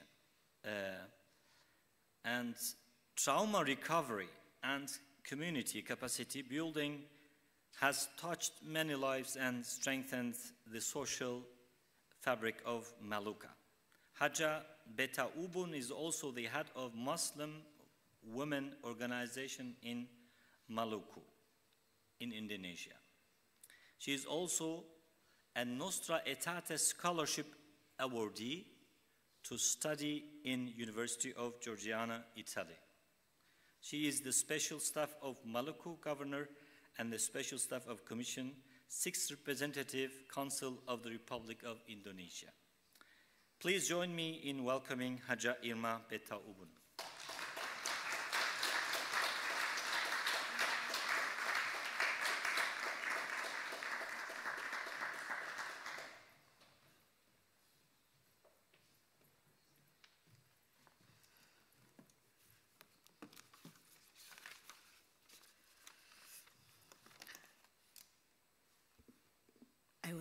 I want to tell you for us about my speak English is not good, but today I am speaking Indonesia, but I can show my people in here English.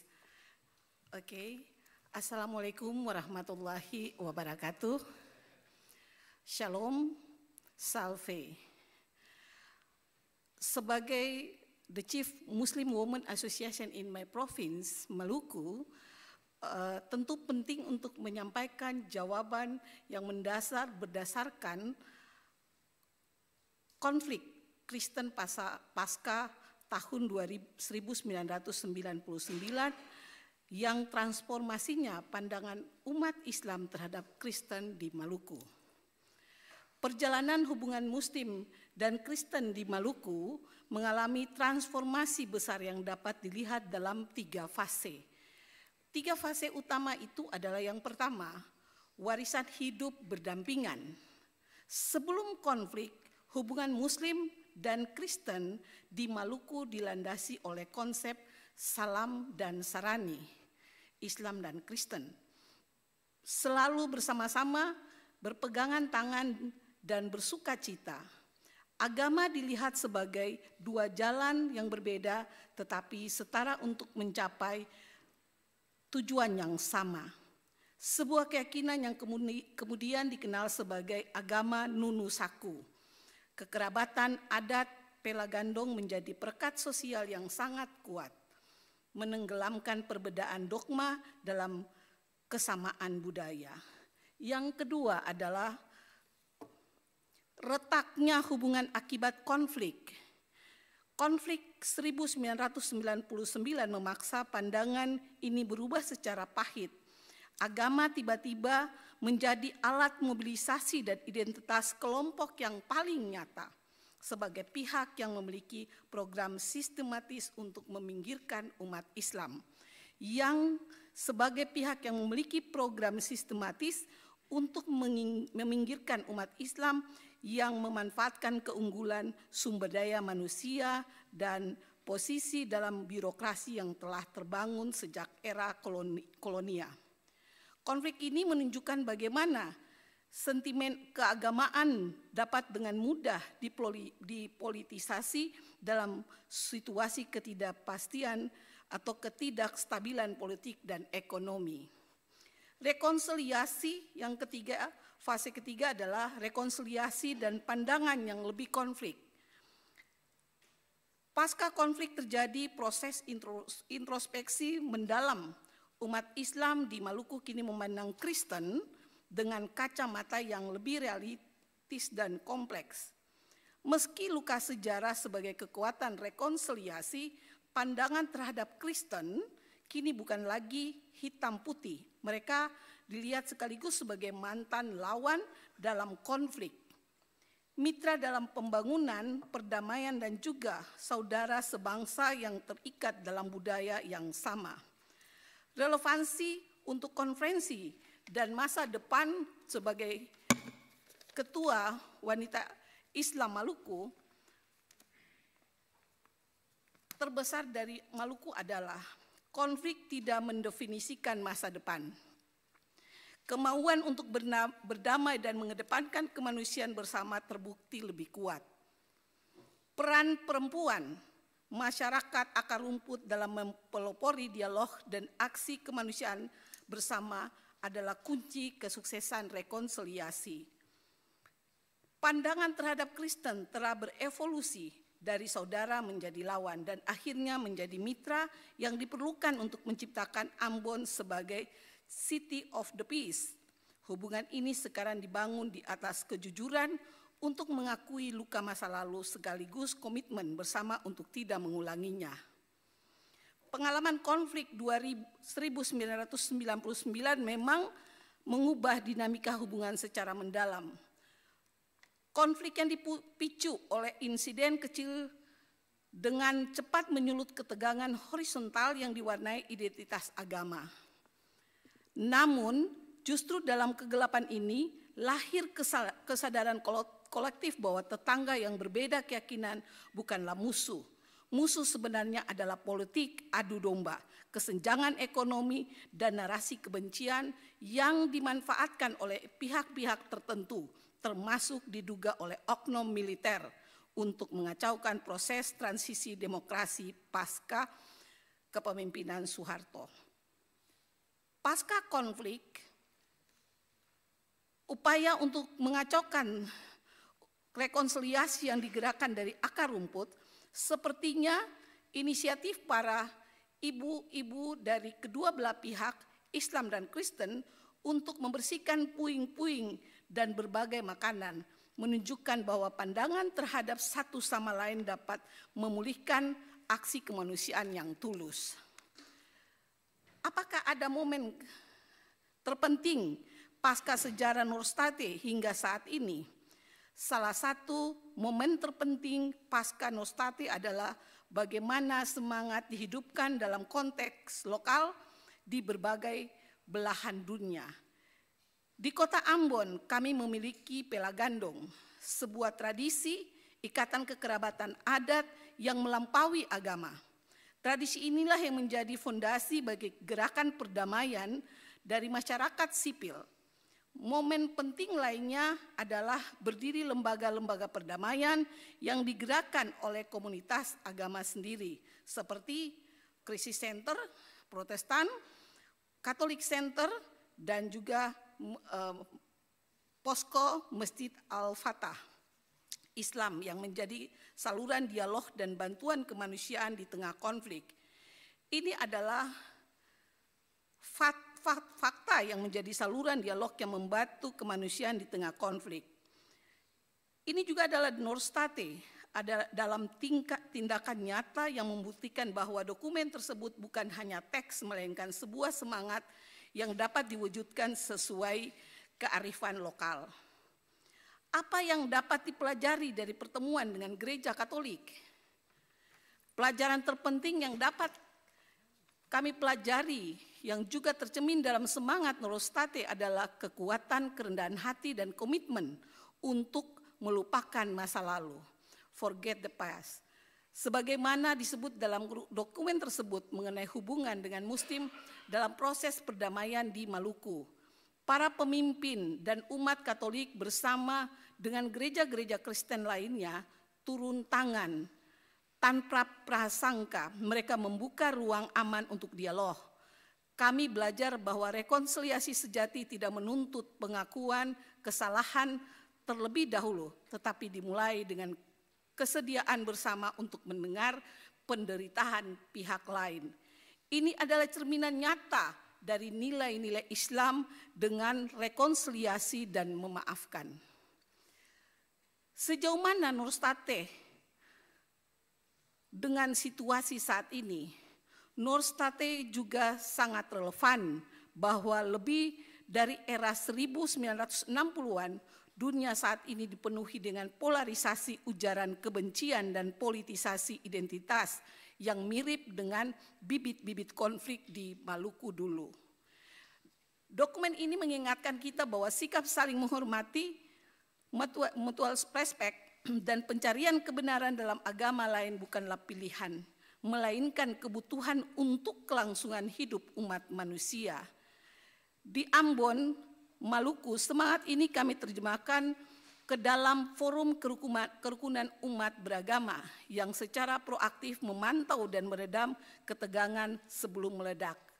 Nostra Aetate adalah kompas moral yang relevan dimanapun. Di mana kekurangan Nostra Aetate? Pertanyaannya, di mana kekurangan Nostra Aetate? Sebagai seorang Muslim yang hidup dalam masyarakat plural, saya melihat bahwa Nostra Aetate yang lahir dari konteks Katolik secara alamiah memiliki beberapa keterbatasan. Pertama, dokumen ini lebih fokus pada hubungan dengan agama Abrahamik, khususnya Yahudi dan Islam. Namun dalam konteks global seperti di Indonesia, di mana agama-agama timur seperti Hindu, Buddha, dan Konghucu juga hidup berdampingan di ruang lingkupnya, terasa kurang. Yang kedua, Nostra Aetate adalah sebuah deklarasi prinsip yang luhur, tetapi bukan sebuah panduan praktis tentang tantangan terbesarnya adalah bagaimana menerjemahkan semangatnya menjadi program aksi konkret, terukur, dan berkelanjutan di tingkat akar rumput yang justru menjadi kunci kesuksesan perdamaian di wilayah kami. Apa saja pertanyaan teologi terbuka yang layak diperdalam? Pertanyaan teologis terbuka yang paling mendesak adalah bagaimana kita membangun teologi inklusif yang tetap setia pada keyakinan masing-masing tanpa jatuh ke dalam relevansi secara spesifik dalam hubungan Islam Kristen. kita perlu mendalami lebih lanjut teologi keselamatan. Bagaimana konsep keselamatan masing-masing agama dapat dipahami tanpa harus saling meniadakan. Konsep cinta terhadap sesama, bagaimana teologi kita menegaskan bahwa cinta dan solidaritas kemanusiaan harus melampaui batas komunitas seiman dan tidak berlaku untuk mantan musuh. Pengalaman Maluku membuktikan bahwa teologi tanpa aksi adalah nihil dan aksi tanpa landasan teologi yang inklusif akan rapuh. Bagaimana dialog dengan Kristen diintegrasikan dalam dialog dengan agama lainnya? Di Maluku, Kota Ambon, kami tidak melihat dialog Islam Kristen secara terosolasi. Dialog itu justru menjadi fondasi dan modal untuk membangun hubungan dengan pemeluk agama dan keyakinan lain.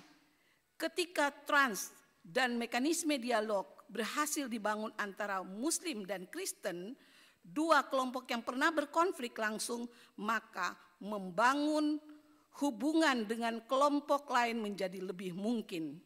Pendekatan kami adalah dialog kehidupan, yaitu membangun kohesi sosial melalui kerjasama dalam isu-isu praktis dan kemanusiaan yang menyentuh.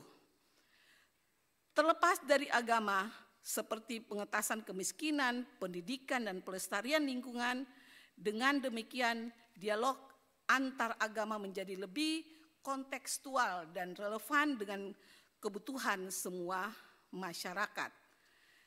Kesimpulannya yaitu pengalaman di Kota Ambon, Provinsi Maluku adalah bukti bahwa dari abu konflik perdamaian lebih kuat dapat dibangun.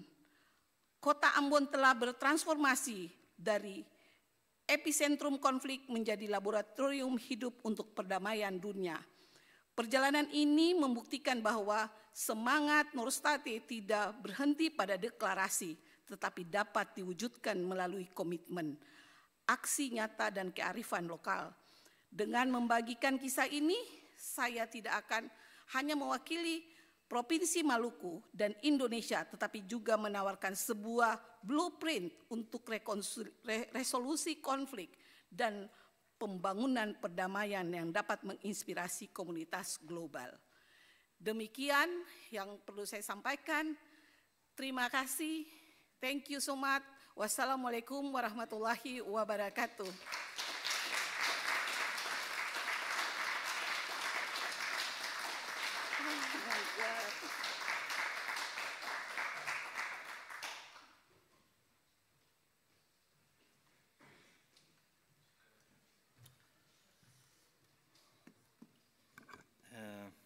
Dear Ms. Haja Irma Betaubun, thank you for this inspiring insights and critical points. You mentioned very different concepts which should be discussed, I think, in the discussion session. You're talking about the theology of salvation, dialogue of life, forgetting the past in the document of Nostra Aetate and the like. And I would like to appreciate your keeping time within the limits. Thank you very much for that. Thank you. Well, we have another distinguished scholar, Dr. Ana Petrake. And it's a privilege to introduce Dr. Ana Petrake, a distinguished scholar specializing in political theology, religious thought, and interreligious dialogue. Dr. Petrake earned her doctorate in religious studies from the École pratique d'art étudiée in Paris, focusing on the Jesuit thinker Gaston Fessard. She also holds advanced degrees from the universities of Bucharest and completed a diploma in interreligious dialogue and teaching political philosophy at the Pontifical University of St. Thomas Aquinas in Rome.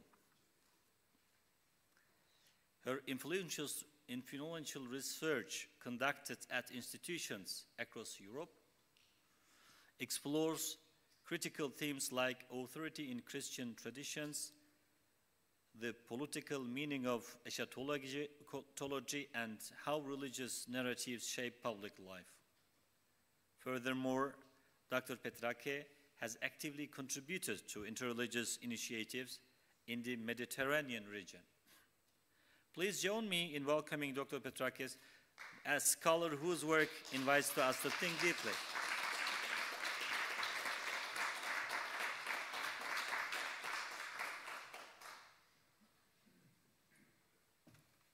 So in the end, we have that panel where women are speaking. Let me start with a brief historical overview of the context of writing Nostra Aetate. Jules Isaac, the French historian, argued that anti-Semitism is rooted in a long history of Christian theology, what he called the teaching of contempt. He maintained that this theological anti-Semitism, which blamed Jews for the crucifixion of Jesus, was a major contribution factor to modern secular anti-Semitism and ultimately to the Holocaust.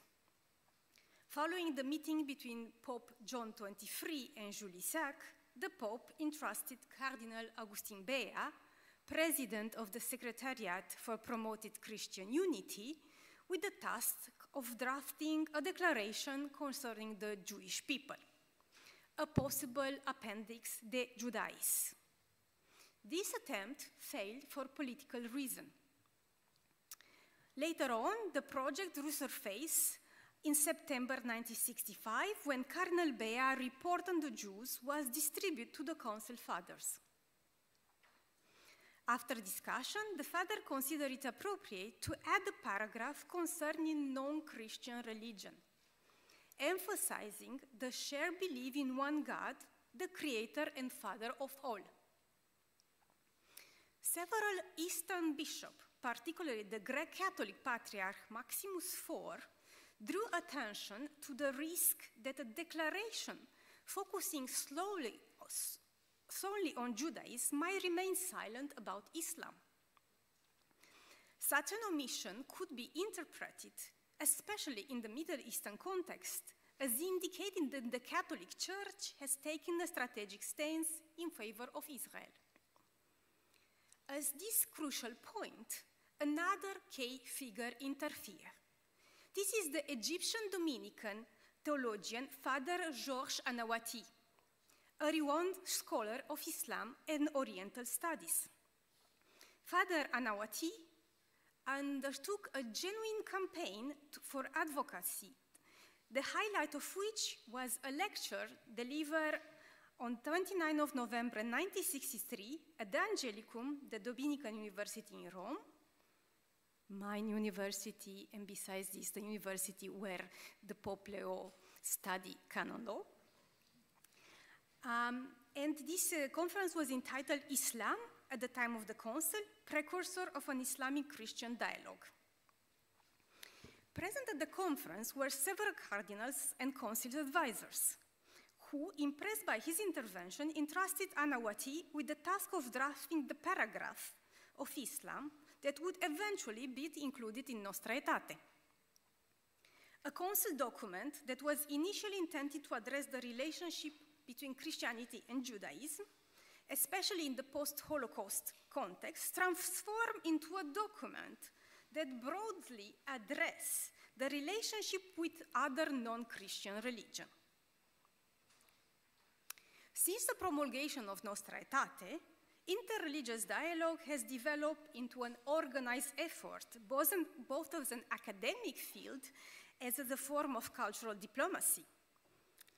While encounters between religious traditions have existed throughout history, the sustained and systematic engagement of the Catholic Church with other faiths after Vatican II has been decisive in shaping the contemporary landscape of interreligious dialogue. Much of the theological evolution which is this field draw upon the shared patrimony, particularly the Abrahamic heritage that links Christianity with Judaism and Islam. My first observation concerning Nostra Aetate is that it begins from what human beings have in common and move towards unity. Stated this way, it might sound self-evident, but in that historical context was not. Until then, most comparative studies emphasize differences between Christianity and Judaism and Christianity and Islam. With Nostra Aetate, we enter into an era which what separates us becomes secondary to what unites us. I quote the first paragraph. In her task of promoting unity and love among men, indeed among nations, she considered above all in this declaration what men have in common and what draws them to fellowship. What is particularly interesting is that such an approach transformed the very perspective, the other become another self. The first step in an ethical relationship is to recognize in the face of the other someone similar to oneself. The inability to see in the other a reflection of the same can give rise to indifference and even rejection. With regard to Islam, Nostra Aetate established this unity and similarity by referring to a letter of the Pope George VII, who in 1076 wrote to al-Nasir, the Muslim leader of Bijaya, the present-day Algeria. This letter that I will quote precises that Christians and Muslims believe in one God, although in different ways. I quote, "Almighty God, who wishes that all should be saved and none one lost, approved nothing in so much as that after loving him, one should love his fellow men, and then one should not do to others what one does not want done to oneself. You and we owe this charity to ourselves, especially because we believe in and confess one God, admittedly in a different way, and daily praise and venerate him, the creator of the world and ruler of this world. This shared foundation provides a common language for dialogue and engagement." The Conciliar Father referred to this document in order to build unity and similarity with Islam, while the Jewish origin of Christianity already ensured this unity between Judaism and Christianity. With regard to Judaism, the Catholic Church chose to remember certain aspects that have been forgotten over the century, the Jewish roots. The Church is therefore called to remember a part of his own history that had long been ignored. This act of remembrancing has led to a radical change in the way biblical studies are taught. And in the Nostra Aetate, you have all this language. The Church keeps ever in mind. She also recalls. So this is a language of memory. Christians are thus invited to cultivate a theological memory, one that recalls not only the history of the Jewish people, but also their own sacred history, in which the Church appears as the union of Jews and Gentiles. However, when it comes to the past, we can observe a difference between the way Christianity are called to look at history in relationship with Judaism, and the way they are invited to relate to the past in relationship to Islam. I will explain shortly the difference. And I quote from Nostra Aetate.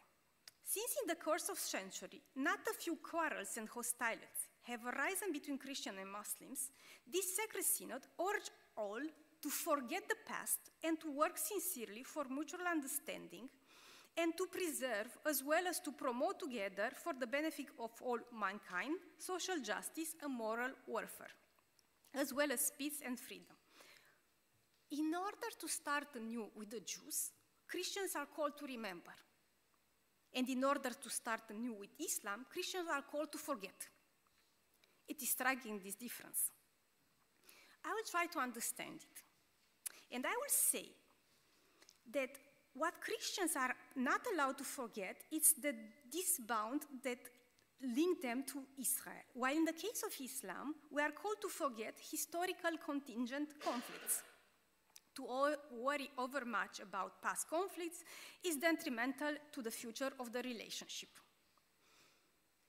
To repair the relationship, we are sometimes called to remember and other time to forget. Yet both acts involve renewal, an attempt to restore and to revitalize the bond. In Christian eschatology, there is a concrete promise of renewal and restoration. God promised to make all things new. The message of salvation is fundamentally one of transformation and renewal. To mend what is broken, to heal the sick, to straighten what is twisted, and to enable the paralyzed to walk. Through the Bible, there are numerous passages of restoration and reconciliation. For instance, in Isaiah or in Ezekiel. These passages speak of transformative power of God to repair, to restore life, and to turn evil into good. In short, the eschatological promise of Christian salvation is one of reconciliation, peace, and reparation. In this sense, one might say that the work of Nostra Aetate is in itself an act of reparation, encouraging Christians to re-engage with people of other faiths after centuries of wounded relationship. Starting from my Christian standpoint, in which the eschatological promises illuminate the action of history, I cannot help but notice that both Judaism and Islam are also eschatological religion. When speaking of Christianity, Islam, and Judaism, it is often said they are monotheistic or Abrahamic religion.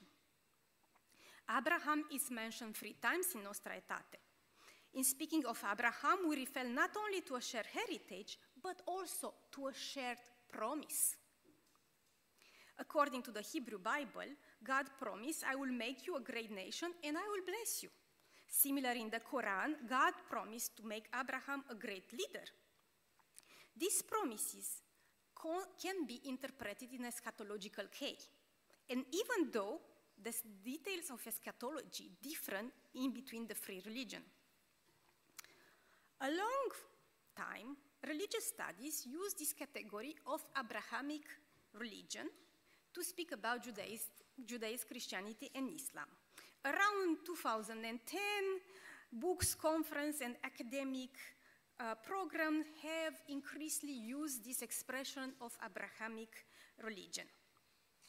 Yet, this concept was also criticized by different scholars who said that this expression might carry a hidden agenda or might be ideological.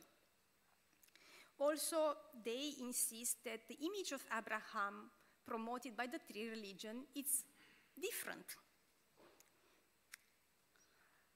because he's portrayed as a biological ancestor in Judaism, a model of faith in Christianity, and the first Muslim in Islam.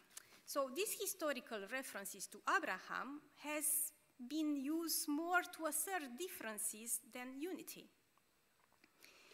In this sense, Abraham functioned less as a shared patriarch than as a founding figure in the sense that the American Constitution has founding figures. Later on, the term disappeared from religious studies, or at least it's less used.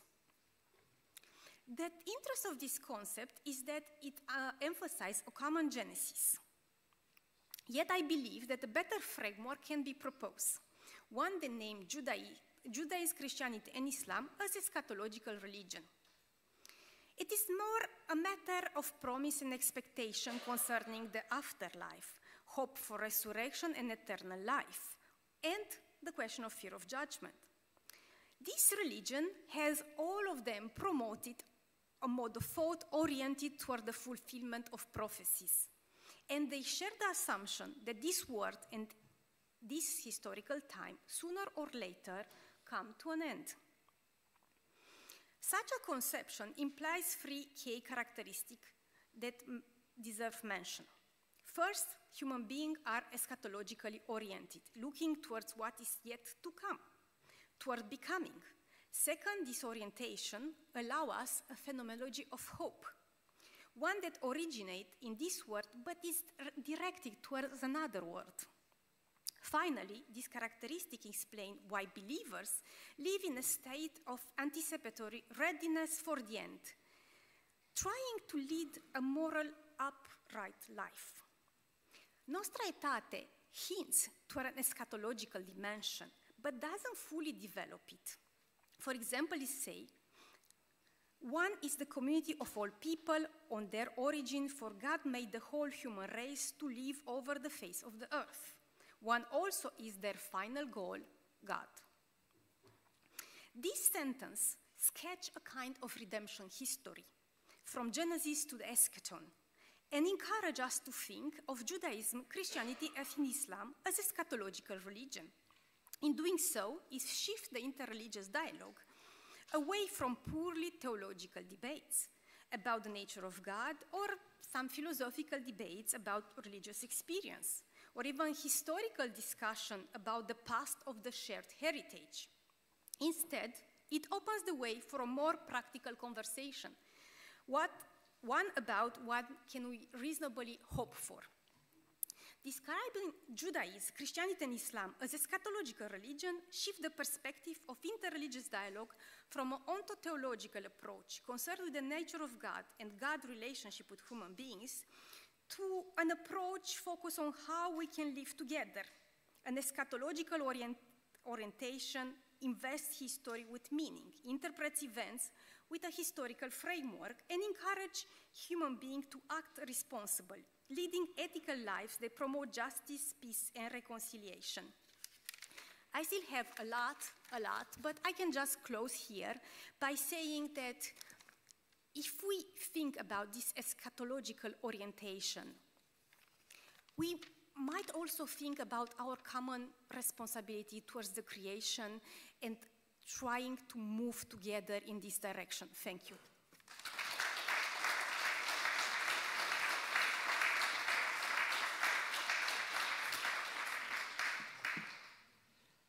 Thank you very much, Mr. Dr. Petrake. A very, very interesting contribution to this evening, and I'm sure that we will be discussing them during our discussion session. Well, I would like to invite all the guests, Reverend Evans, please.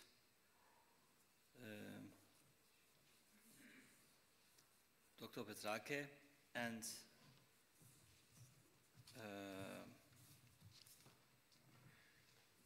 Dr. Beta Ubun.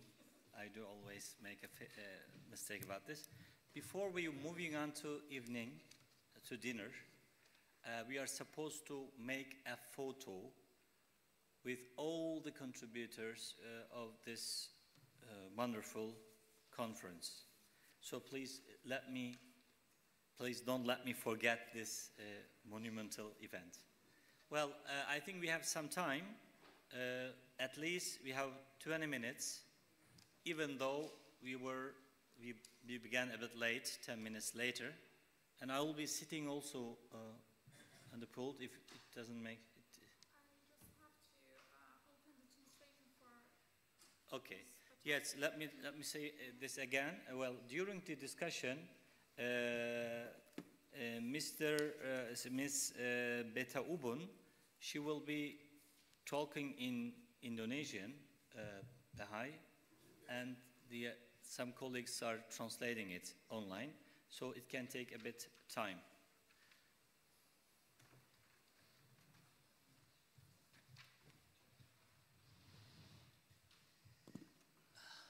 Well, I would like to give the opportunity to ask questions to the listeners. You have the priority. I have also my questions if you don't have any question to our guests. Please. can you come to the microphone? Thank you.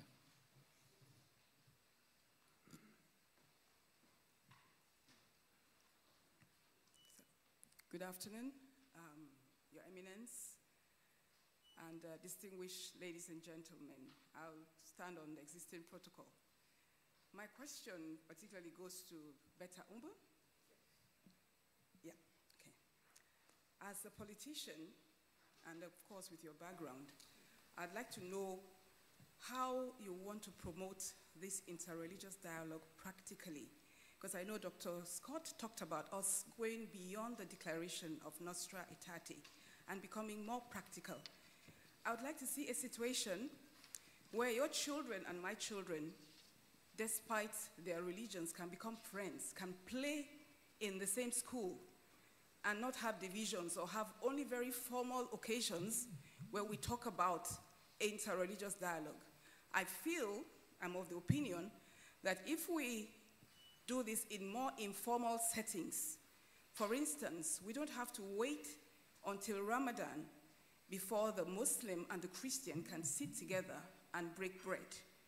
We don't have to wait till Christmas before the Christians and the Muslims can come together, or even the Judaism. I think we should have more occasions where we can, share our common humanity. Love for your neighbor, I believe, runs through a lot of these religions.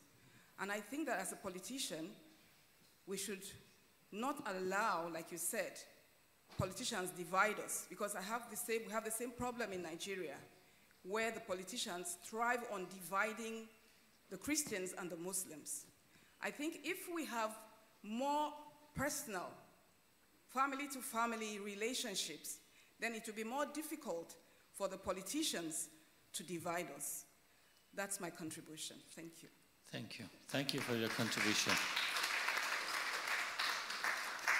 Would you like to give a short answer to this or your suggestion?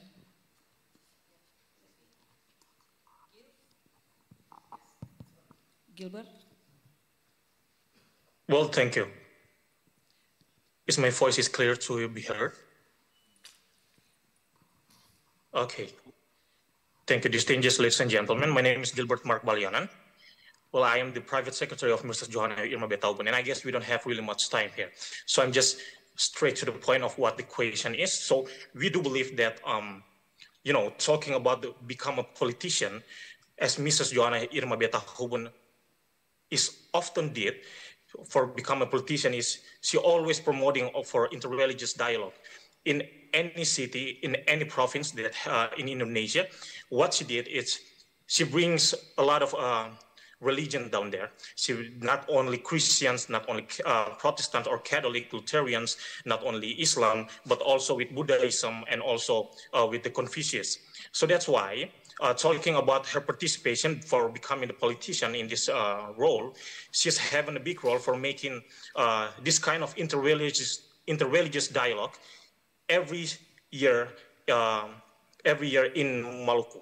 So that's why what she has done is really have a really big impact. And I also acknowledge that what happened in Nigeria also. And that's why we really hope that the things that happen in Nigeria could be better and better every single day, and could be just like Maluku, as we just presented before that. This is also happened in Maluku. Are you answering or translating? So I couldn't understand your position here. Is he translating or answering the question? Okay, Gil? Yeah. Okay. Wait, I can tell, and then you can translate, okay? Okay, but please, okay, as short as possible, because... Yes.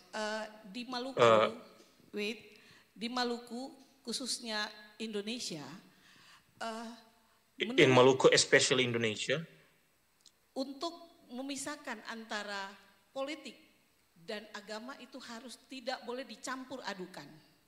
Karena kalau sudah to separate religions and politics.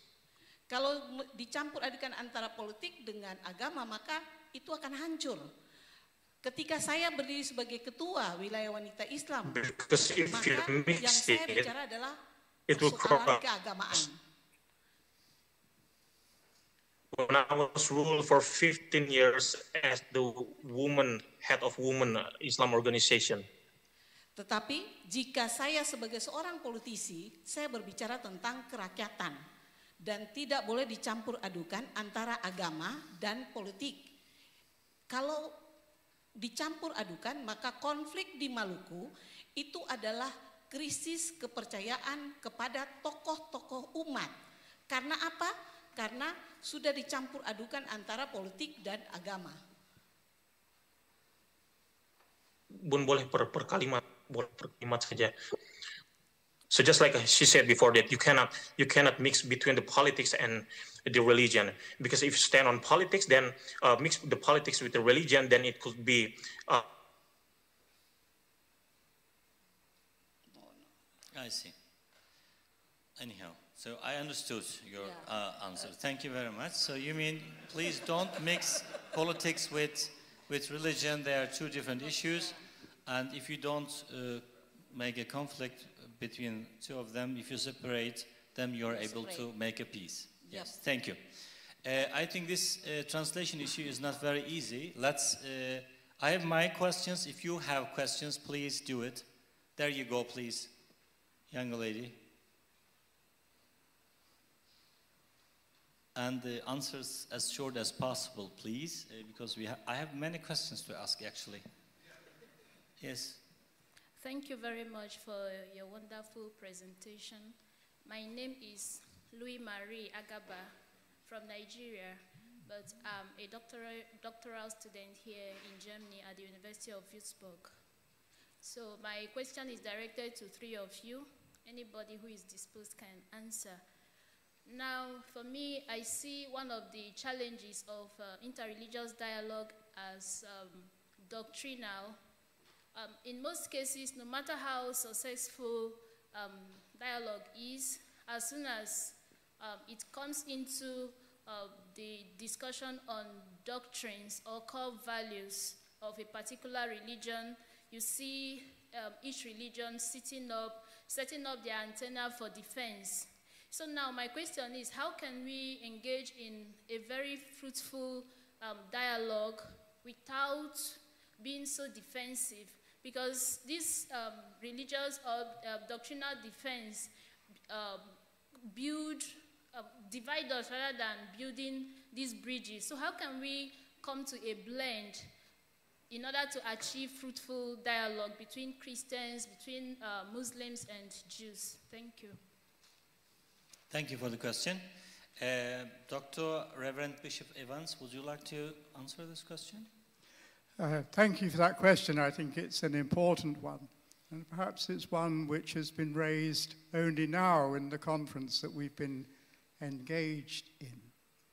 I think one of the ways in which we can approach that is a way that I mentioned in my own talk, that a group of Christians of various denominations met with some Muslims in order to discuss particular passages from the Quran, which had parallels in the Jewish and Christian scriptures. And that gives us an opportunity to root something objectively in what we have to say. I think that's one way. Another way, I think, is that we have to recognize that the range of belief is very wide, and that people have to have the opportunity to express what they believe to a sympathetic audience, not so much to resolve a conflict as to set things out side by side, so that it's there for whoever is taking part in the dialogue either to accept what somebody else has said or to recognize that what they believe is what they believe, that this is something that they want to hold to. I was asked a question in one of the groups about how do I, as a Roman Catholic bishop, have a dialogue with somebody who doesn't believe that Jesus is divine. And I pointed out to the person that, first of all, there are lots of Christians who don't believe that Jesus is divine. You know, there are the movements of the 20th century of liberal Protestantism, sea of faith, and also that there are passages in our Christian scriptures which also suggest that Jesus is not the equal of God. And so the question, you have to be, and then to speak about how it is that the belief in Jesus came to be. But you have to be able to express something that you believe in answer to the questions which people are honestly raising, where they face difficulties that you have to address. Thank you very much. And Dr. Petrake? I think that we can speak about three levels of dialogue. The first one is the level of unity. We need to search what is in common. What are the values that we share together? The second one is the moment of difference. We need to acknowledge what is different in the faith of another person. Otherwise, if you ignore this, you just try to reduce the other to the same. And this is not an ethical position at all. And then comes the third level of dialogue, the one where our differences are overcome in action towards this shared value. And we can negotiate what are the shared values. Might be faith in one God, might be care for the poor, might be interested in the immigrants. This is something we can negotiate. But we need to avoid the temptation of reducing the self, reducing ourselves to others, yes. At the same time, you need to avoid not acknowledging the difference. Give, as the bishop said, you need to give the other the occasion to express this particular difference and be respected on this difference. Also, this is a question of religious literacy. People need to know these differences. Thank you very much. So Bishop Evans are talking about a scriptural reasoning, which is called scriptural reasoning, that we are oriented to the scriptures and trying to find out the common one, and also at the same time which differs us as denominations or confessions, Christianity, Islam, Judaism, and the like, and then trying to find out a basic unit to cooperate and co-act together on the basis of shared values. That's very great. Would you like to add something to this contribution, Ms. Beta Ubun? Would you like to add something? Would you like to say one word or one sentence about this? Kalau untuk saya berbicara tentang bagaimana itu peace harmony atau kedamaian itu mesti dimulai dari how to manage the peace harmony. Hati. Bagaimana kita you have mau to start it from the bottom of your heart. If you have a niat, apa yang menjadi persoalan mendasar itu akan terselesaikan dengan baik, karena konflik itu any kind of problem will be finished. Yang akan menghasilkan sesuatu yang baik, tetapi dia akan merupakan sesuatu yang akan merugikan semua orang. Thank you. Your translator, gentlemen, after Ms. Ebauntu spoke, then you can translate it and summarize what she talked about. It not at the same time, so not simultaneously, but after. So that makes sense. Thank you. You're talking about the intention. Okay. Our intention in dialogue, getting in dialogue. If we have intention, I mean you mean clear intentions, purified intentions, and the dialogue comes out also pure and purified. Thank you. Any other questions? Yeah. Hello, thank you so much for all your wonderful contributions. I have one question for all of you, and then one question for Dr.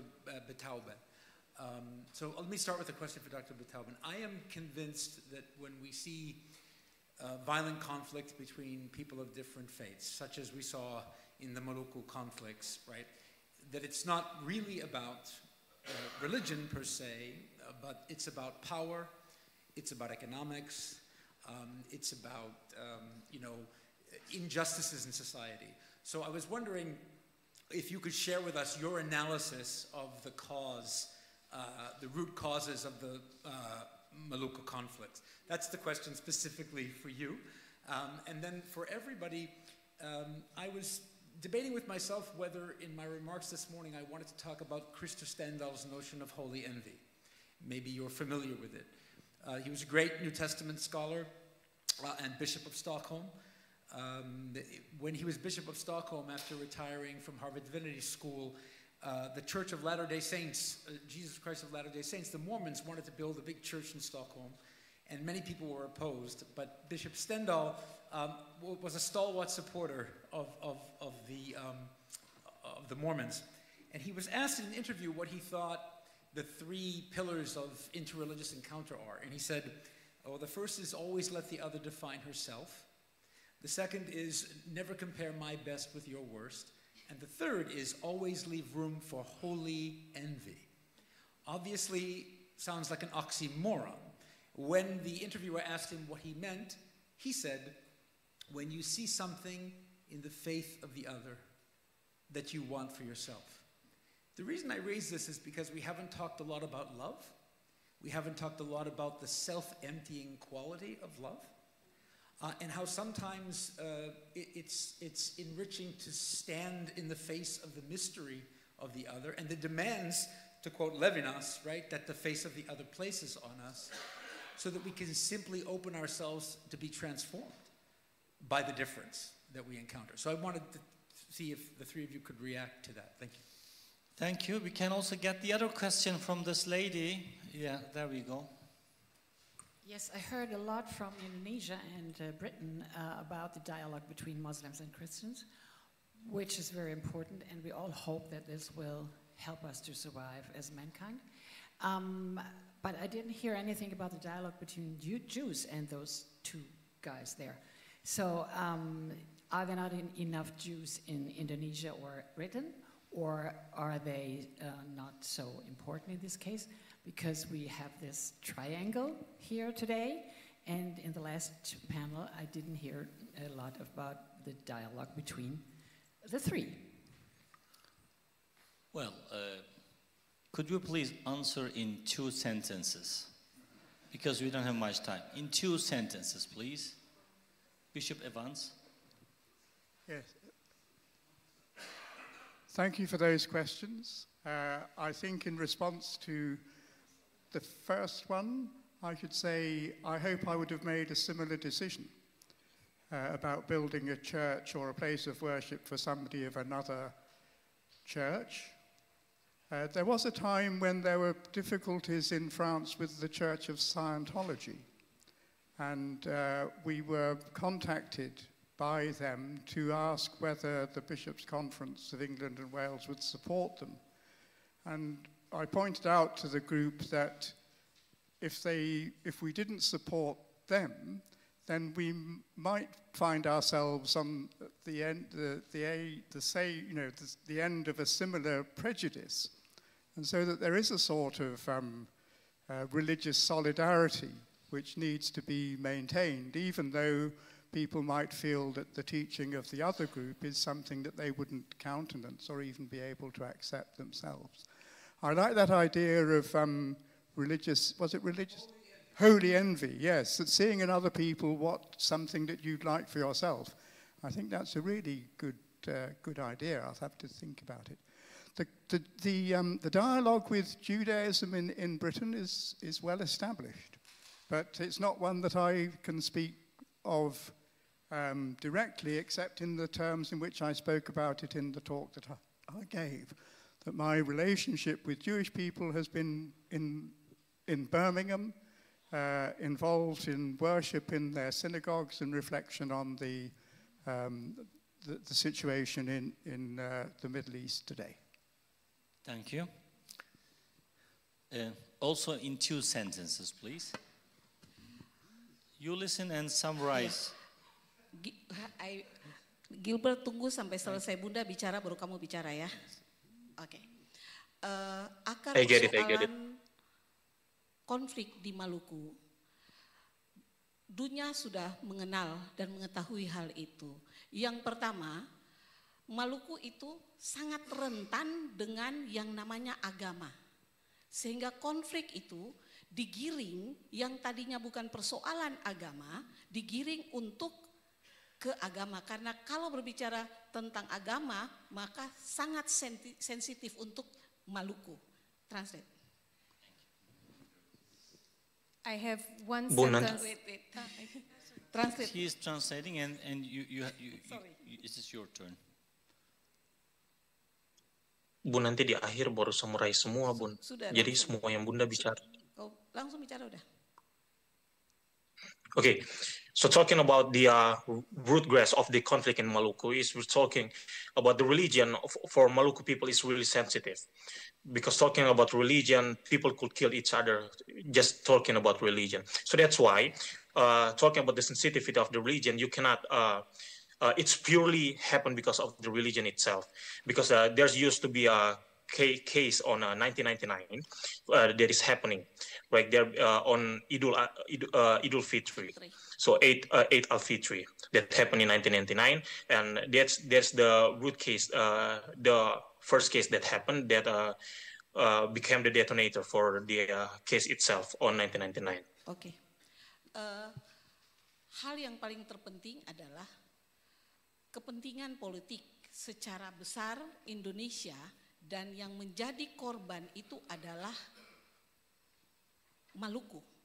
Provinsi yang memang rentan konflik adalah berbicara soal agama. Our province is really could be full of people that just want to just disintegrate us with a religion that they easily could make it happen in this in our province. So that's why we really try our best to not let other people to disintegrate our province. Thank you very much. And Yeah, Dr. Petrake. I have one sentence for Islam and another sentence from Judaism. As far as I know, in the Quran, there is one of the eschatological promises saying that God will explain why it is this plurality, and until then, they need to compete on good deeds. On the other part, holy envy. Sometimes when I was part in dialogue with Judaism, I felt such a sense of community in Judaism. I never felt that in my parish, and I was so envious. I like it so much, the way Jews help each other, and this sense of family, and everybody is part of the family. I wanted also to have this in my parish. Thank you. And the last question. And the very last question, and this is the end of our session, we will be going to take a picture of this day to Dr. Ana Petrake. So you talked about eschatological views of the religions which is separating and which could be obstacles for interreligious dialogue. I would like to mention another dimension. All the Abrahamic religions have a notion of messianic understanding. The Jews are considering and waiting for a Messiah who will come and rescue Israel and gather all the Jewish people, all the nations within a one flag, and build a new Israel, build a new Jerusalem. And the Christians are waiting that the returning of Jesus Christ. And the same with the Muslims, because the Muslims are also dreaming of getting Jesus Christ back. They don't know when, but he will come at the end of the days, and they are talking about peace and freedom. What do you think? Is that this could be a vision for interreligious dialogue? Once I was speaking with a Jewish colleague in Geneva, and she said something like about the second coming. And I was like, no, wait, for you it's not the second coming. For us it's the second coming. For you it's the first coming. if we focus on the question of messianism, we might enter into differences. It's a person, it's a people, it come, it didn't come, it should still come later. But what we need to focus, it's on the promises. The promises are of reconciliation, of repair, of healing. These are things that people need in this moment, and as soon as you engage in a hope for that, you start also building this process and engaging this process for reconciliation. I actually published a book about the question of healing in Judaism, Christianity, Islam, and also Buddhism. And I think that this hope for healing that is always coming from another that might be God or another human being who is helping us to heal, both in a biological way, in medical sense, but also in healing in the sense of restore the broken community. This is the work we need to engage in. This is at the same time an eschatological work, but it's starting now. Thank you. I thank you all.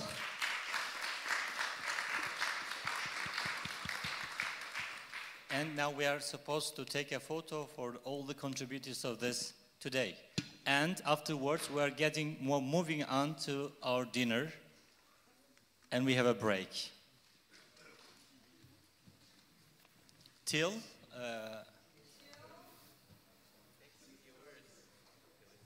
6:30, yes, 18:30.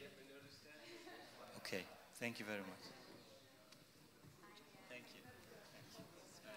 Great.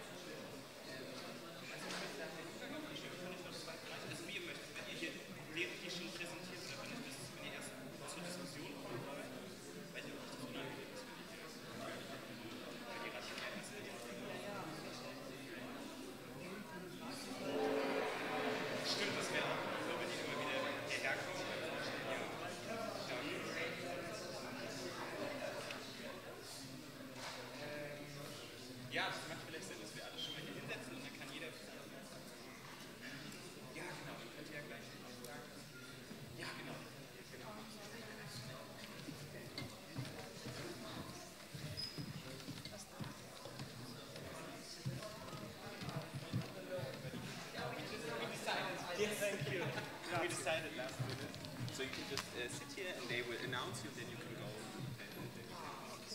and then ask.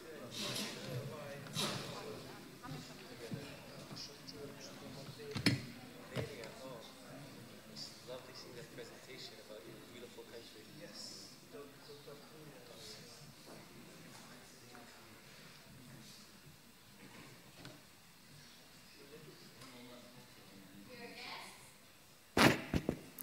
Dear guests, dear speakers, good evening and a warm welcome to the concluding panel discussion of our conference. My name is Kübra Özcan and I'm a theologian and scholar of religious studies, and I'm very pleased to guide you through this special event together with my dear colleague Ilona Clements. Our topic is this evening, Dialogue in Troubled Waters, Jewish, Islamic, and Christian approaches.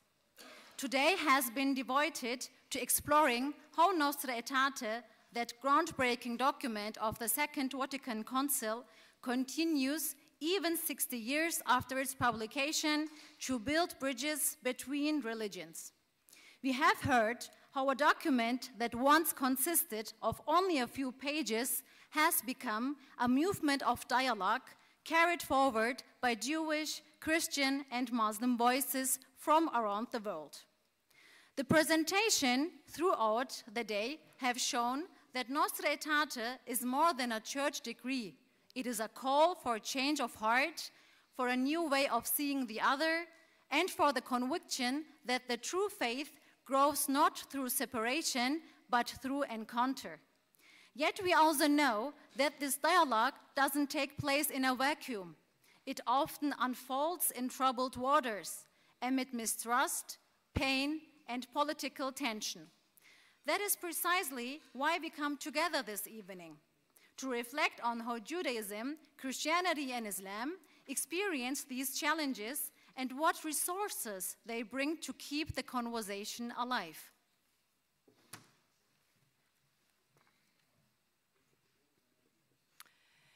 Good evening and a warm welcome from me as well.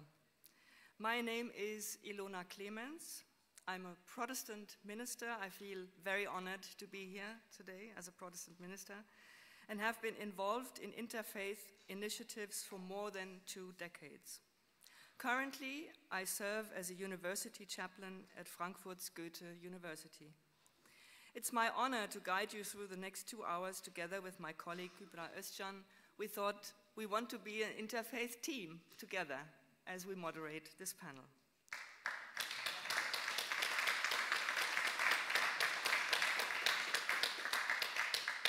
It needed a lot of dialogue to prepare this. So, what is our plan for this evening? First, over the next approximately 45 to 60 minutes, we will listen to 3 presentations: a Christian, a Muslim, and a Jewish reflection on tonight's overarching topic, delivered by 3 renowned personalities: Bishop Jerzy Metta, Dr. Mustafa Cenab Aydin, and Rabbi Dr. Yaakov Nagin. We will introduce each of them before their respective contributions. Second, we will then move into a moderated discussion among the 3 panelists. And third, this will lead into a dialogue between the panelists and you, the audience. This final part will give you the opportunity to ask any question you consider important in light of the ongoing need for interfaith dialogue in these troubled waters. So let's start with the first presentation.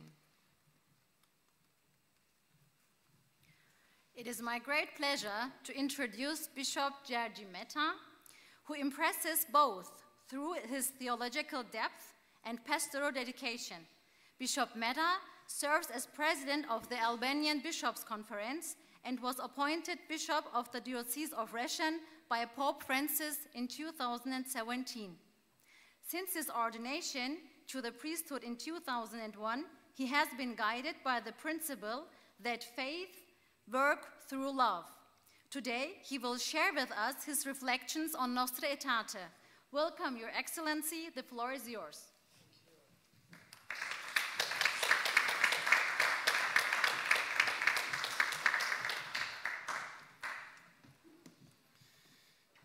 Thanks for having me.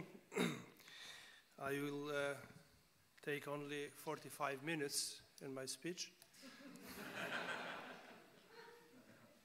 So, a Christian perspective, it's too much for me. I can change it, it'll be the title. I can say, perspective from a Christian. So, because Christian is too much. And it's beautiful to participate to this meeting, especially to see all your faces.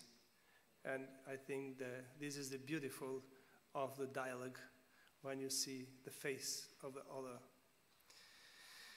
Good. Troubled waters. What do we mean with this word?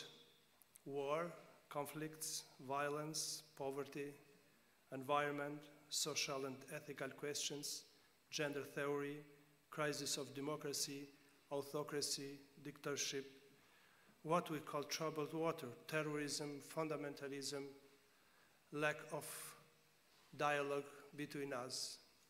It's a lot to say about this. I'm not a theologian. I'm a canon lawyer. My studies are in canon law. But at the same time, I'm a pastor, and my life is everyday life between the people, between my faithfuls, and between my people.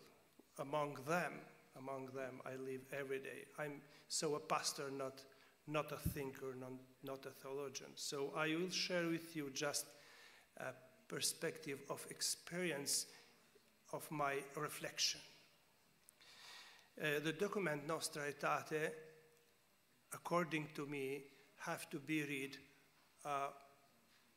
in the context of two other documents of the Catholic Church, which is Lumen Gentium and Gaudium et Spes. The Cardinal this morning, he said also Dignitatis Humanae, but okay. But I think Lumen Gentium and Gaudium et Spes, Lumen Gentium answer to a question that the Church, the Catholic Church, make to herself, who I am. And the Gaudium et Spes is a document that answers to another question, who I am in relation with politics, with science, with culture, with arts, with schools, with the human society. But in that context, I appreciate very much that the fathers of the Second Vatican Council wanted to do a document separate for the relationship with the other religions. They did not include this relationship within the Gaudium et Spes, which is logical, but they did something separate because of the importance of this topic. And but this is not important, but when I heard before the lady from Indonesia, that she said that is not spoken about Hinduism and Buddhism is not true. In the document is mentioned Hinduism and Buddhism inside the document of Nostra Aetate. So I will quote three little things about these three documents. The first, Lumen Gentium says, the Church is in Christ like a sacrament or a sign, or as a sign and instrument both of a very closely knit union with God and of the unity of the whole human race. Unity of the whole human race. The Catholic Church sees herself as a sign and instrument of the unity of the human race. So the vocation of the Catholic Church is to serve this unity. This is why Nostra Aetate. And the second quote is from Gaudium et Spes. The joys and the hopes, the griefs and the anxieties of the men of this age, Nostra Aetate, age of this age, the professor said this morning as well, especially those who are poor or in any way afflicted. These are the joys and hopes, the griefs and anxieties of the followers of Christ. A beautiful quote, according to me. And then the third quote from Nostra Aetate.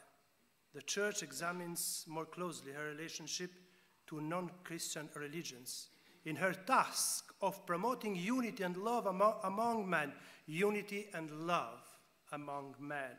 Indeed, among nations, she considers above all in this declaration what men have in common and what draws them to fellowship. So, Nostra Aetate is a service to unity of the human race and a service to all the people who need. We speak in our days to tolerance, coexistence, fraternity. All of these words are simply expressions of another inclusive word, a relationship. This is the essential category, a relationship. A relationship is something I can say, I dare to say, a relationship is like the butterfly of the rabbi this morning, is in our hands. We can decide how to use relationship. We can choose to live relationships in isolation, or with our similar, or with all the people around us. The old philosophy, the ancient philosophy, talks about polemos. You know, polemos is a Greek word that many have translated like war, like conflict. And has been said that polemos is the father of all the things. Through the war, all the things have been generated. But there is another translation of polemos, is a relationship. And we can change this paradigm, that polemos is the relationship that generates sons and daughters for the future. And we can see the relationship between religions as this a relationship that generates something new for the future.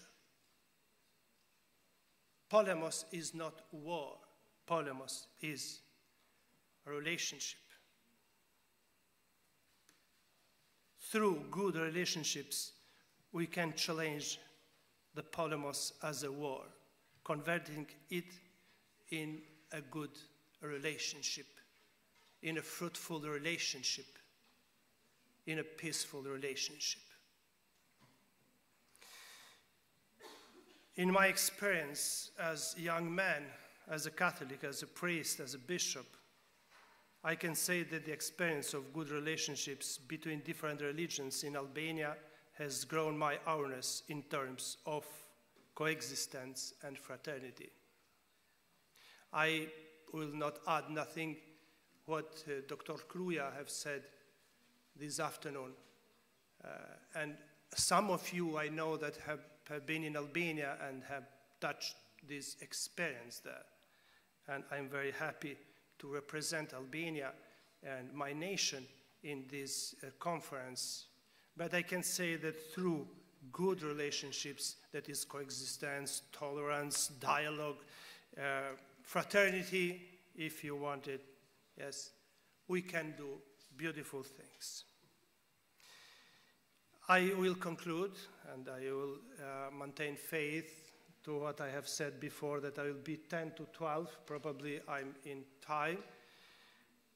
The moments of crisis in the society and within our countries can be resolved only through good relationship, good polemos, who is dialogue, through dialogue, fraternal relationship,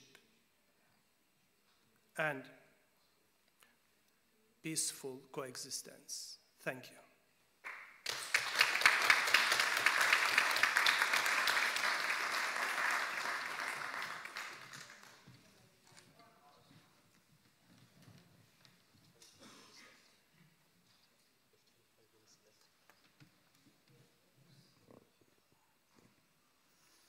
Our second presenter is Dr. Mustafa Cenap Aydın.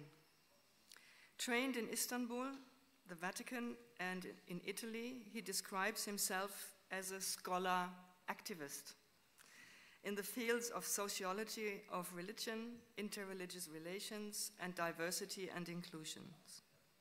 Within these fields, he's a frequent public speaker in Italy and across Europe and teaches at various universities. He's also the co-founder and director of the Istituto Tevere, a center for interreligious studies in Rome, Italy. In addition, he holds several significant roles, including serving as a member of the Italian governing body of Religions for Peace and on the executive committee of Scholas Occurrentes, a global foundation dedicated to the promotion of education and dialogue. A scholar activist, I like that title.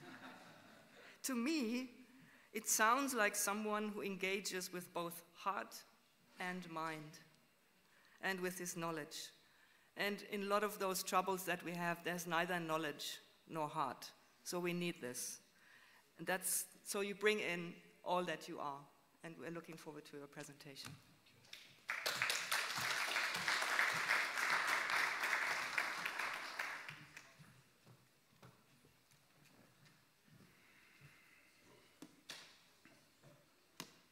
Hallo, guten Abend. Vielen herzlichen Dank an das Haus am Dom, das Forum für interkulturellen Dialog und die Philosophisch-Theologische Hochschule St. Georgen für die Einladung zu der wunderbaren Konferenz. Ich freue mich sehr, Sie heute hier begrüßen zu dürfen. Deutsch war meine erste erlernte Fremdsprache und ich würde meinen Vortrag sehr gerne auf Deutsch halten, aber aus praktischen Gründen, for all practical purposes, wechsle ich nun ins Englische. Entschuldigung. Distinguished brothers and sisters in our shared humanity, it's a profound honor to stand before you today in this great city of Frankfurt. For me, the city of Goethe, the man of dialogue for all of us, a metropolis that has long embodied the promise and complexity of European pluralism. As you have already heard, I come to you from Rome, where for many years I have been engaged in the work of building bridges between communities of faith, particularly between Muslims, Christians, and Jews, but also many other religions, Sikh, Baha'i, and Hindus, Buddhists, and all other religions, as you can imagine. As we gather to commemorate 6 years since Nostra Aetate, that groundbreaking declaration transformed interfaith relations, we do so at a moment of both extraordinary promise and profound peril. Our world stands at a crossroads, as you know well. The forces of division, hatred, and fear seek to tear apart the delicate fabric of interfaith understanding that generations have labored to weave. Yet, we also witness unprecedented opportunities for encounter, conversation, and joint action in service of our common humanity. Just some days ago, when I had the great honor to be greeted by Holy Father Pope Leo XIV on October 28th for the celebration 60th anniversary of Nostra Aetate, His Holiness reminded us, I quote, "As religious leaders, guided by the wisdom of our respective traditions, we share a sacred responsibility to help our people to break free from the chains of prejudice, anger, and hatred, to help them rise above egoism and self-centeredness, to help them overcome the greed that destroys both the human spirit and the earth." But tonight, I'm not focusing on Nostra Aetate. We have so much heard about Nostra Aetate. With these words of the Pope Leo XIV, I would like to reflect with you, because I'm really so much interested in hearing from you, what I would like to share with you, some reflections on dialogue. Just very briefly on the word. In these gatherings of interfaith, intercultural, interreligious dialogue, I will come to these adjectives, usually we have an academic itinerary. We are starting with some etymological work going back to the Greek roots, but of course we are trying to put forward what Emmanuel Levinas and Martin Buber offered us, defining what does it mean dialogue. But I think here sometimes the word is so much used and too much used, and I would like to just share with you some possible alternatives, but very briefly. The term dialogue, that's just, again and again, we have just heard, and especially we were invited by some of my colleagues here, by the Dicastery of Interreligious Dialogue of the Vatican. But here's just, let's go briefly to how we call it in the Islamic tradition. Islamic tradition offers a profound linguistic resource here. The Quranic root, as you know, and the hiwar, and it is used also for hawari, the very word used for the apostles of Jesus Christ in Quran. This connection is revelatory. Through dialogue, transforms us into disciples, learners who are then called to bear witness to what we have discovered in the encounter with the others. And we must therefore expand our vocabulary beyond dialogue alone. And just share with some of them without too much definition. Encounter, which is very much used, for instance, by Father Genore Jose, a Franciscan expert on the encounter between Saint Francis of Assisi and the Egyptian Sultan El-Kamil. The face-to-face meeting, they recognize a sacred image in the other. Again, you know, here we have the Levinasian sense of discovering ourselves in other. Colloquium, it's a Latin term which we find in the Ecclesiam Suam, the encyclical of St. Paul VI of 1964, and sometimes it's a mystery why it is translated as dialogue. It's a mystery still, because it's a Latin word, colloquium, the mutual conversation that transforms all participants, or joint action, the practical collaboration that demonstrates our shared commitment to justice, conversation, common witness, but you can just add, if you like, in a Q&A session. And here I would like to also share with you a conceptual framework between interreligious dialogue and interfaith dialogue. Sometimes we have a linguistic barrier to that, because in Latin languages we have interreligious, but in more Germanic English language we have faith, and you know this very term of religio and fides. Sometimes you know they are used together. I mean, just replacing you know among each other. But I would like to just give a small nuance about that. When we talk about interreligious dialogue, we address relations between usually religious communities as institutions, the formal structures, theological commissions, official representatives. This level provides necessary frameworks and doctrinal foundations. But when we talk about interfaith, fides, the faith is directly linked to the human person, centers on personal encounter between individual believers, the sharing of spiritual experiences, testimonies of lived faith, and authentic human connection. It's here in person-to-person encounter that transformation most profoundly occurs. But however, both dimensions are indispensable and mutually reinforcing. We require the wisdom of institutions and the warmth of personal relationship.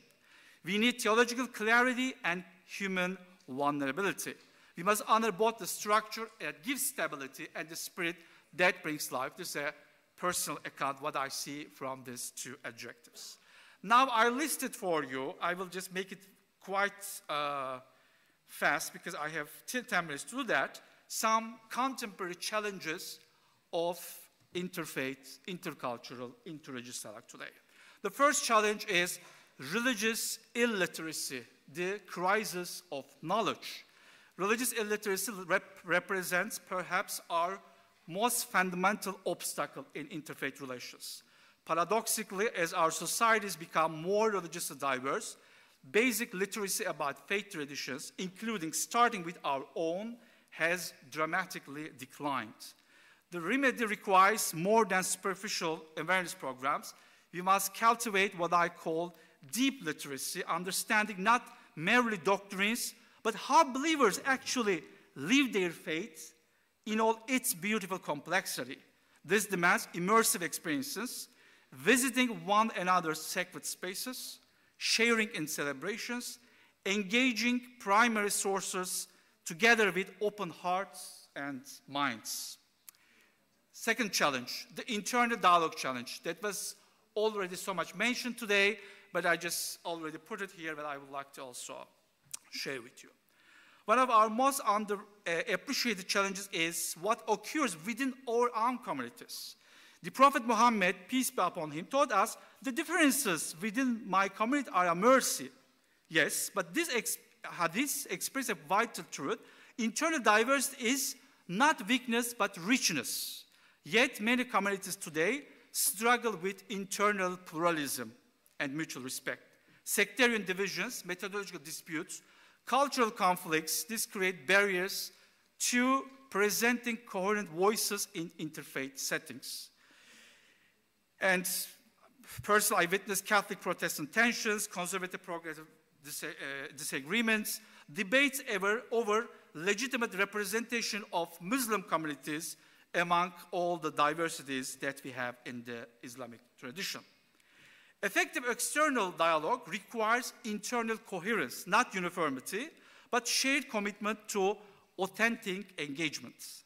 We must undertake what I call prerequisite intra-faith work, honest internal conversations where we address our own diversity and commit to not using interfaith platforms to settle intra-communal disputes. Challenge 3, religious liberty as foundation. And today, His Eminence talked about that, just insisting on the relation between two last documents of the Second Vatican Council. The intrinsic connection between religious liberty and interfaith understanding remains insufficiently explored.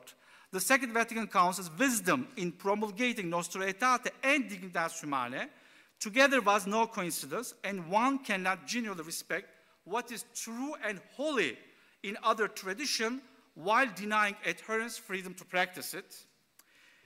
And the Quranic principle, there is no compulsion in religion, Surat al-Baqarah 256, provides an Islamic foundation for religious freedom. And in this spirit, Pope Leo XIV reminds us we share a sacred responsibility to defend human dignity, which necessarily includes religious liberty for all. I personally advocate for reciprocal religious freedom. Dialogue partners should advocate for each other's religious liberty in their respective contexts. Catholics in Europe, I will say, should be expected in a genuine, authentic dialogue, champion Muslims' rights to build mosques and practice freely, while Muslims should also advocate for Christian minorities' rights in Muslim-majority nations to worship, witness, and live without fear. Challenge 4, interfaith education. A critical challenge we must address with urgency is developing comprehensive interfaith education, which is linked to the first challenge, the religious illiteracy. And here I will propose a model very briefly that should start at the kindergarten, a primary level, secondary level, university level, depending on the context, so that just really we can have the curriculum which reflects on the multicultural, multi-religious societies of today. Challenge 5, sacred spaces as interfaith sanctuaries. Our place of worship must evolve to become welcoming to people of other faiths. This does not mean compromising our distinctive identities or syncretizing our practices. Rather, it means cultivating what I call hospitable distinctiveness, remaining fully ourselves while opening our doors and hearts. When sacred spaces become places of encounter, they fulfill their deepest purpose, manifesting the divine hospitality, maybe in this sense, the Abrahamic hospitality, the mamre, in every place of worship, and that transcends all boundaries. The increasing vulnerability of religious spaces to violence represents also profound theological and legal sociological crisis with which we have, myself and with some partners here, we dealt this crisis through a European-funded project called Proton recently. Recent attacks on synagogues, mosques, and churches, other temples, strike at the heart of religious freedom. But this approach, just opening up the place of worship to others and inviting them to collaborate, will make a difference to make them safer, as they will be protected not only by the respective members of the religions, but altogether, just showing the witness of concrete collaboration. Challenge 6, joint service in vulnerable settings. Some of our most profound interfaith work occurs not in conference halls, but in prisons, hospitals, hospices, and schools, place where human vulnerability opens hearts to transcendent solidarity. In prisons, chaplains of different faiths should collaborate in providing spiritual care, and they do.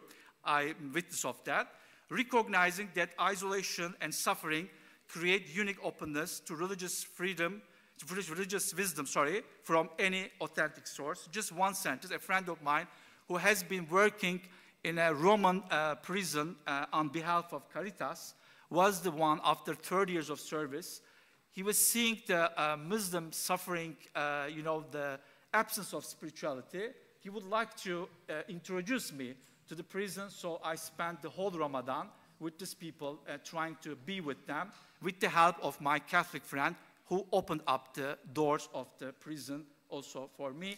And just we celebrate at the end of the Ramadan, Eid together as Christians, Muslims, and other people together. And I'm just not going to details of hospices and hospitals. Challenge 7, engaging youth, our present, not just our future. The sustainability of interfaith engagement depends critically on involving young people, yet youth participation remains unfortunately neglected in most interfaith initiatives. Not necessarily here, but other places, which are sometimes dominated by older established leaders. We must reject two problematic attitudes: condescension, they understand when they are older, or idealization, youth are the future. Young people are not future dialogue partners, they are current partners bringing distinctive gifts, digital fluency, cultural creativity, prophetic impatience with inherited prejudices, and lived experience of diversity. Challenge 8, navigating the digital age. Artificial intelligence and digital misinformation present unprecedented challenges. Social media algorithms amplify divisive religious content over nuanced dialogue or all sort of interpretive dialogue. AI systems can generate plausible sounding but inaccurate religious content. Yet, technology also offers opportunities. Digital resources make sacred texts searchable and comparable.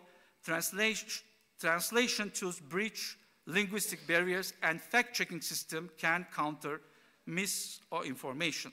Here I will propose a collaborative religious AI ethics in which interfaith partnership ensures AI systems respect religious dignity and promote accuracy over sensationalism. Last challenge, challenge 9, but I will just make a very brief reference to that because we have already talked about this issue. Secularization, desecularization, and faith's public role. Contemporary interfaith dialogue unfolds within the complex tension between secularization and desecularization. And here I'm skipping Peter Berger, Casanova. I'm just coming to my conclusion. Here the challenge remains. Here, the opportunity for interfaith dialogue, the challenge lies in articulating a public role for religion that is neither theocratic nor privatized. The opportunity emerges when religious communities collaborate to offer moral and spiritual resources for public life, what I call collaborative public theology. But the challenge remains: how do we cultivate a public square that is neither stripped of religious voices nor monopolized by any single tradition or by a secularist anti-religious approach? Interfaith dialogue, hopefully at its best, may model this possibility where religious communities speaking, publicly engaging respectfully, and collaborating while maintaining distinctive identities, sharing a common ground of human rights and freedoms. Conclusion.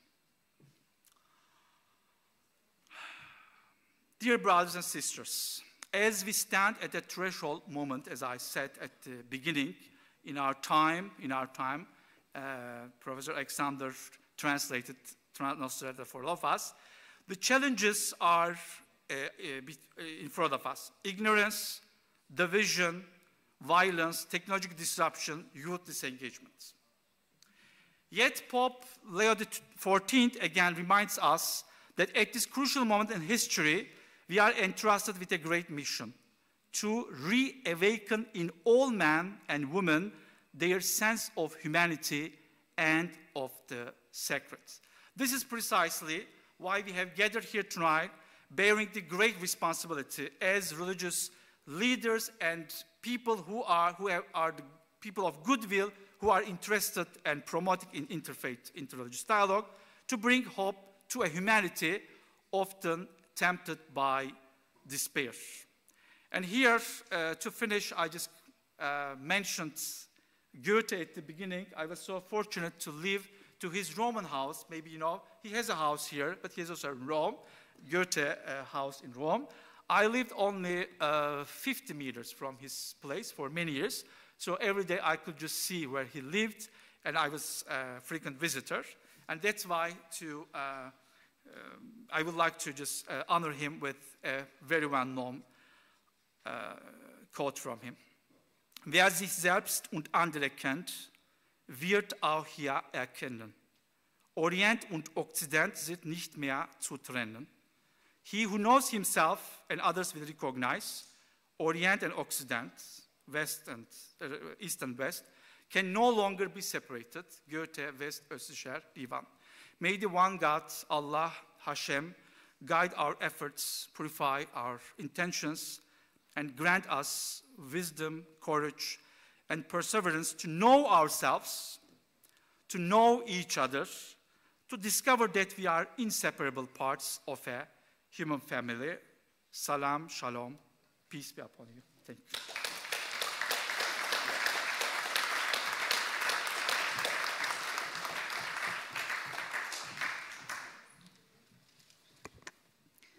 Thank you, Dr. Aydın, for your inspiring presentation. Now we are going to our last presentation today. Rabbi Dr. Yaakov Nagan is the director of Torah Stone's Blickle Institute for Interfaith Dialogue, as well as the Beit Midrash for Judaism and Humanity. He earned his PhD in Jewish philosophy from the Hebrew University of Jerusalem. He teaches Talmud and Kabbalah at Yeshivat Otniel, where he is regarded as one of its leading spiritual teachers. For over 20 years, he has been deeply engaged in interfaith dialogue, particularly between Judaism and Islam, as well as in encounters with Eastern religions. His work has gained international recognition. Many of his writings have been translated into Chinese. And Tablet magazine listed him among the 10 Israeli rabbis you should know. We already know and greatly appreciate him, and it is a true honor for us to have you here, Dr. Rabbi Yaakov Nagan.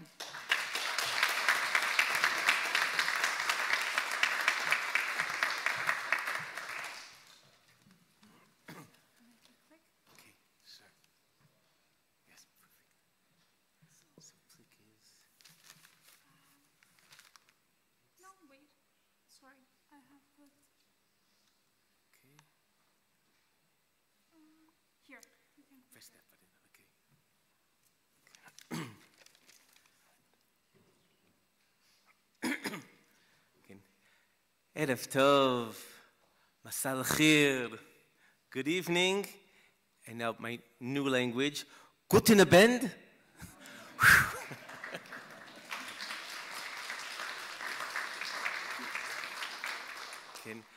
I try to begin every talk by noting today's date. There's something remarkable about today's date. It never was, and it will never be again. Today's date is unique, which means that today is unique. And if we truly realize how special today is, it can help us live it to the fullest. I then add a verse from the book of Psalms to express the vibes, the feeling of that particular day, and certainly the joy and gratitude will explain the verse I picked. Hayom, Tet Vav Cheshvan, Taf Shin Pei Vav, Ze Hayom, Asa Adonai, Nagila V'nismecha Bo. This is the day that God has made. Let us celebrate and rejoice in it.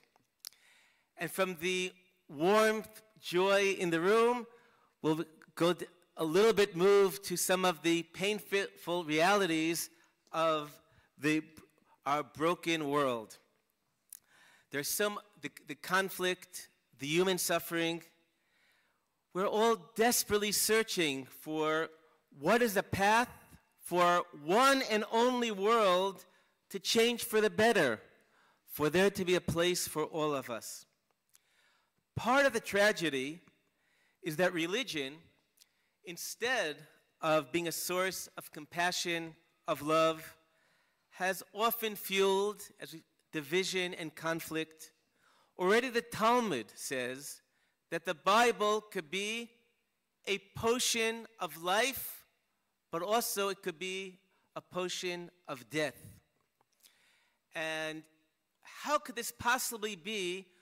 A dear friend of mine, Imam Talib Sharif, once explained, he said, religion is very powerful.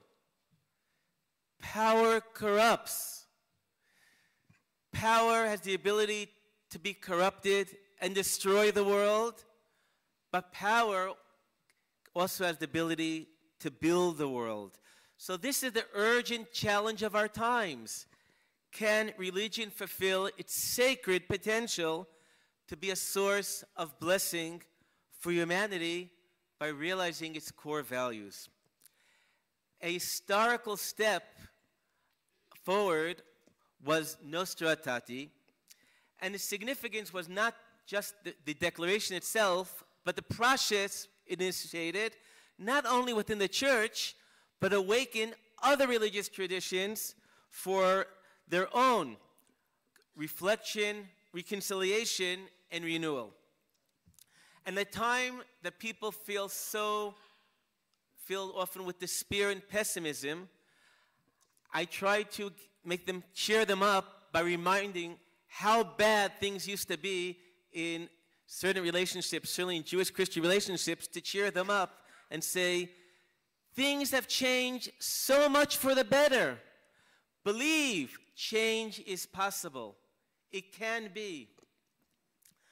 And tonight we'll talk about the expansion of Nostra Aetate, the vision, one second,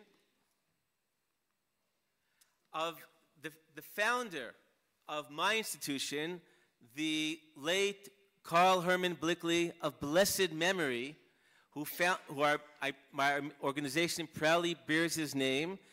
He called upon me to develop what was the dialogue, the Jewish-Christian dialogue, to be a trialogue, to include our Muslim brothers and sisters, and through him and his very dear wife, Lisbeth, who's with us tonight, I've got to know so many of my Muslim brothers and sisters who are here tonight.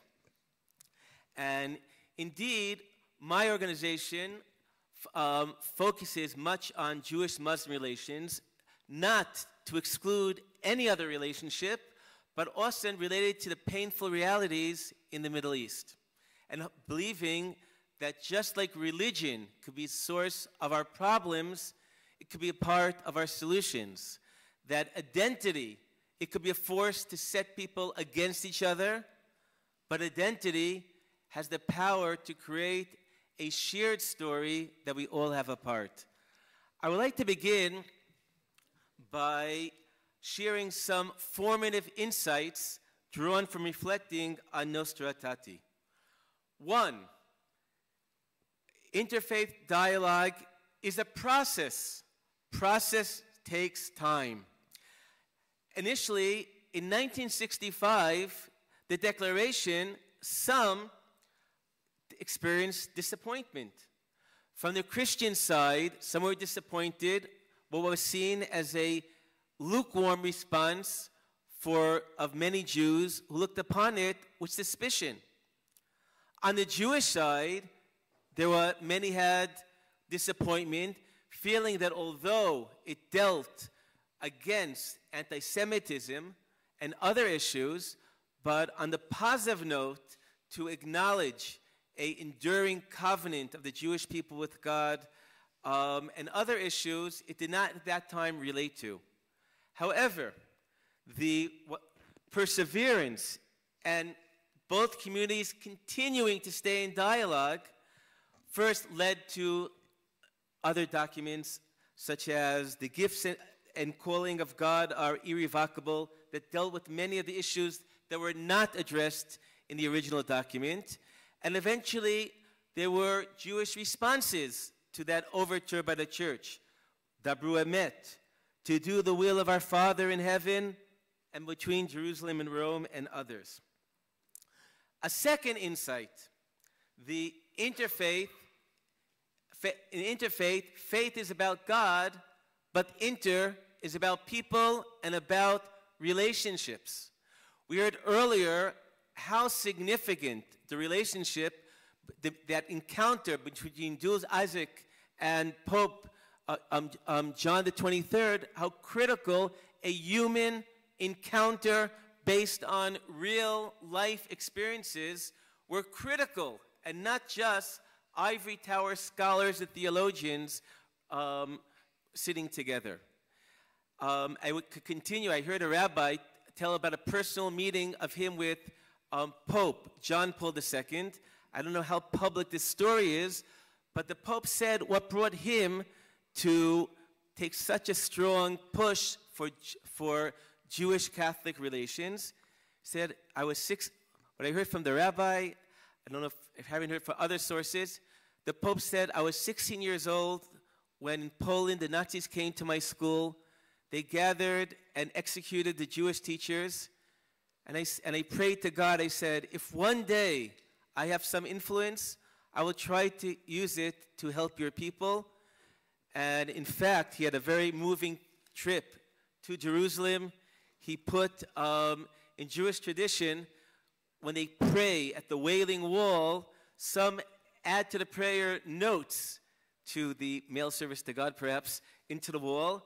And he wrote, God of our fathers, you chose Abraham and his descendants to bring your name to the nations. We are deeply saddened by the behavior of those who in the course of history have caused the children of yours to suffer and are asking forgiveness. We wish to commit ourselves to genuine brotherhood with the people of the covenant. So it's not just about theology, ideas, it's about people and about real life experiences.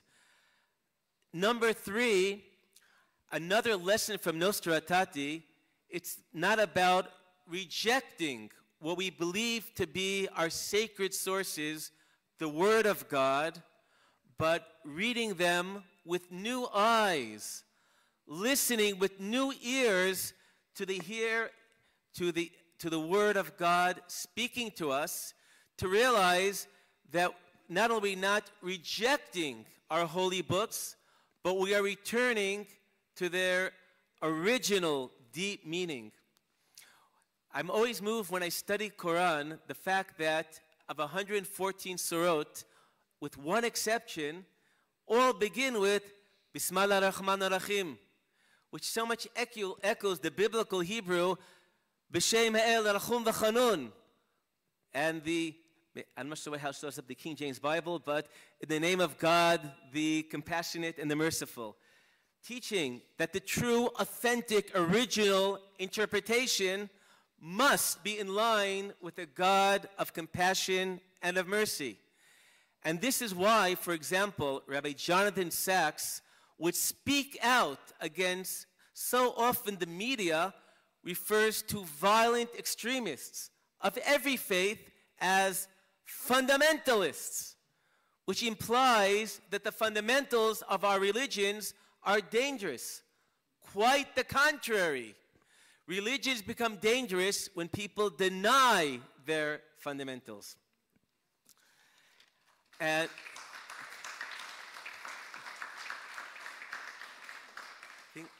one contemporary figure that all 3 of these principles was a living example, and he is deeply missed since he had passed away, was Hojafenda, known to the world as Fethullah Gulen. And all 3 of these principles were in his approach to the other religions. He He was the first to admit that his approach to other religions evolved, and they evolved as a result of the encounter with representatives of the other religions. I have a quote from, in an interview, he said, "During the interfaith process in the 90s, I came to know practitioners of non-Islamic faiths and have revised my expressions from early periods." So first, he is explicit that his thinking evolved. It was a process. Explicit that it was in the encounter. Here is with the chief rabbi of Israel. And it was in the encounter with the other that led to ultimately, the third point, not a rejection of his holy books, but revising, rereading. I quote, I sincerely admit that I had misunderstood some verses and prophetic sayings. And he continues, my efforts for interfaith dialogue were criticized as softening Muslim perspectives on Jews and Christians. I have not done anything that I do not believe to be following in the steps of the Prophet Muhammad, peace be upon him. And in that process of encounters, I am so grateful that I had the privilege for an encounter. And when he was already at the end of his days, already with so many responsibilities and ill, on my request, here I'm giving him a copy of the Torah in the original Arabic translation, feel that the words of the Torah in the language of the Quran. And on my behalf, he wrote a formative document about the status of the Torah, Judaism, and the Jewish people, much of which is relevant also for the gospel and Christianity and Christians on my request. And these are 3 lessons, but this is from the past. I'd like to go also towards the future. I feel a necessary step is the tolerance is certainly a good start for interreligious relations. However, to tolerate the other, I don't think anyone would like to be merely tolerated. Certainly in Hebrew, toleration, savlanut, comes from the word sevel, pain, to endure the pain of the other. Going beyond, certainly this was included in many of the stages of Nostra Aetate, but there's still a long way to go to both see, not only to tolerate, but to see value, legitimacy, and perhaps most of all, the blessing in the other. To feel our world is so much more blessed. It's so much more beautiful by the presence of the others in their path to God. And again, it's not enough just to proclaim it, as I'm doing now, but to try to actually do it. And if I have time to give perhaps one example of sort of a ping pong of some of my Christian and Muslim friends about how allow me, each of us, to understand our own tradition better with also live experience. I hope I have some time left.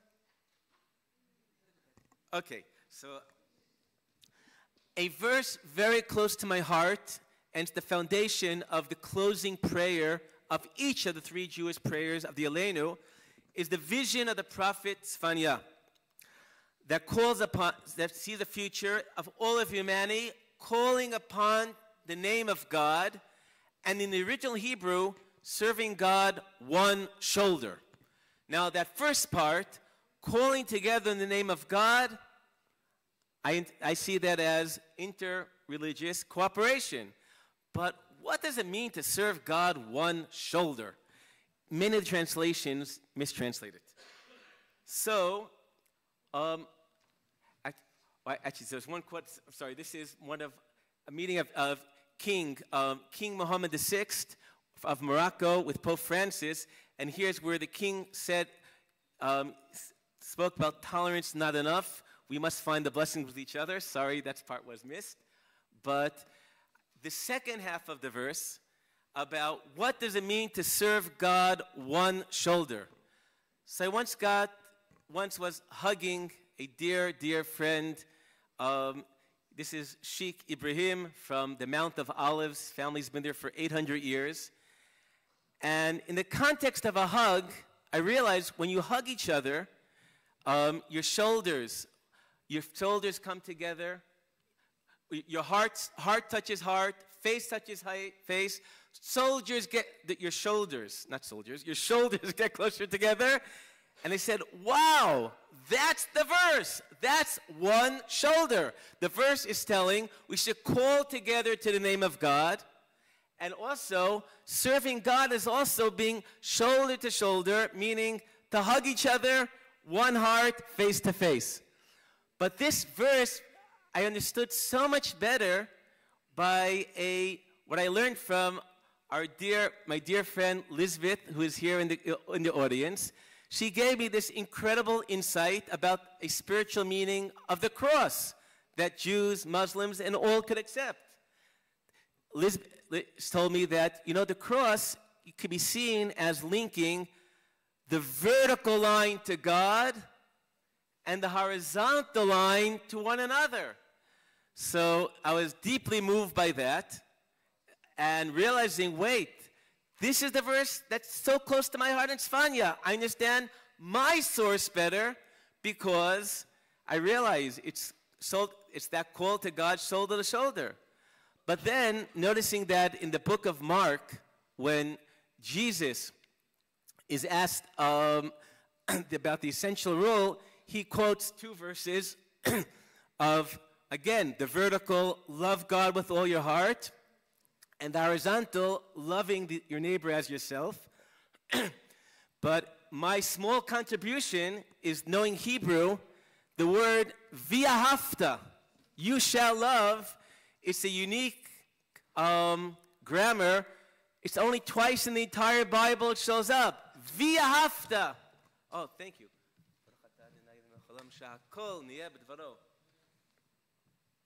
I needed that. V'ahavta, and at Hashem, v'ahavta b'kol levavcha, v'ahavta l'reacha kamocha, realizing how the Bible itself is cluing us to link them together. So this was one connection. Also, I would like to give a space for another Muslim source, and then I'll get closer to the end, if that's okay. Sorry.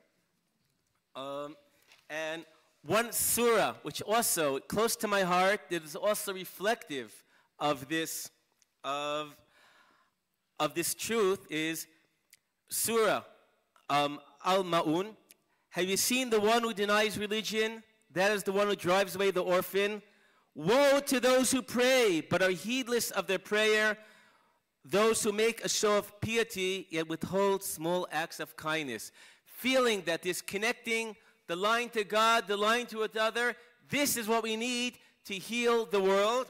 And on a personal experience level, I experienced this, that 3 years ago, on the way back from the funeral of Carl Blickley, I had a major brain hemorrhage. I said goodbye to my family, and my wife tried to raise up the world, including, and my children said, Father would want you to reach out to all of his Muslim and Christian friends. So with my WhatsApp, she reached out to the whole world, and by the skill of the doctors, by the grace of God, to everybody, I'm going in the wrong direction, to many, the surprise of many, I somehow woke up again. This is with my family after coming back.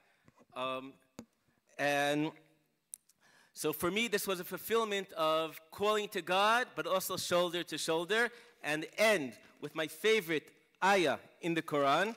Okay, so I'll pick that up later. After talking about Ahalu Kitab, Jews, Christians, and Muslims, which for me is tragic, is translated as people of the book. The Arabic is so much warmer. Ahalu Kitab, family of the book. And this verse I will leave you with, ayah, hold fast to the rope of God, all together. Be not divided. Remember the blessing of God upon you when you were enemies, and he joined your hearts so that by his blessing you became brothers. I'll add sisters.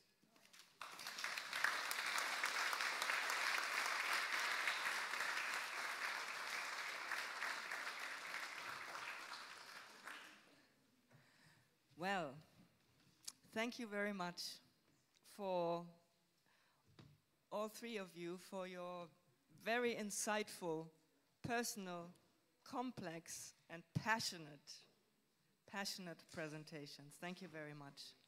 We've heard a lot already. We know dialogue needs passion. We know that. As we were preparing for this panel, we thought, let's go back. We've heard a lot, very complex presentations, programs you even offered to us what to do. But we thought, let's go back to the very, very basic element of dialogue. And all three of you mentioned that, which is personal relationships. That's the basic of all. We know religions don't do dialogue. People do dialogue. Dialogue is about people. And there may be people here who are already engaged in dialogue and others who are not. And for all of us, the question remains, why is it that relationships are so much more transformative than theories? We've heard that even a text like Nostra Aetate was initiated by an encounter. So the text is based on a relationship that was built. And it was a very powerful text, but still the relationships count.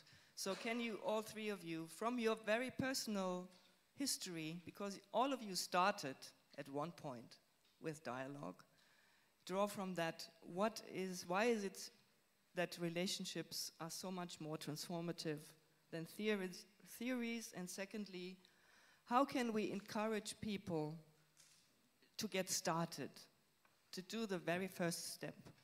Because we need everybody involved. These are the questions, the first questions we would like to ask all of you. Who would like to start? Bishop, would you like to start? I was just taking note for the questions. It's okay. Okay, so I'll give you some time. Yeah. No. Yes, sir. Okay. With all due respect to books who are holy, ideas that are holy, the totality of our total humanity, our soul, our heart, there's so much more to us than certain intellectual aspects of the ideas we have in our head. And an encounter creates the totality of my very being, my whole, my heart comes to play in meeting the other. This is one aspect. A second aspect is so little we truly know about the other, and so much we think we know about the other. And in that encounter, so much of that which is false could dissolve, and we see that which is true. And last, and then I hope everyone has enough time to respond, is that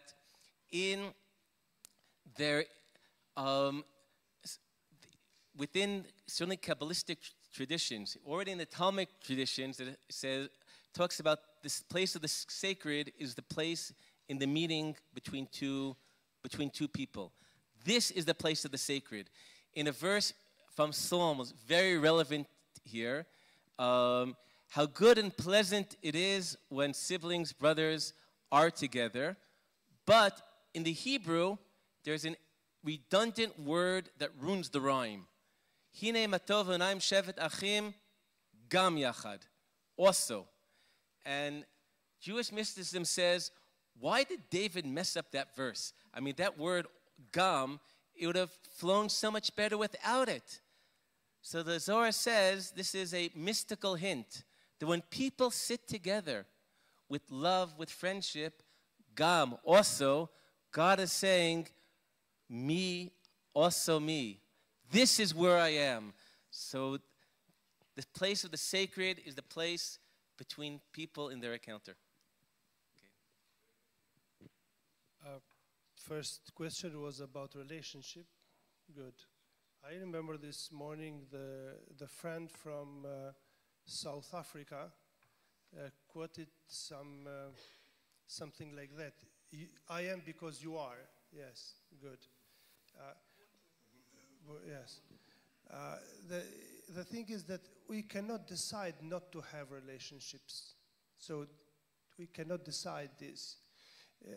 As well, in the formal logic, in philosophy, the principle of identity is this. It's A. So I am one and I am not an another.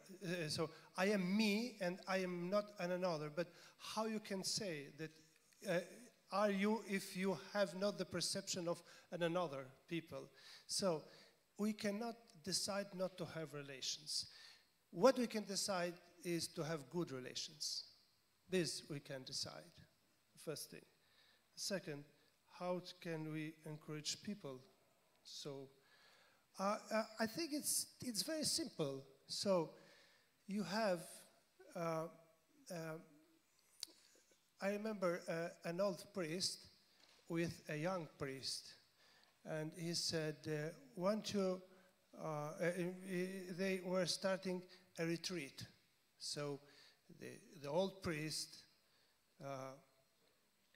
had to preach to the young priest, and he said, first thing that you have to know, the world is saved by God, and you are not God. So when we are aware that we are so small in this world, so we will feel the need to the others. But if we say that I am the truth, I have the truth, I don't need the others, and my thoughts and my beliefs is all the truth, there is no space for dialogue. But if you feel yourself part of this world, the science is beautiful in these things, the science of the particles, the physics of quantum. They have taught us a lot of things about also the human being. So you cannot stay alone without the relations with the other. When you teach to the others that you are not enough for yourself, but you need the others, then you start dialogue with others.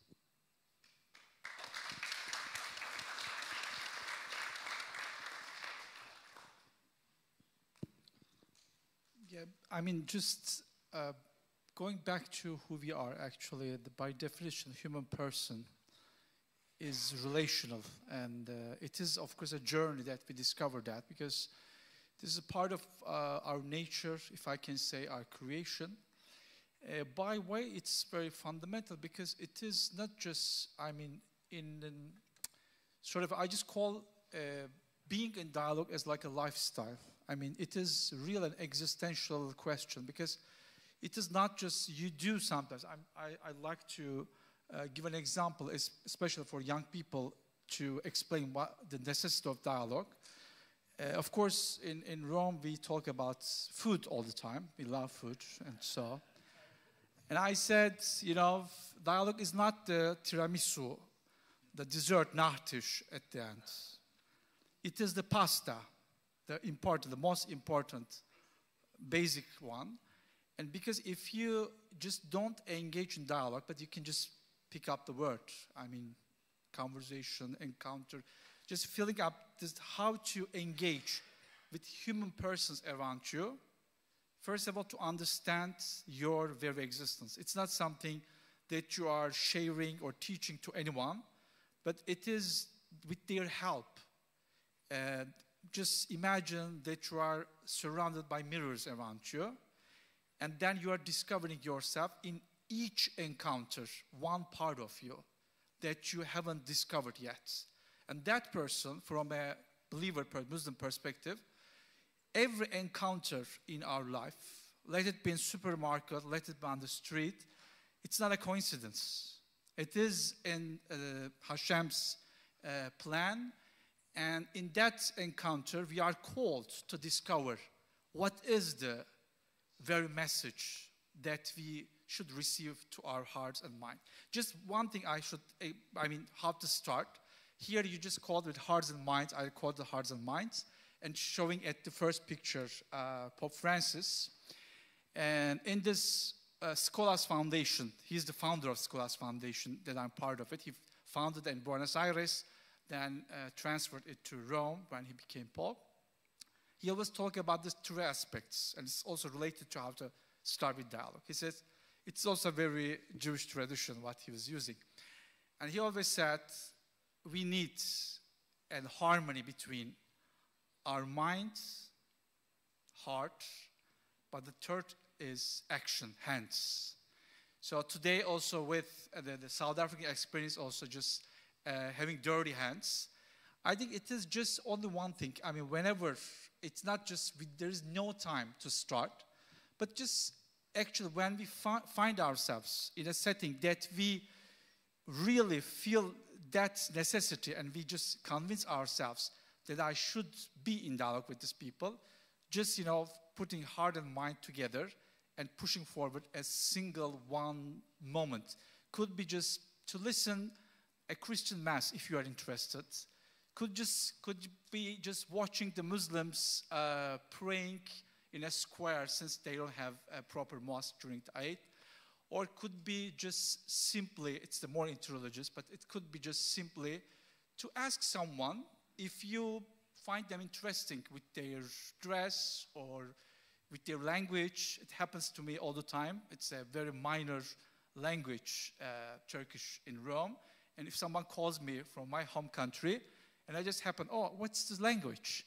And that is the beginning of a dialogue. And then actually the small moments, the small steps are important if we really value them as an encounter in the bigger project of our Creator. Thank you.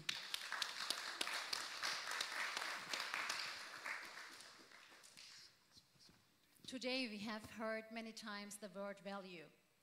I think the word is very connected to Nostra Aetate, because the third paragraph of Nostra Aetate, cum estimatione, begins with this value. And you have also mentioned, Mr. Aydın, that in Nostra Aetate is using to respect the holiness and the truth in other traditions too. But I think that religious people, I don't want to generalize this, but maybe we are afraid of valuing someone because we have the fear to give up our own traditions or faith. How can we solve this problem? How can we bring people together and actually, by knowing that valuing someone doesn't mean that you give up your own tradition or your own faith? It's just valuing. How is it? How it is. Yeah.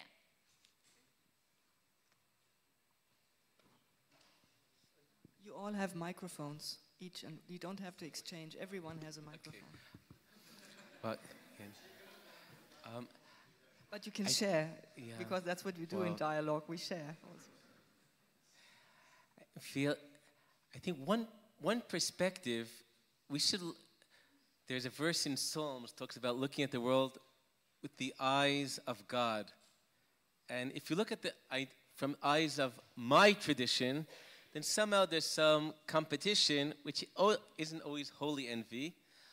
But looking from the eyes of God, I think somehow could open us to see beauties and blessings in other places if it's not just from my eyes. And embracing, we've heard many times the verse from the Quran about feeling the will of God, the beauty of the world is in the differences, the diversity. It becomes, if my assumption is everyone should be like me, then it's a threat if something is different than me. But if this is the beauty of God, the beauty of God's creation, then it could be embraced. And a Talmudic source, or that? Okay, so a beautiful Mishnah relates to the question, why did God create one human at the beginning? And among the answers, one talks about the commonality of one ancestor, but perhaps I find the most fascinating answer to show the greatness of God's creation, that humans, when we create one stamp, it all comes out the same. The greatness of God is we came from one ancestor, but from the beginning to the world, to the end of the world, there will never be two people that are exactly the same. And the Mishnah concludes, therefore, each individual must say, for me, the world was created, which is understood, I am responsible for the world because there never will be anybody else like me. It's the greatness of God, uniqueness and difference, not just between religions, but between every single individual, and this must be embraced. And then, from the eyes of God, this is not a threat, but it is a blessing. Thank you for your question. If I have understood well, it's about value and values. There are common values that we share with each other. There are probably others that we have to discuss. But I think it's not a question of renouncing of our values when we are in a process of dialogue, but to put together our values, to put together, because probably we can create, how it is in English, a mosaic. Mosaic, it's, so that are different things that can create a beautiful image of the society, of living together.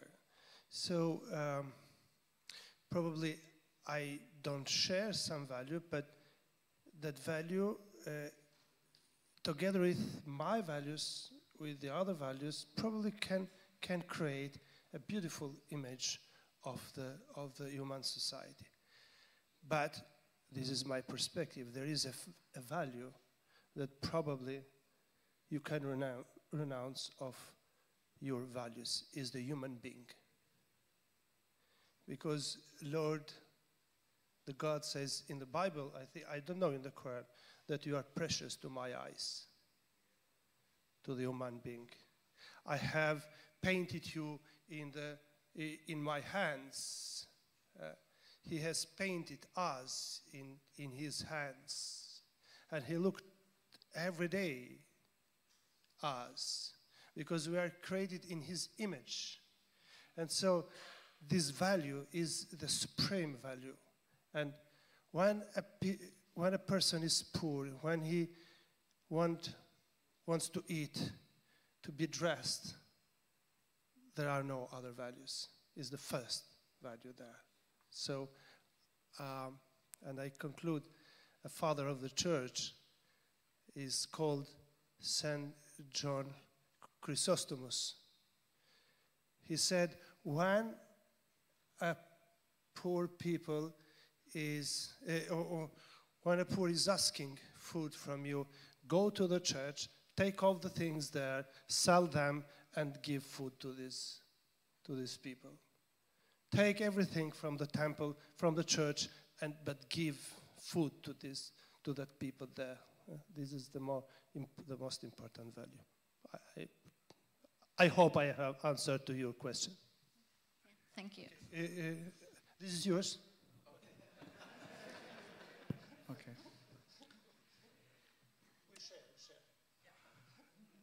Actually, I will say something very similar what my brothers already said. That's okay. Here, of course, the central point is to see the human dignity in every human person. And for instance, one of the things that I really appreciate of this country, at the beginning of your constitution, there's mention of the human dignity. Because also when we are meeting, encountering someone, I mean, of course, for our context, we are trying to know each other better through verses and cultural frameworks. But I think when I was talking about interfaith education, the first thing should be this one. How can I really teach young people that they're encountering a human person? then a German, then a Christian, then a Muslim, then Jewish, Italian, etc. It doesn't diminish the differences, but just embracing this person as such. And of course, I mean, what you have said and the creation and how there's the gaze of God upon us, the same in Islam and the best form. God created best form means just affirms the dignity. But specifically about values, I think the dignity that we are recognizing in each human person defines also how do we share these values all together. Because otherwise, as you know, we have a whole literature about that, post-colonial literature, which rights for whom or which kind of values in which context. It is a long journey, but I will again quote, since, I mean, yes, this last week we listened twice Pope Leo, and he again talked about, as we all members of religions, he defined us, they are walking together. I mean, the pilgrims of hope. This is this year's Jubilee's motto. And here I think that journey, that pilgrimage that we are doing all together as different human persons, also teach another form that we are learning from each other as we are walking on the path of life. And since, I mean, hopefully, we are aware that we have the same destination and we are coming from the same source, and being conscious about this journey, where we are coming from and where we are heading to, make us more humble in this pilgrimage of hope. Thank you. Thank you very much. As we have shared a lot of words of kindness and what we share and what we do together, I would like to move into more troubled waters, as the title of this panel is. You've all described successful relationships, institutionalized dialogue, a program, what to do. But as we were preparing for this, we were thinking about the situation, especially here in Germany, that we have well-established interfaith institutions and relationships, but whenever there's a conflict, these relationships are really challenged. And for the past 2 years, relationships have really, really suffered and ended in many ways. The challenge for us is, how do we keep together through these troubled waters? I mean, are we just trying as religious communities to survive, or are we trying to calm the storm? So how do we keep on going through troubled waters? And even as we build good relationships, they're really endangered and even killed sometimes. How do we keep on going? What keeps us together?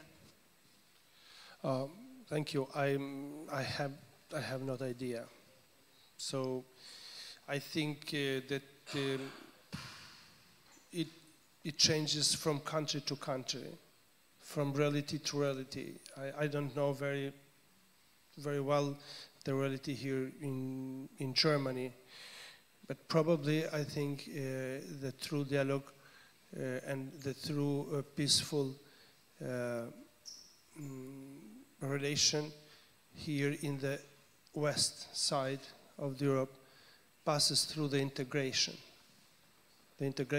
of the people who comes from outside, that come in Germany, in Belgium, or in Netherlands. They come from another country. They find here, we Albanians, we come here in Germany. We found here something that we have not built. You have built, Germans have built. We found here something that we have not created. We have not merits. We have not given contribution, and we have to respect what we find here in Germany, in every place of Easter. But also the welcome is it's how I can say, it's a work to integrate all the people of different religions that comes from the other countries, from Balkans or from Middle East or from Asia. So to work together. It's a process. The rabbi said before, I think, it's a process, and it's not easy. But it's different from a country to another country. I think there are not universal answers of this topic. No, it's mine. Yes. So in many ways, somehow I feel that the challenges of the West are much greater than those in the Middle East. I feel the experience that people tell me about relationships falling apart, I didn't have that experience. And I suspect, I don't want to sound critical, but I felt the relationships that are based on a real connection, heart to heart, soul to soul, that you feel the pain of the other people, of the other person. And if that's the relationship, I feel it does endure. But if it's, well, I'm sorry to make a cynical comment, but I had a word play. There's interfaith and sometimes there's interfake. And sometimes I feel that there are encounters that are platitudes, saying the right things and the polite things. And when things get tough, people fall into identity politics about what group am I identified with. But I feel real relationships are resilient. Another challenge is I feel that in many ways the other parts out of the Middle East, people are further away and therefore have a very limited understanding what's happening. The people who actually live there, there's some things that somehow get lost from far away. I mean, in many ways, the societies I live together, the different parts have gotten much closer together. Personally, I'm very close to especially for the Bedouin populations of the southern part of Israel. There are hundreds of thousands, and for also tragic reasons of suffering. And many of them are the same tribes from Gaza. They have relatives on both sides. But sharing together in the pain, it's not sharing that I'm upset about something that's so far away. When I visit my friends in the city of Rahat, the largest Muslim city in Israel, which is on the border with Gaza, and they have their relatives in Gaza, and they have relatives that were hostages in Gaza, and visiting at the tents of mourning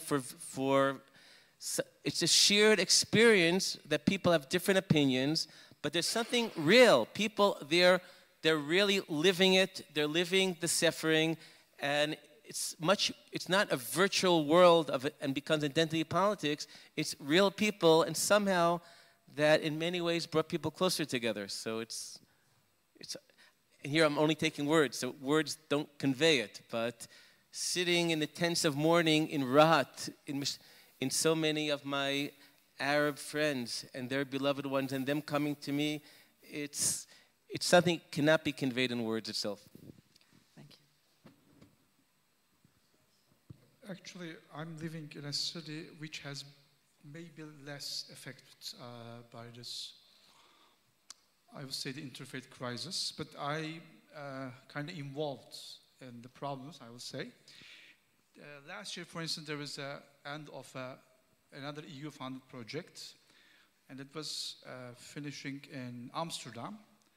And they told me they couldn't find any Muslim speaker to speak in the synagogue, so they imported me from Rome, for instance.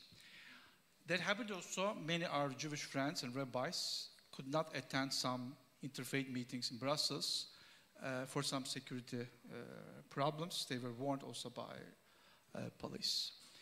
These were the realities, but how can we just go ahead? I have also good news and examples of that. In Rome, with young people, with different institutions and communities, we have a tradition to organize a specific iftar dinner among practicing Jewish young people and Muslim young people. And it starts in a synagogue with a prayer before iftar. And then it's called Tempio di Giovani on the Tiberian Island. There's a small synagogue over there. And we break the fast with dates and waters within the synagogue. And then we pray over there, and the Maghrib, the fourth prayer. And then we go together to a kosher restaurant. Why I'm telling you this? It looks very simple, but it was a challenge after 7th of October. But again, dialogue was introduced, insisting. It was formerly like 2-3 messages to set up the date, etc. But we had long conversations among each other. We spent time, and this is the most precious thing that we have. We spent time, we listened to each other, and the conclusion of the young people is very clear. They said, we would like to, because they recognize their limits. They understand what they can change in this world is what they are now living this day, as you have mentioned, Rabbi. And they said, we can make a difference here, showing the world and giving a witness that we can pray together, eat together, even though now around the world, not necessarily Middle East, because of course that was our main concern as members of Abrahamic religions, but as you know, around the world there are several other conflicts happening at this moment. But what we can do, since this is a gift of God, now we have food, we are in a peaceful country, so we can just give an example and also for a sustainable vision of dialogue. So if we actually break, our habit, our tradition, because after Teresa tradition, it was already a tradition, then we will make happy the forces, the people who would like to destroy our peaceful coexistence.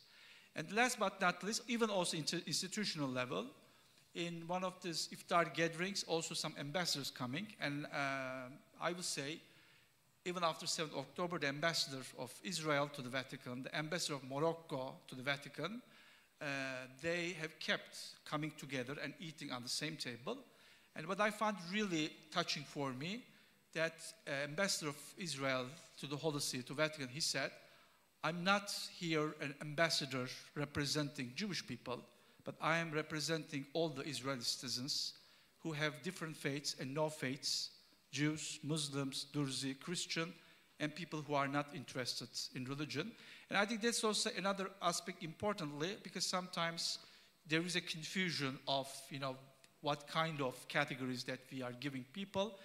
And I think that was also important witness, because some Muslim friends would like to talk to him, because that was their first encounter with someone coming from Israel and not a religious leader.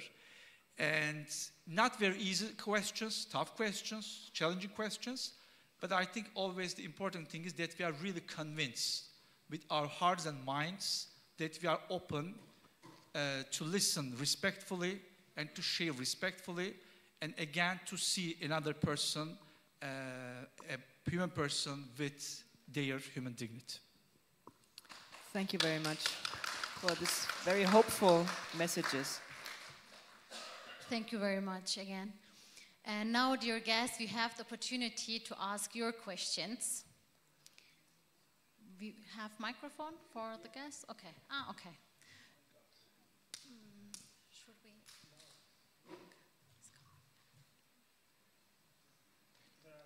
Please also introduce yourself so we know who you are. My name is Stanisław Krajewski. I come from Poland. I am the co-chair of the Council of Christians and Jews in Poland. So the Nostra Aetate tradition is all about, this benevolent, open-minded approach and interpretation of religion. But as we know, there are many other interpretations of religion, and some of them are used by terrorists, by people who promote wars and conflict, and they are also religiously involved, and they use religious arguments. This is all we know, and in fact it was mentioned by the rabbi during this intervention. So my question to all of you is the following. You represent this Nostra Aetate, so to say, approach, which is the approach of openness, friendship, fraternity, cooperation, respecting dignity, etc., etc. But I think an important part of the interfaith or interreligious dialogue is some sort of self-criticism. It's as important as anything else. So my question is the following. How would you define your position in your community? Is it a majority attitude? Is it a minority that is growing? Is it a minority that is not growing?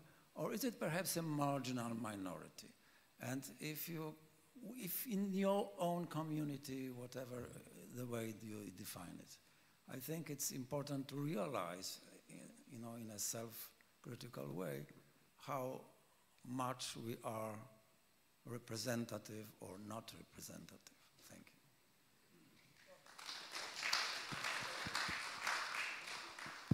you. I can answer immediately. In my country, I feel majority, and all the people in Albania, the majority of the people in Albania wants the logic of Nostra Aetate. So for me it's easy to say this, and I can prove it. Many of the people who has been in Albania can prove it. The religion in Albania has not been, almost never, an obstacle to good relationships between people. And so for me it's easy to say that, and I'm proud of this, to be honest.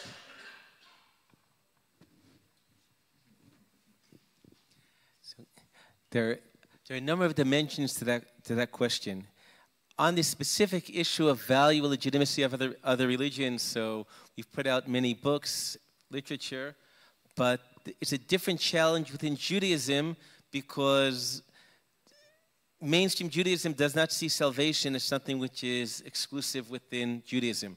This is not, it's very mainstream that Olam Haba, the future, relates to some very general, the laws, Noahite laws.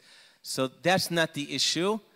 The part of the issue, I think, is more than about status of other religions, is convincing my fellow, my communities about what they think about us. That's the big challenge. I mean, unfortunately, too many do not know about the profound changes in Christianity.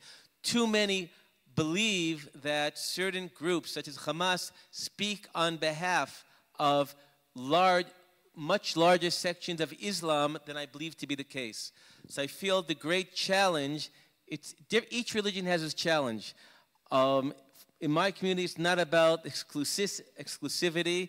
It's to show that trauma and post-trauma, to realize we must overcome that and realize it's not true that inherently some of these other religions are denying you, against you. No. These are sometimes exceptions that it's painful, but realize this is not the truth, this is not the whole reality, and I feel this is part of our mission, to bring many other voices. And but I feel to that it's becoming more wide, especially, again, one point of light.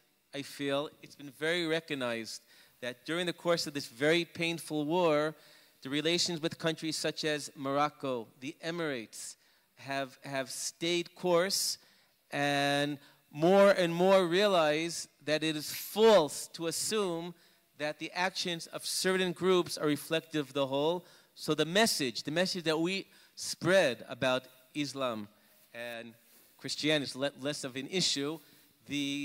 And podcasts of rabbis and imams together on so many issues and speaking on these issues, we feel that things are changing for the better on this particular issue. Well, in the Islamic world, we have different approaches and communities, towards dialogue. But I will say, since we are living in the post-9/11 era, Muslims, in a way, are still being just forced to explain themselves, if I just call it as a way of dialogue. Just simply to have the opportunity to say, we are not terrorists. We're Muslims, but not terrorists. And just also today, Mr. Aymas was referring to the encounter between Fethullah Gülen and St. John Paul II in 1998. Fethullah Gülen, in a letter submitted to the Pope that time, one of the sentences I find very relevant to our issue. He said, Islam, it's 1998, 3 years before 9/11, that's why I find it very interesting.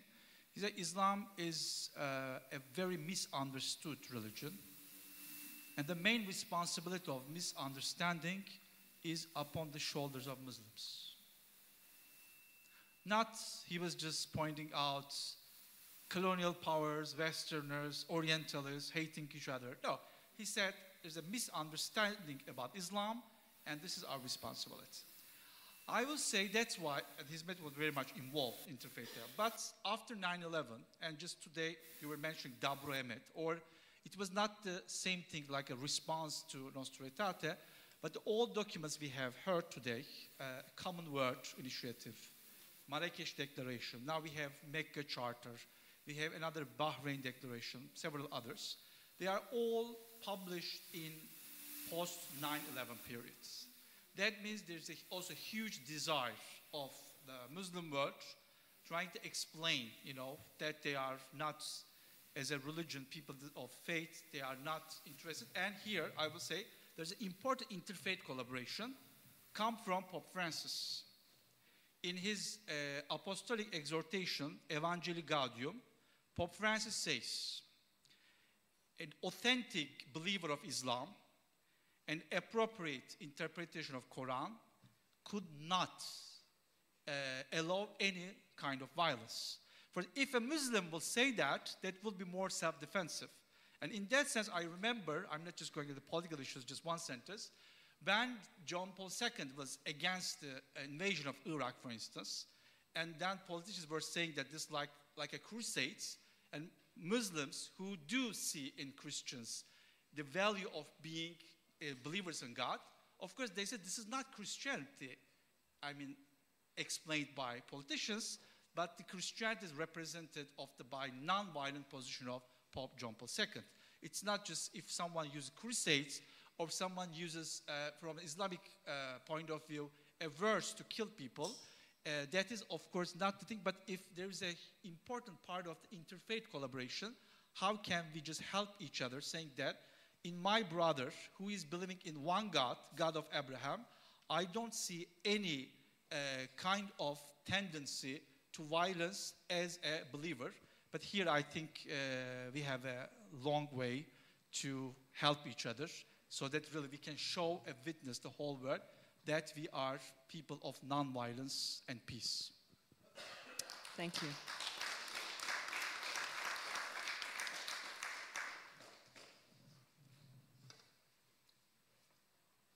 Good evening, everyone. My name is Ayhan from South Africa.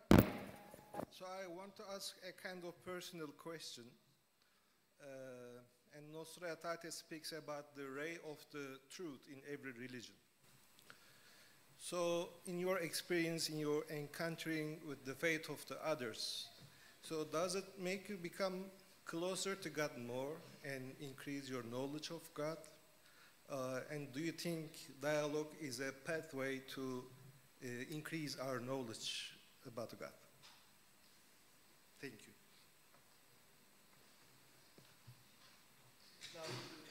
change the...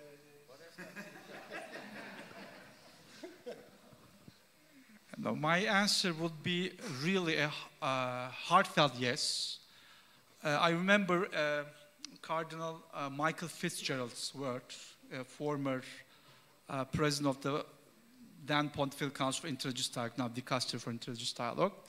He was talking about that in interfaith dialogue, that we become, they talking about himself, they become more Christians, and Jews become more Jews, and Muslims become more Muslims.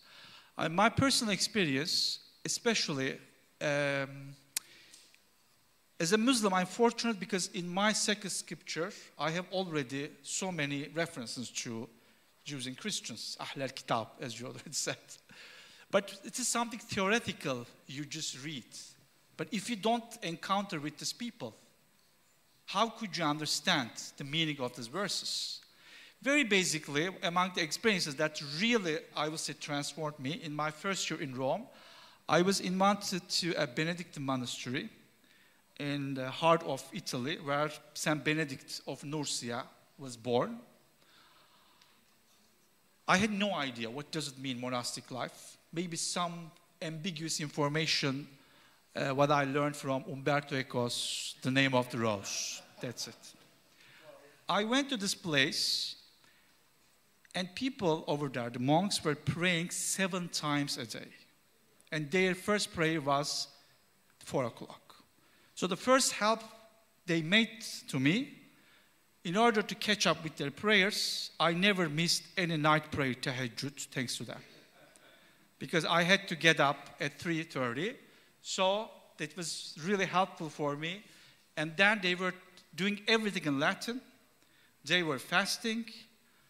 And I said, well, this is what I read in Quran about monks and priests who are humble.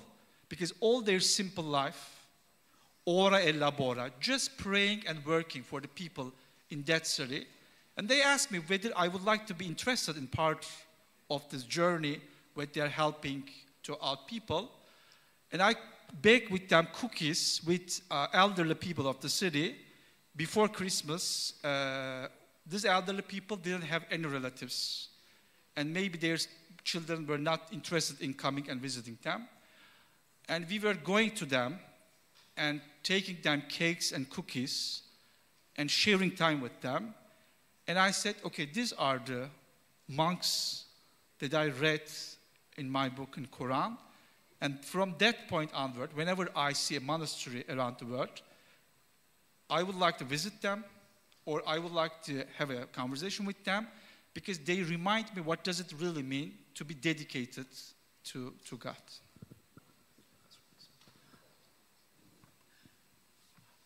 I still have the other half of the story. So, the following story, all my thousands of students know, and I think it's the completion of your story. I was at a joint study of rabbis and imams in Hebron al-Khalil, and since, for language reasons, there was a Arab Muslim Israeli girl from Taiba who was the translator. She's a student at the Hebrew University, and I gave her a ride back to Jerusalem. Her name was Asil, I think. I asked her, are you religious? And she looks at me, give me looks, which is saying without words, clearly you don't understand everything. She points to her head, and she doesn't have a hijab. She points that she's wearing pants and not a skirt. She goes, I'm not religious, but I fast all Ramadan, and I pray 5 times a day. What? And and I asked her, and when's the first prayer? She goes, oh, well, in the dormitories at Hebrew University, I have an alarm clock. I get up at 5:30. Since then, she is my great daily inspiration. When it's hard to get out of my comfortable, warm bed in the morning, I think, Asel, she's gotten up and prayed already. What am I doing in bed? So I push myself out of bed. So all my students know this story because I hint to them about waking up in the morning for prayer. And one day we were praying at sunrise during the summer. And I tell my students, wow, this is a very special day. For the first time, I'm praying before Asel. and my students look at me sadly and say, Rabbi Yaakov, you met Asel during the winter. This is summer. She's gotten up and prayed a long time ago.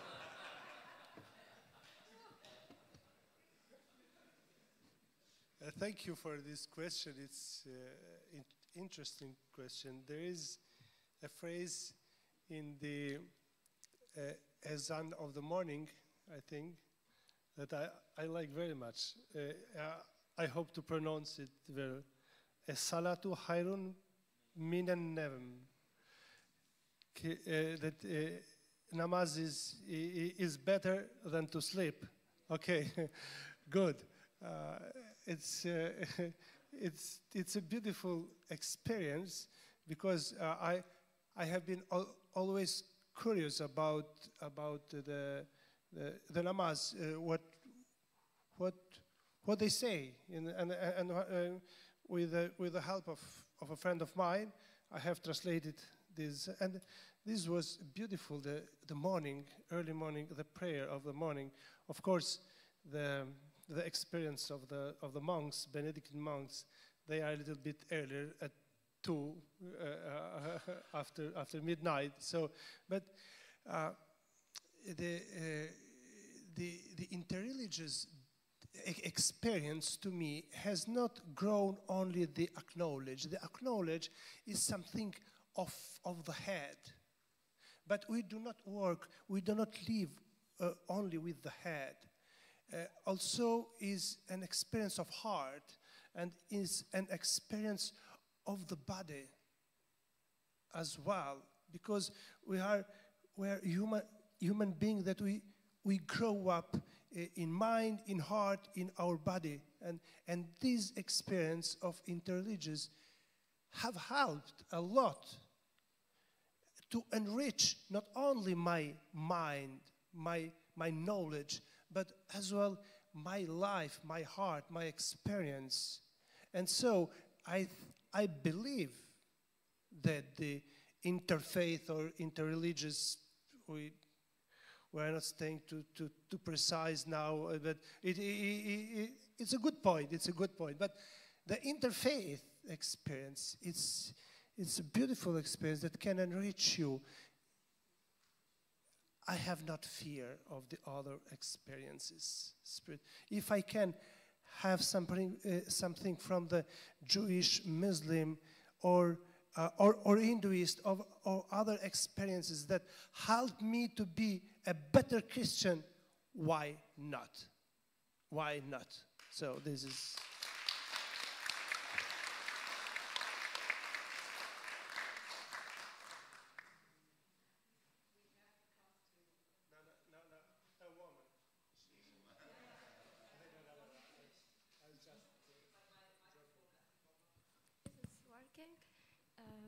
Maybe Professor One last question. understood what I'm going to tell, so he preferred me. I'm Hasia Erdogan, I'm from Albania, and I'm studying in the University of Erfurt, Islamic Studies. This is a very interesting topic, and to be honest, I had many questions, but I already received the answers. So if I may, I would like to add something about this day. We can talk about this topic for hours and maybe for days, and it would be never enough. But at the end of the day, we look for living examples, or, as you said, for relationships, good relationships. And we have here Bishop George Fista. He is representing the Christians of Albania. And on the other side, we have Professor Genti Kruja, and he is representing the Muslims of Albania.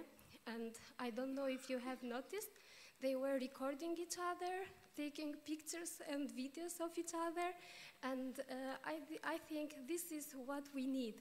They are a living example and a good result of the beauty of interfaith dialogue in Albania. So,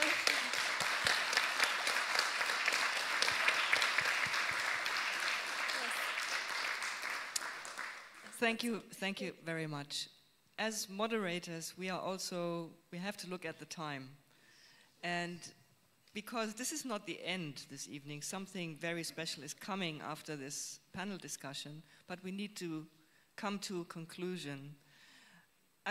Initially, I wanted to ask you for a final word, but the last three contributions of you and yours, I think, was speaking enough that do not fear,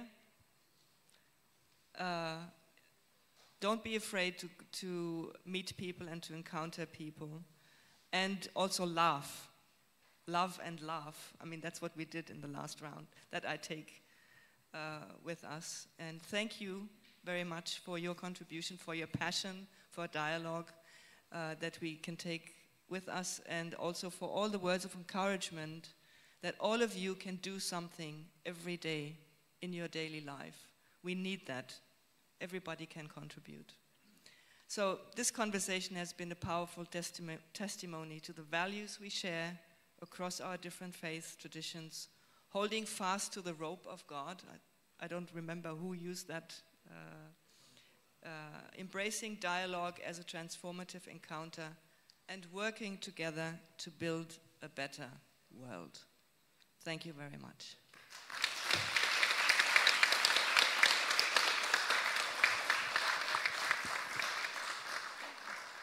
Dear guests, we will conclude our evening with a multi-religious meditation, a moment of silence, prayer, and connectedness. Rabbi Dr. Yaakov Negan and theologian Dr. Arhan Kardash will recite from the sacred scriptures, while Susanne Stierle, pastor, minister, and singer, will perform a spiritual song from the Christian tradition. May this moment fill us renewed hope and inner peace.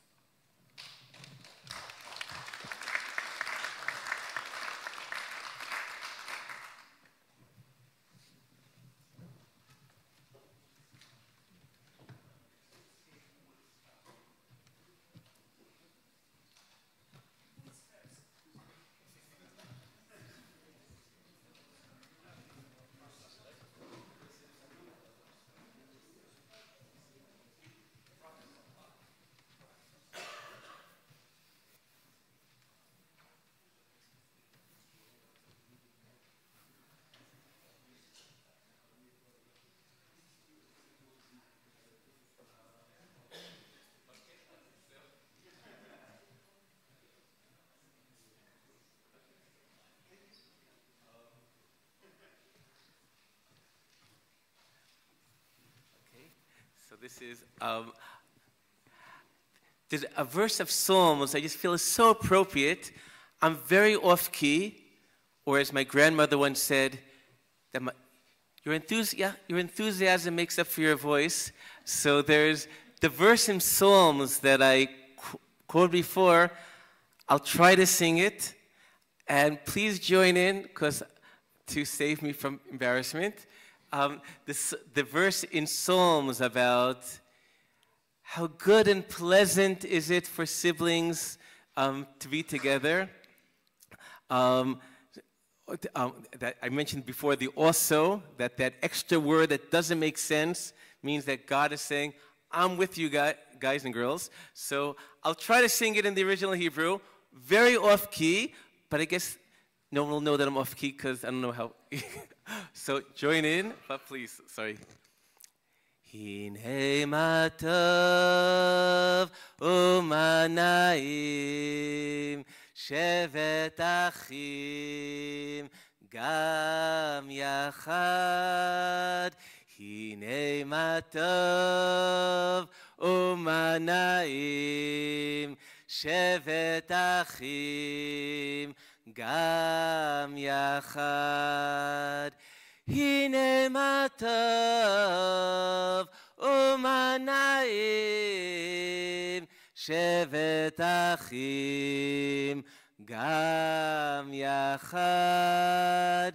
Hine ma tov u'manaim shevet achim gam yachad. Bless all of you.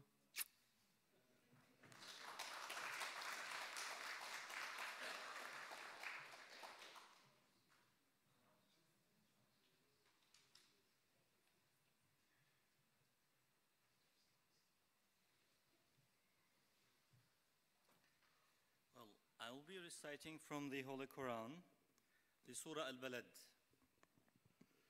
أعوذ بالله من الشيطان الرجيم. بسم الله الرحمن الرحيم. لا أقسم بهذا البلد وأنت حل بهذا البلد ووالد وما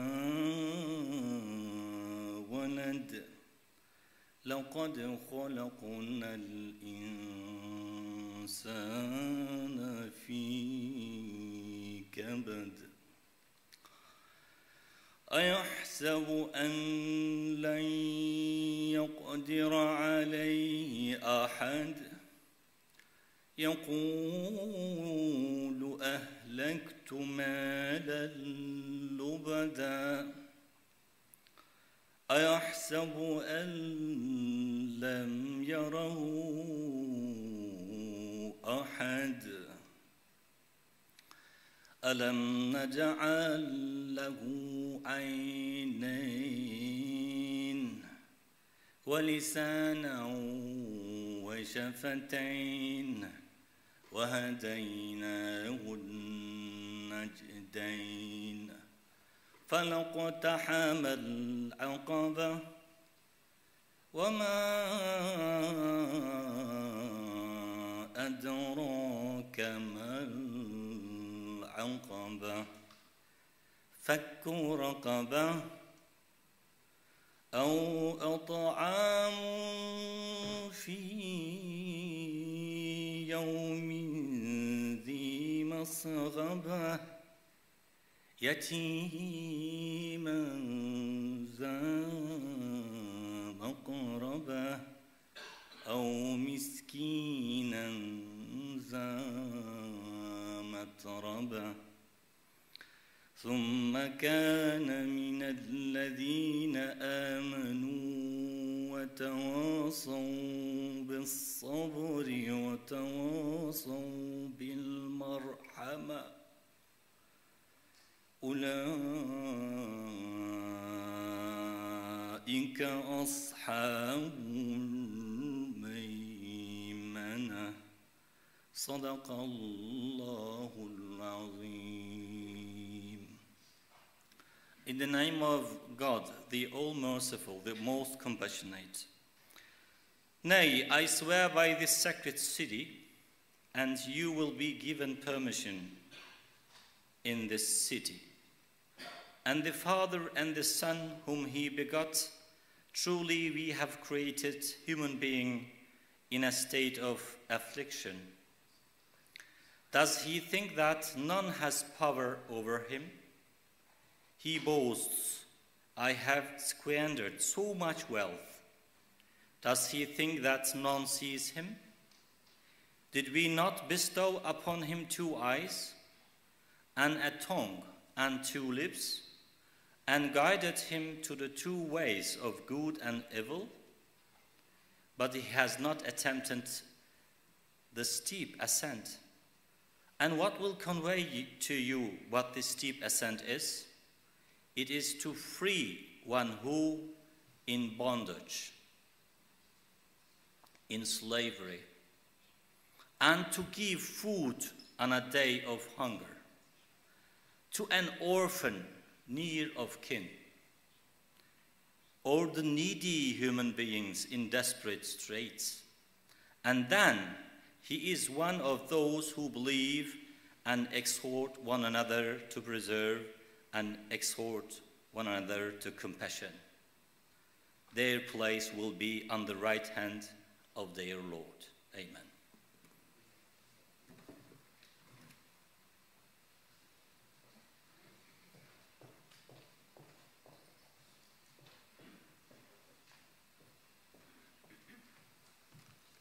Good evening. The Magnificat is a very old song of Virgin Mary, where she praises God Almighty, and the great things he has done. It was handed down to us in the Gospel of Luke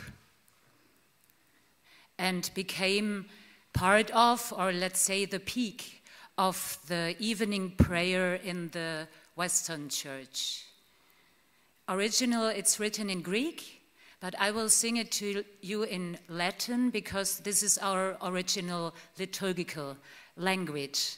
Before that, Pater Specker and I will read it to you in English.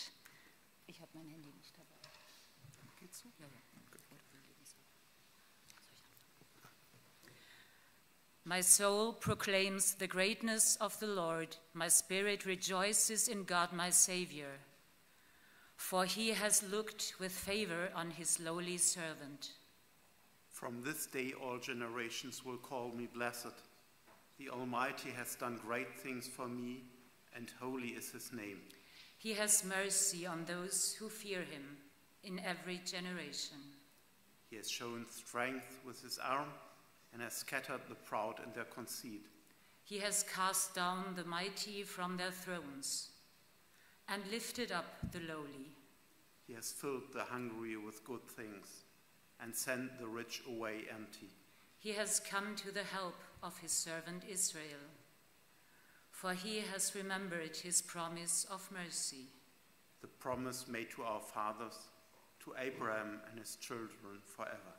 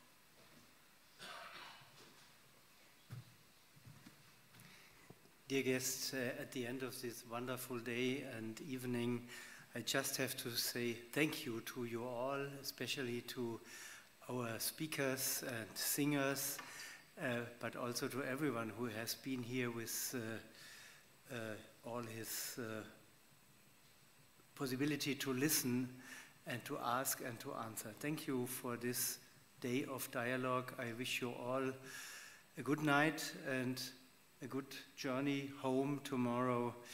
I am proud and happy to have you had here as guests today. Thank you.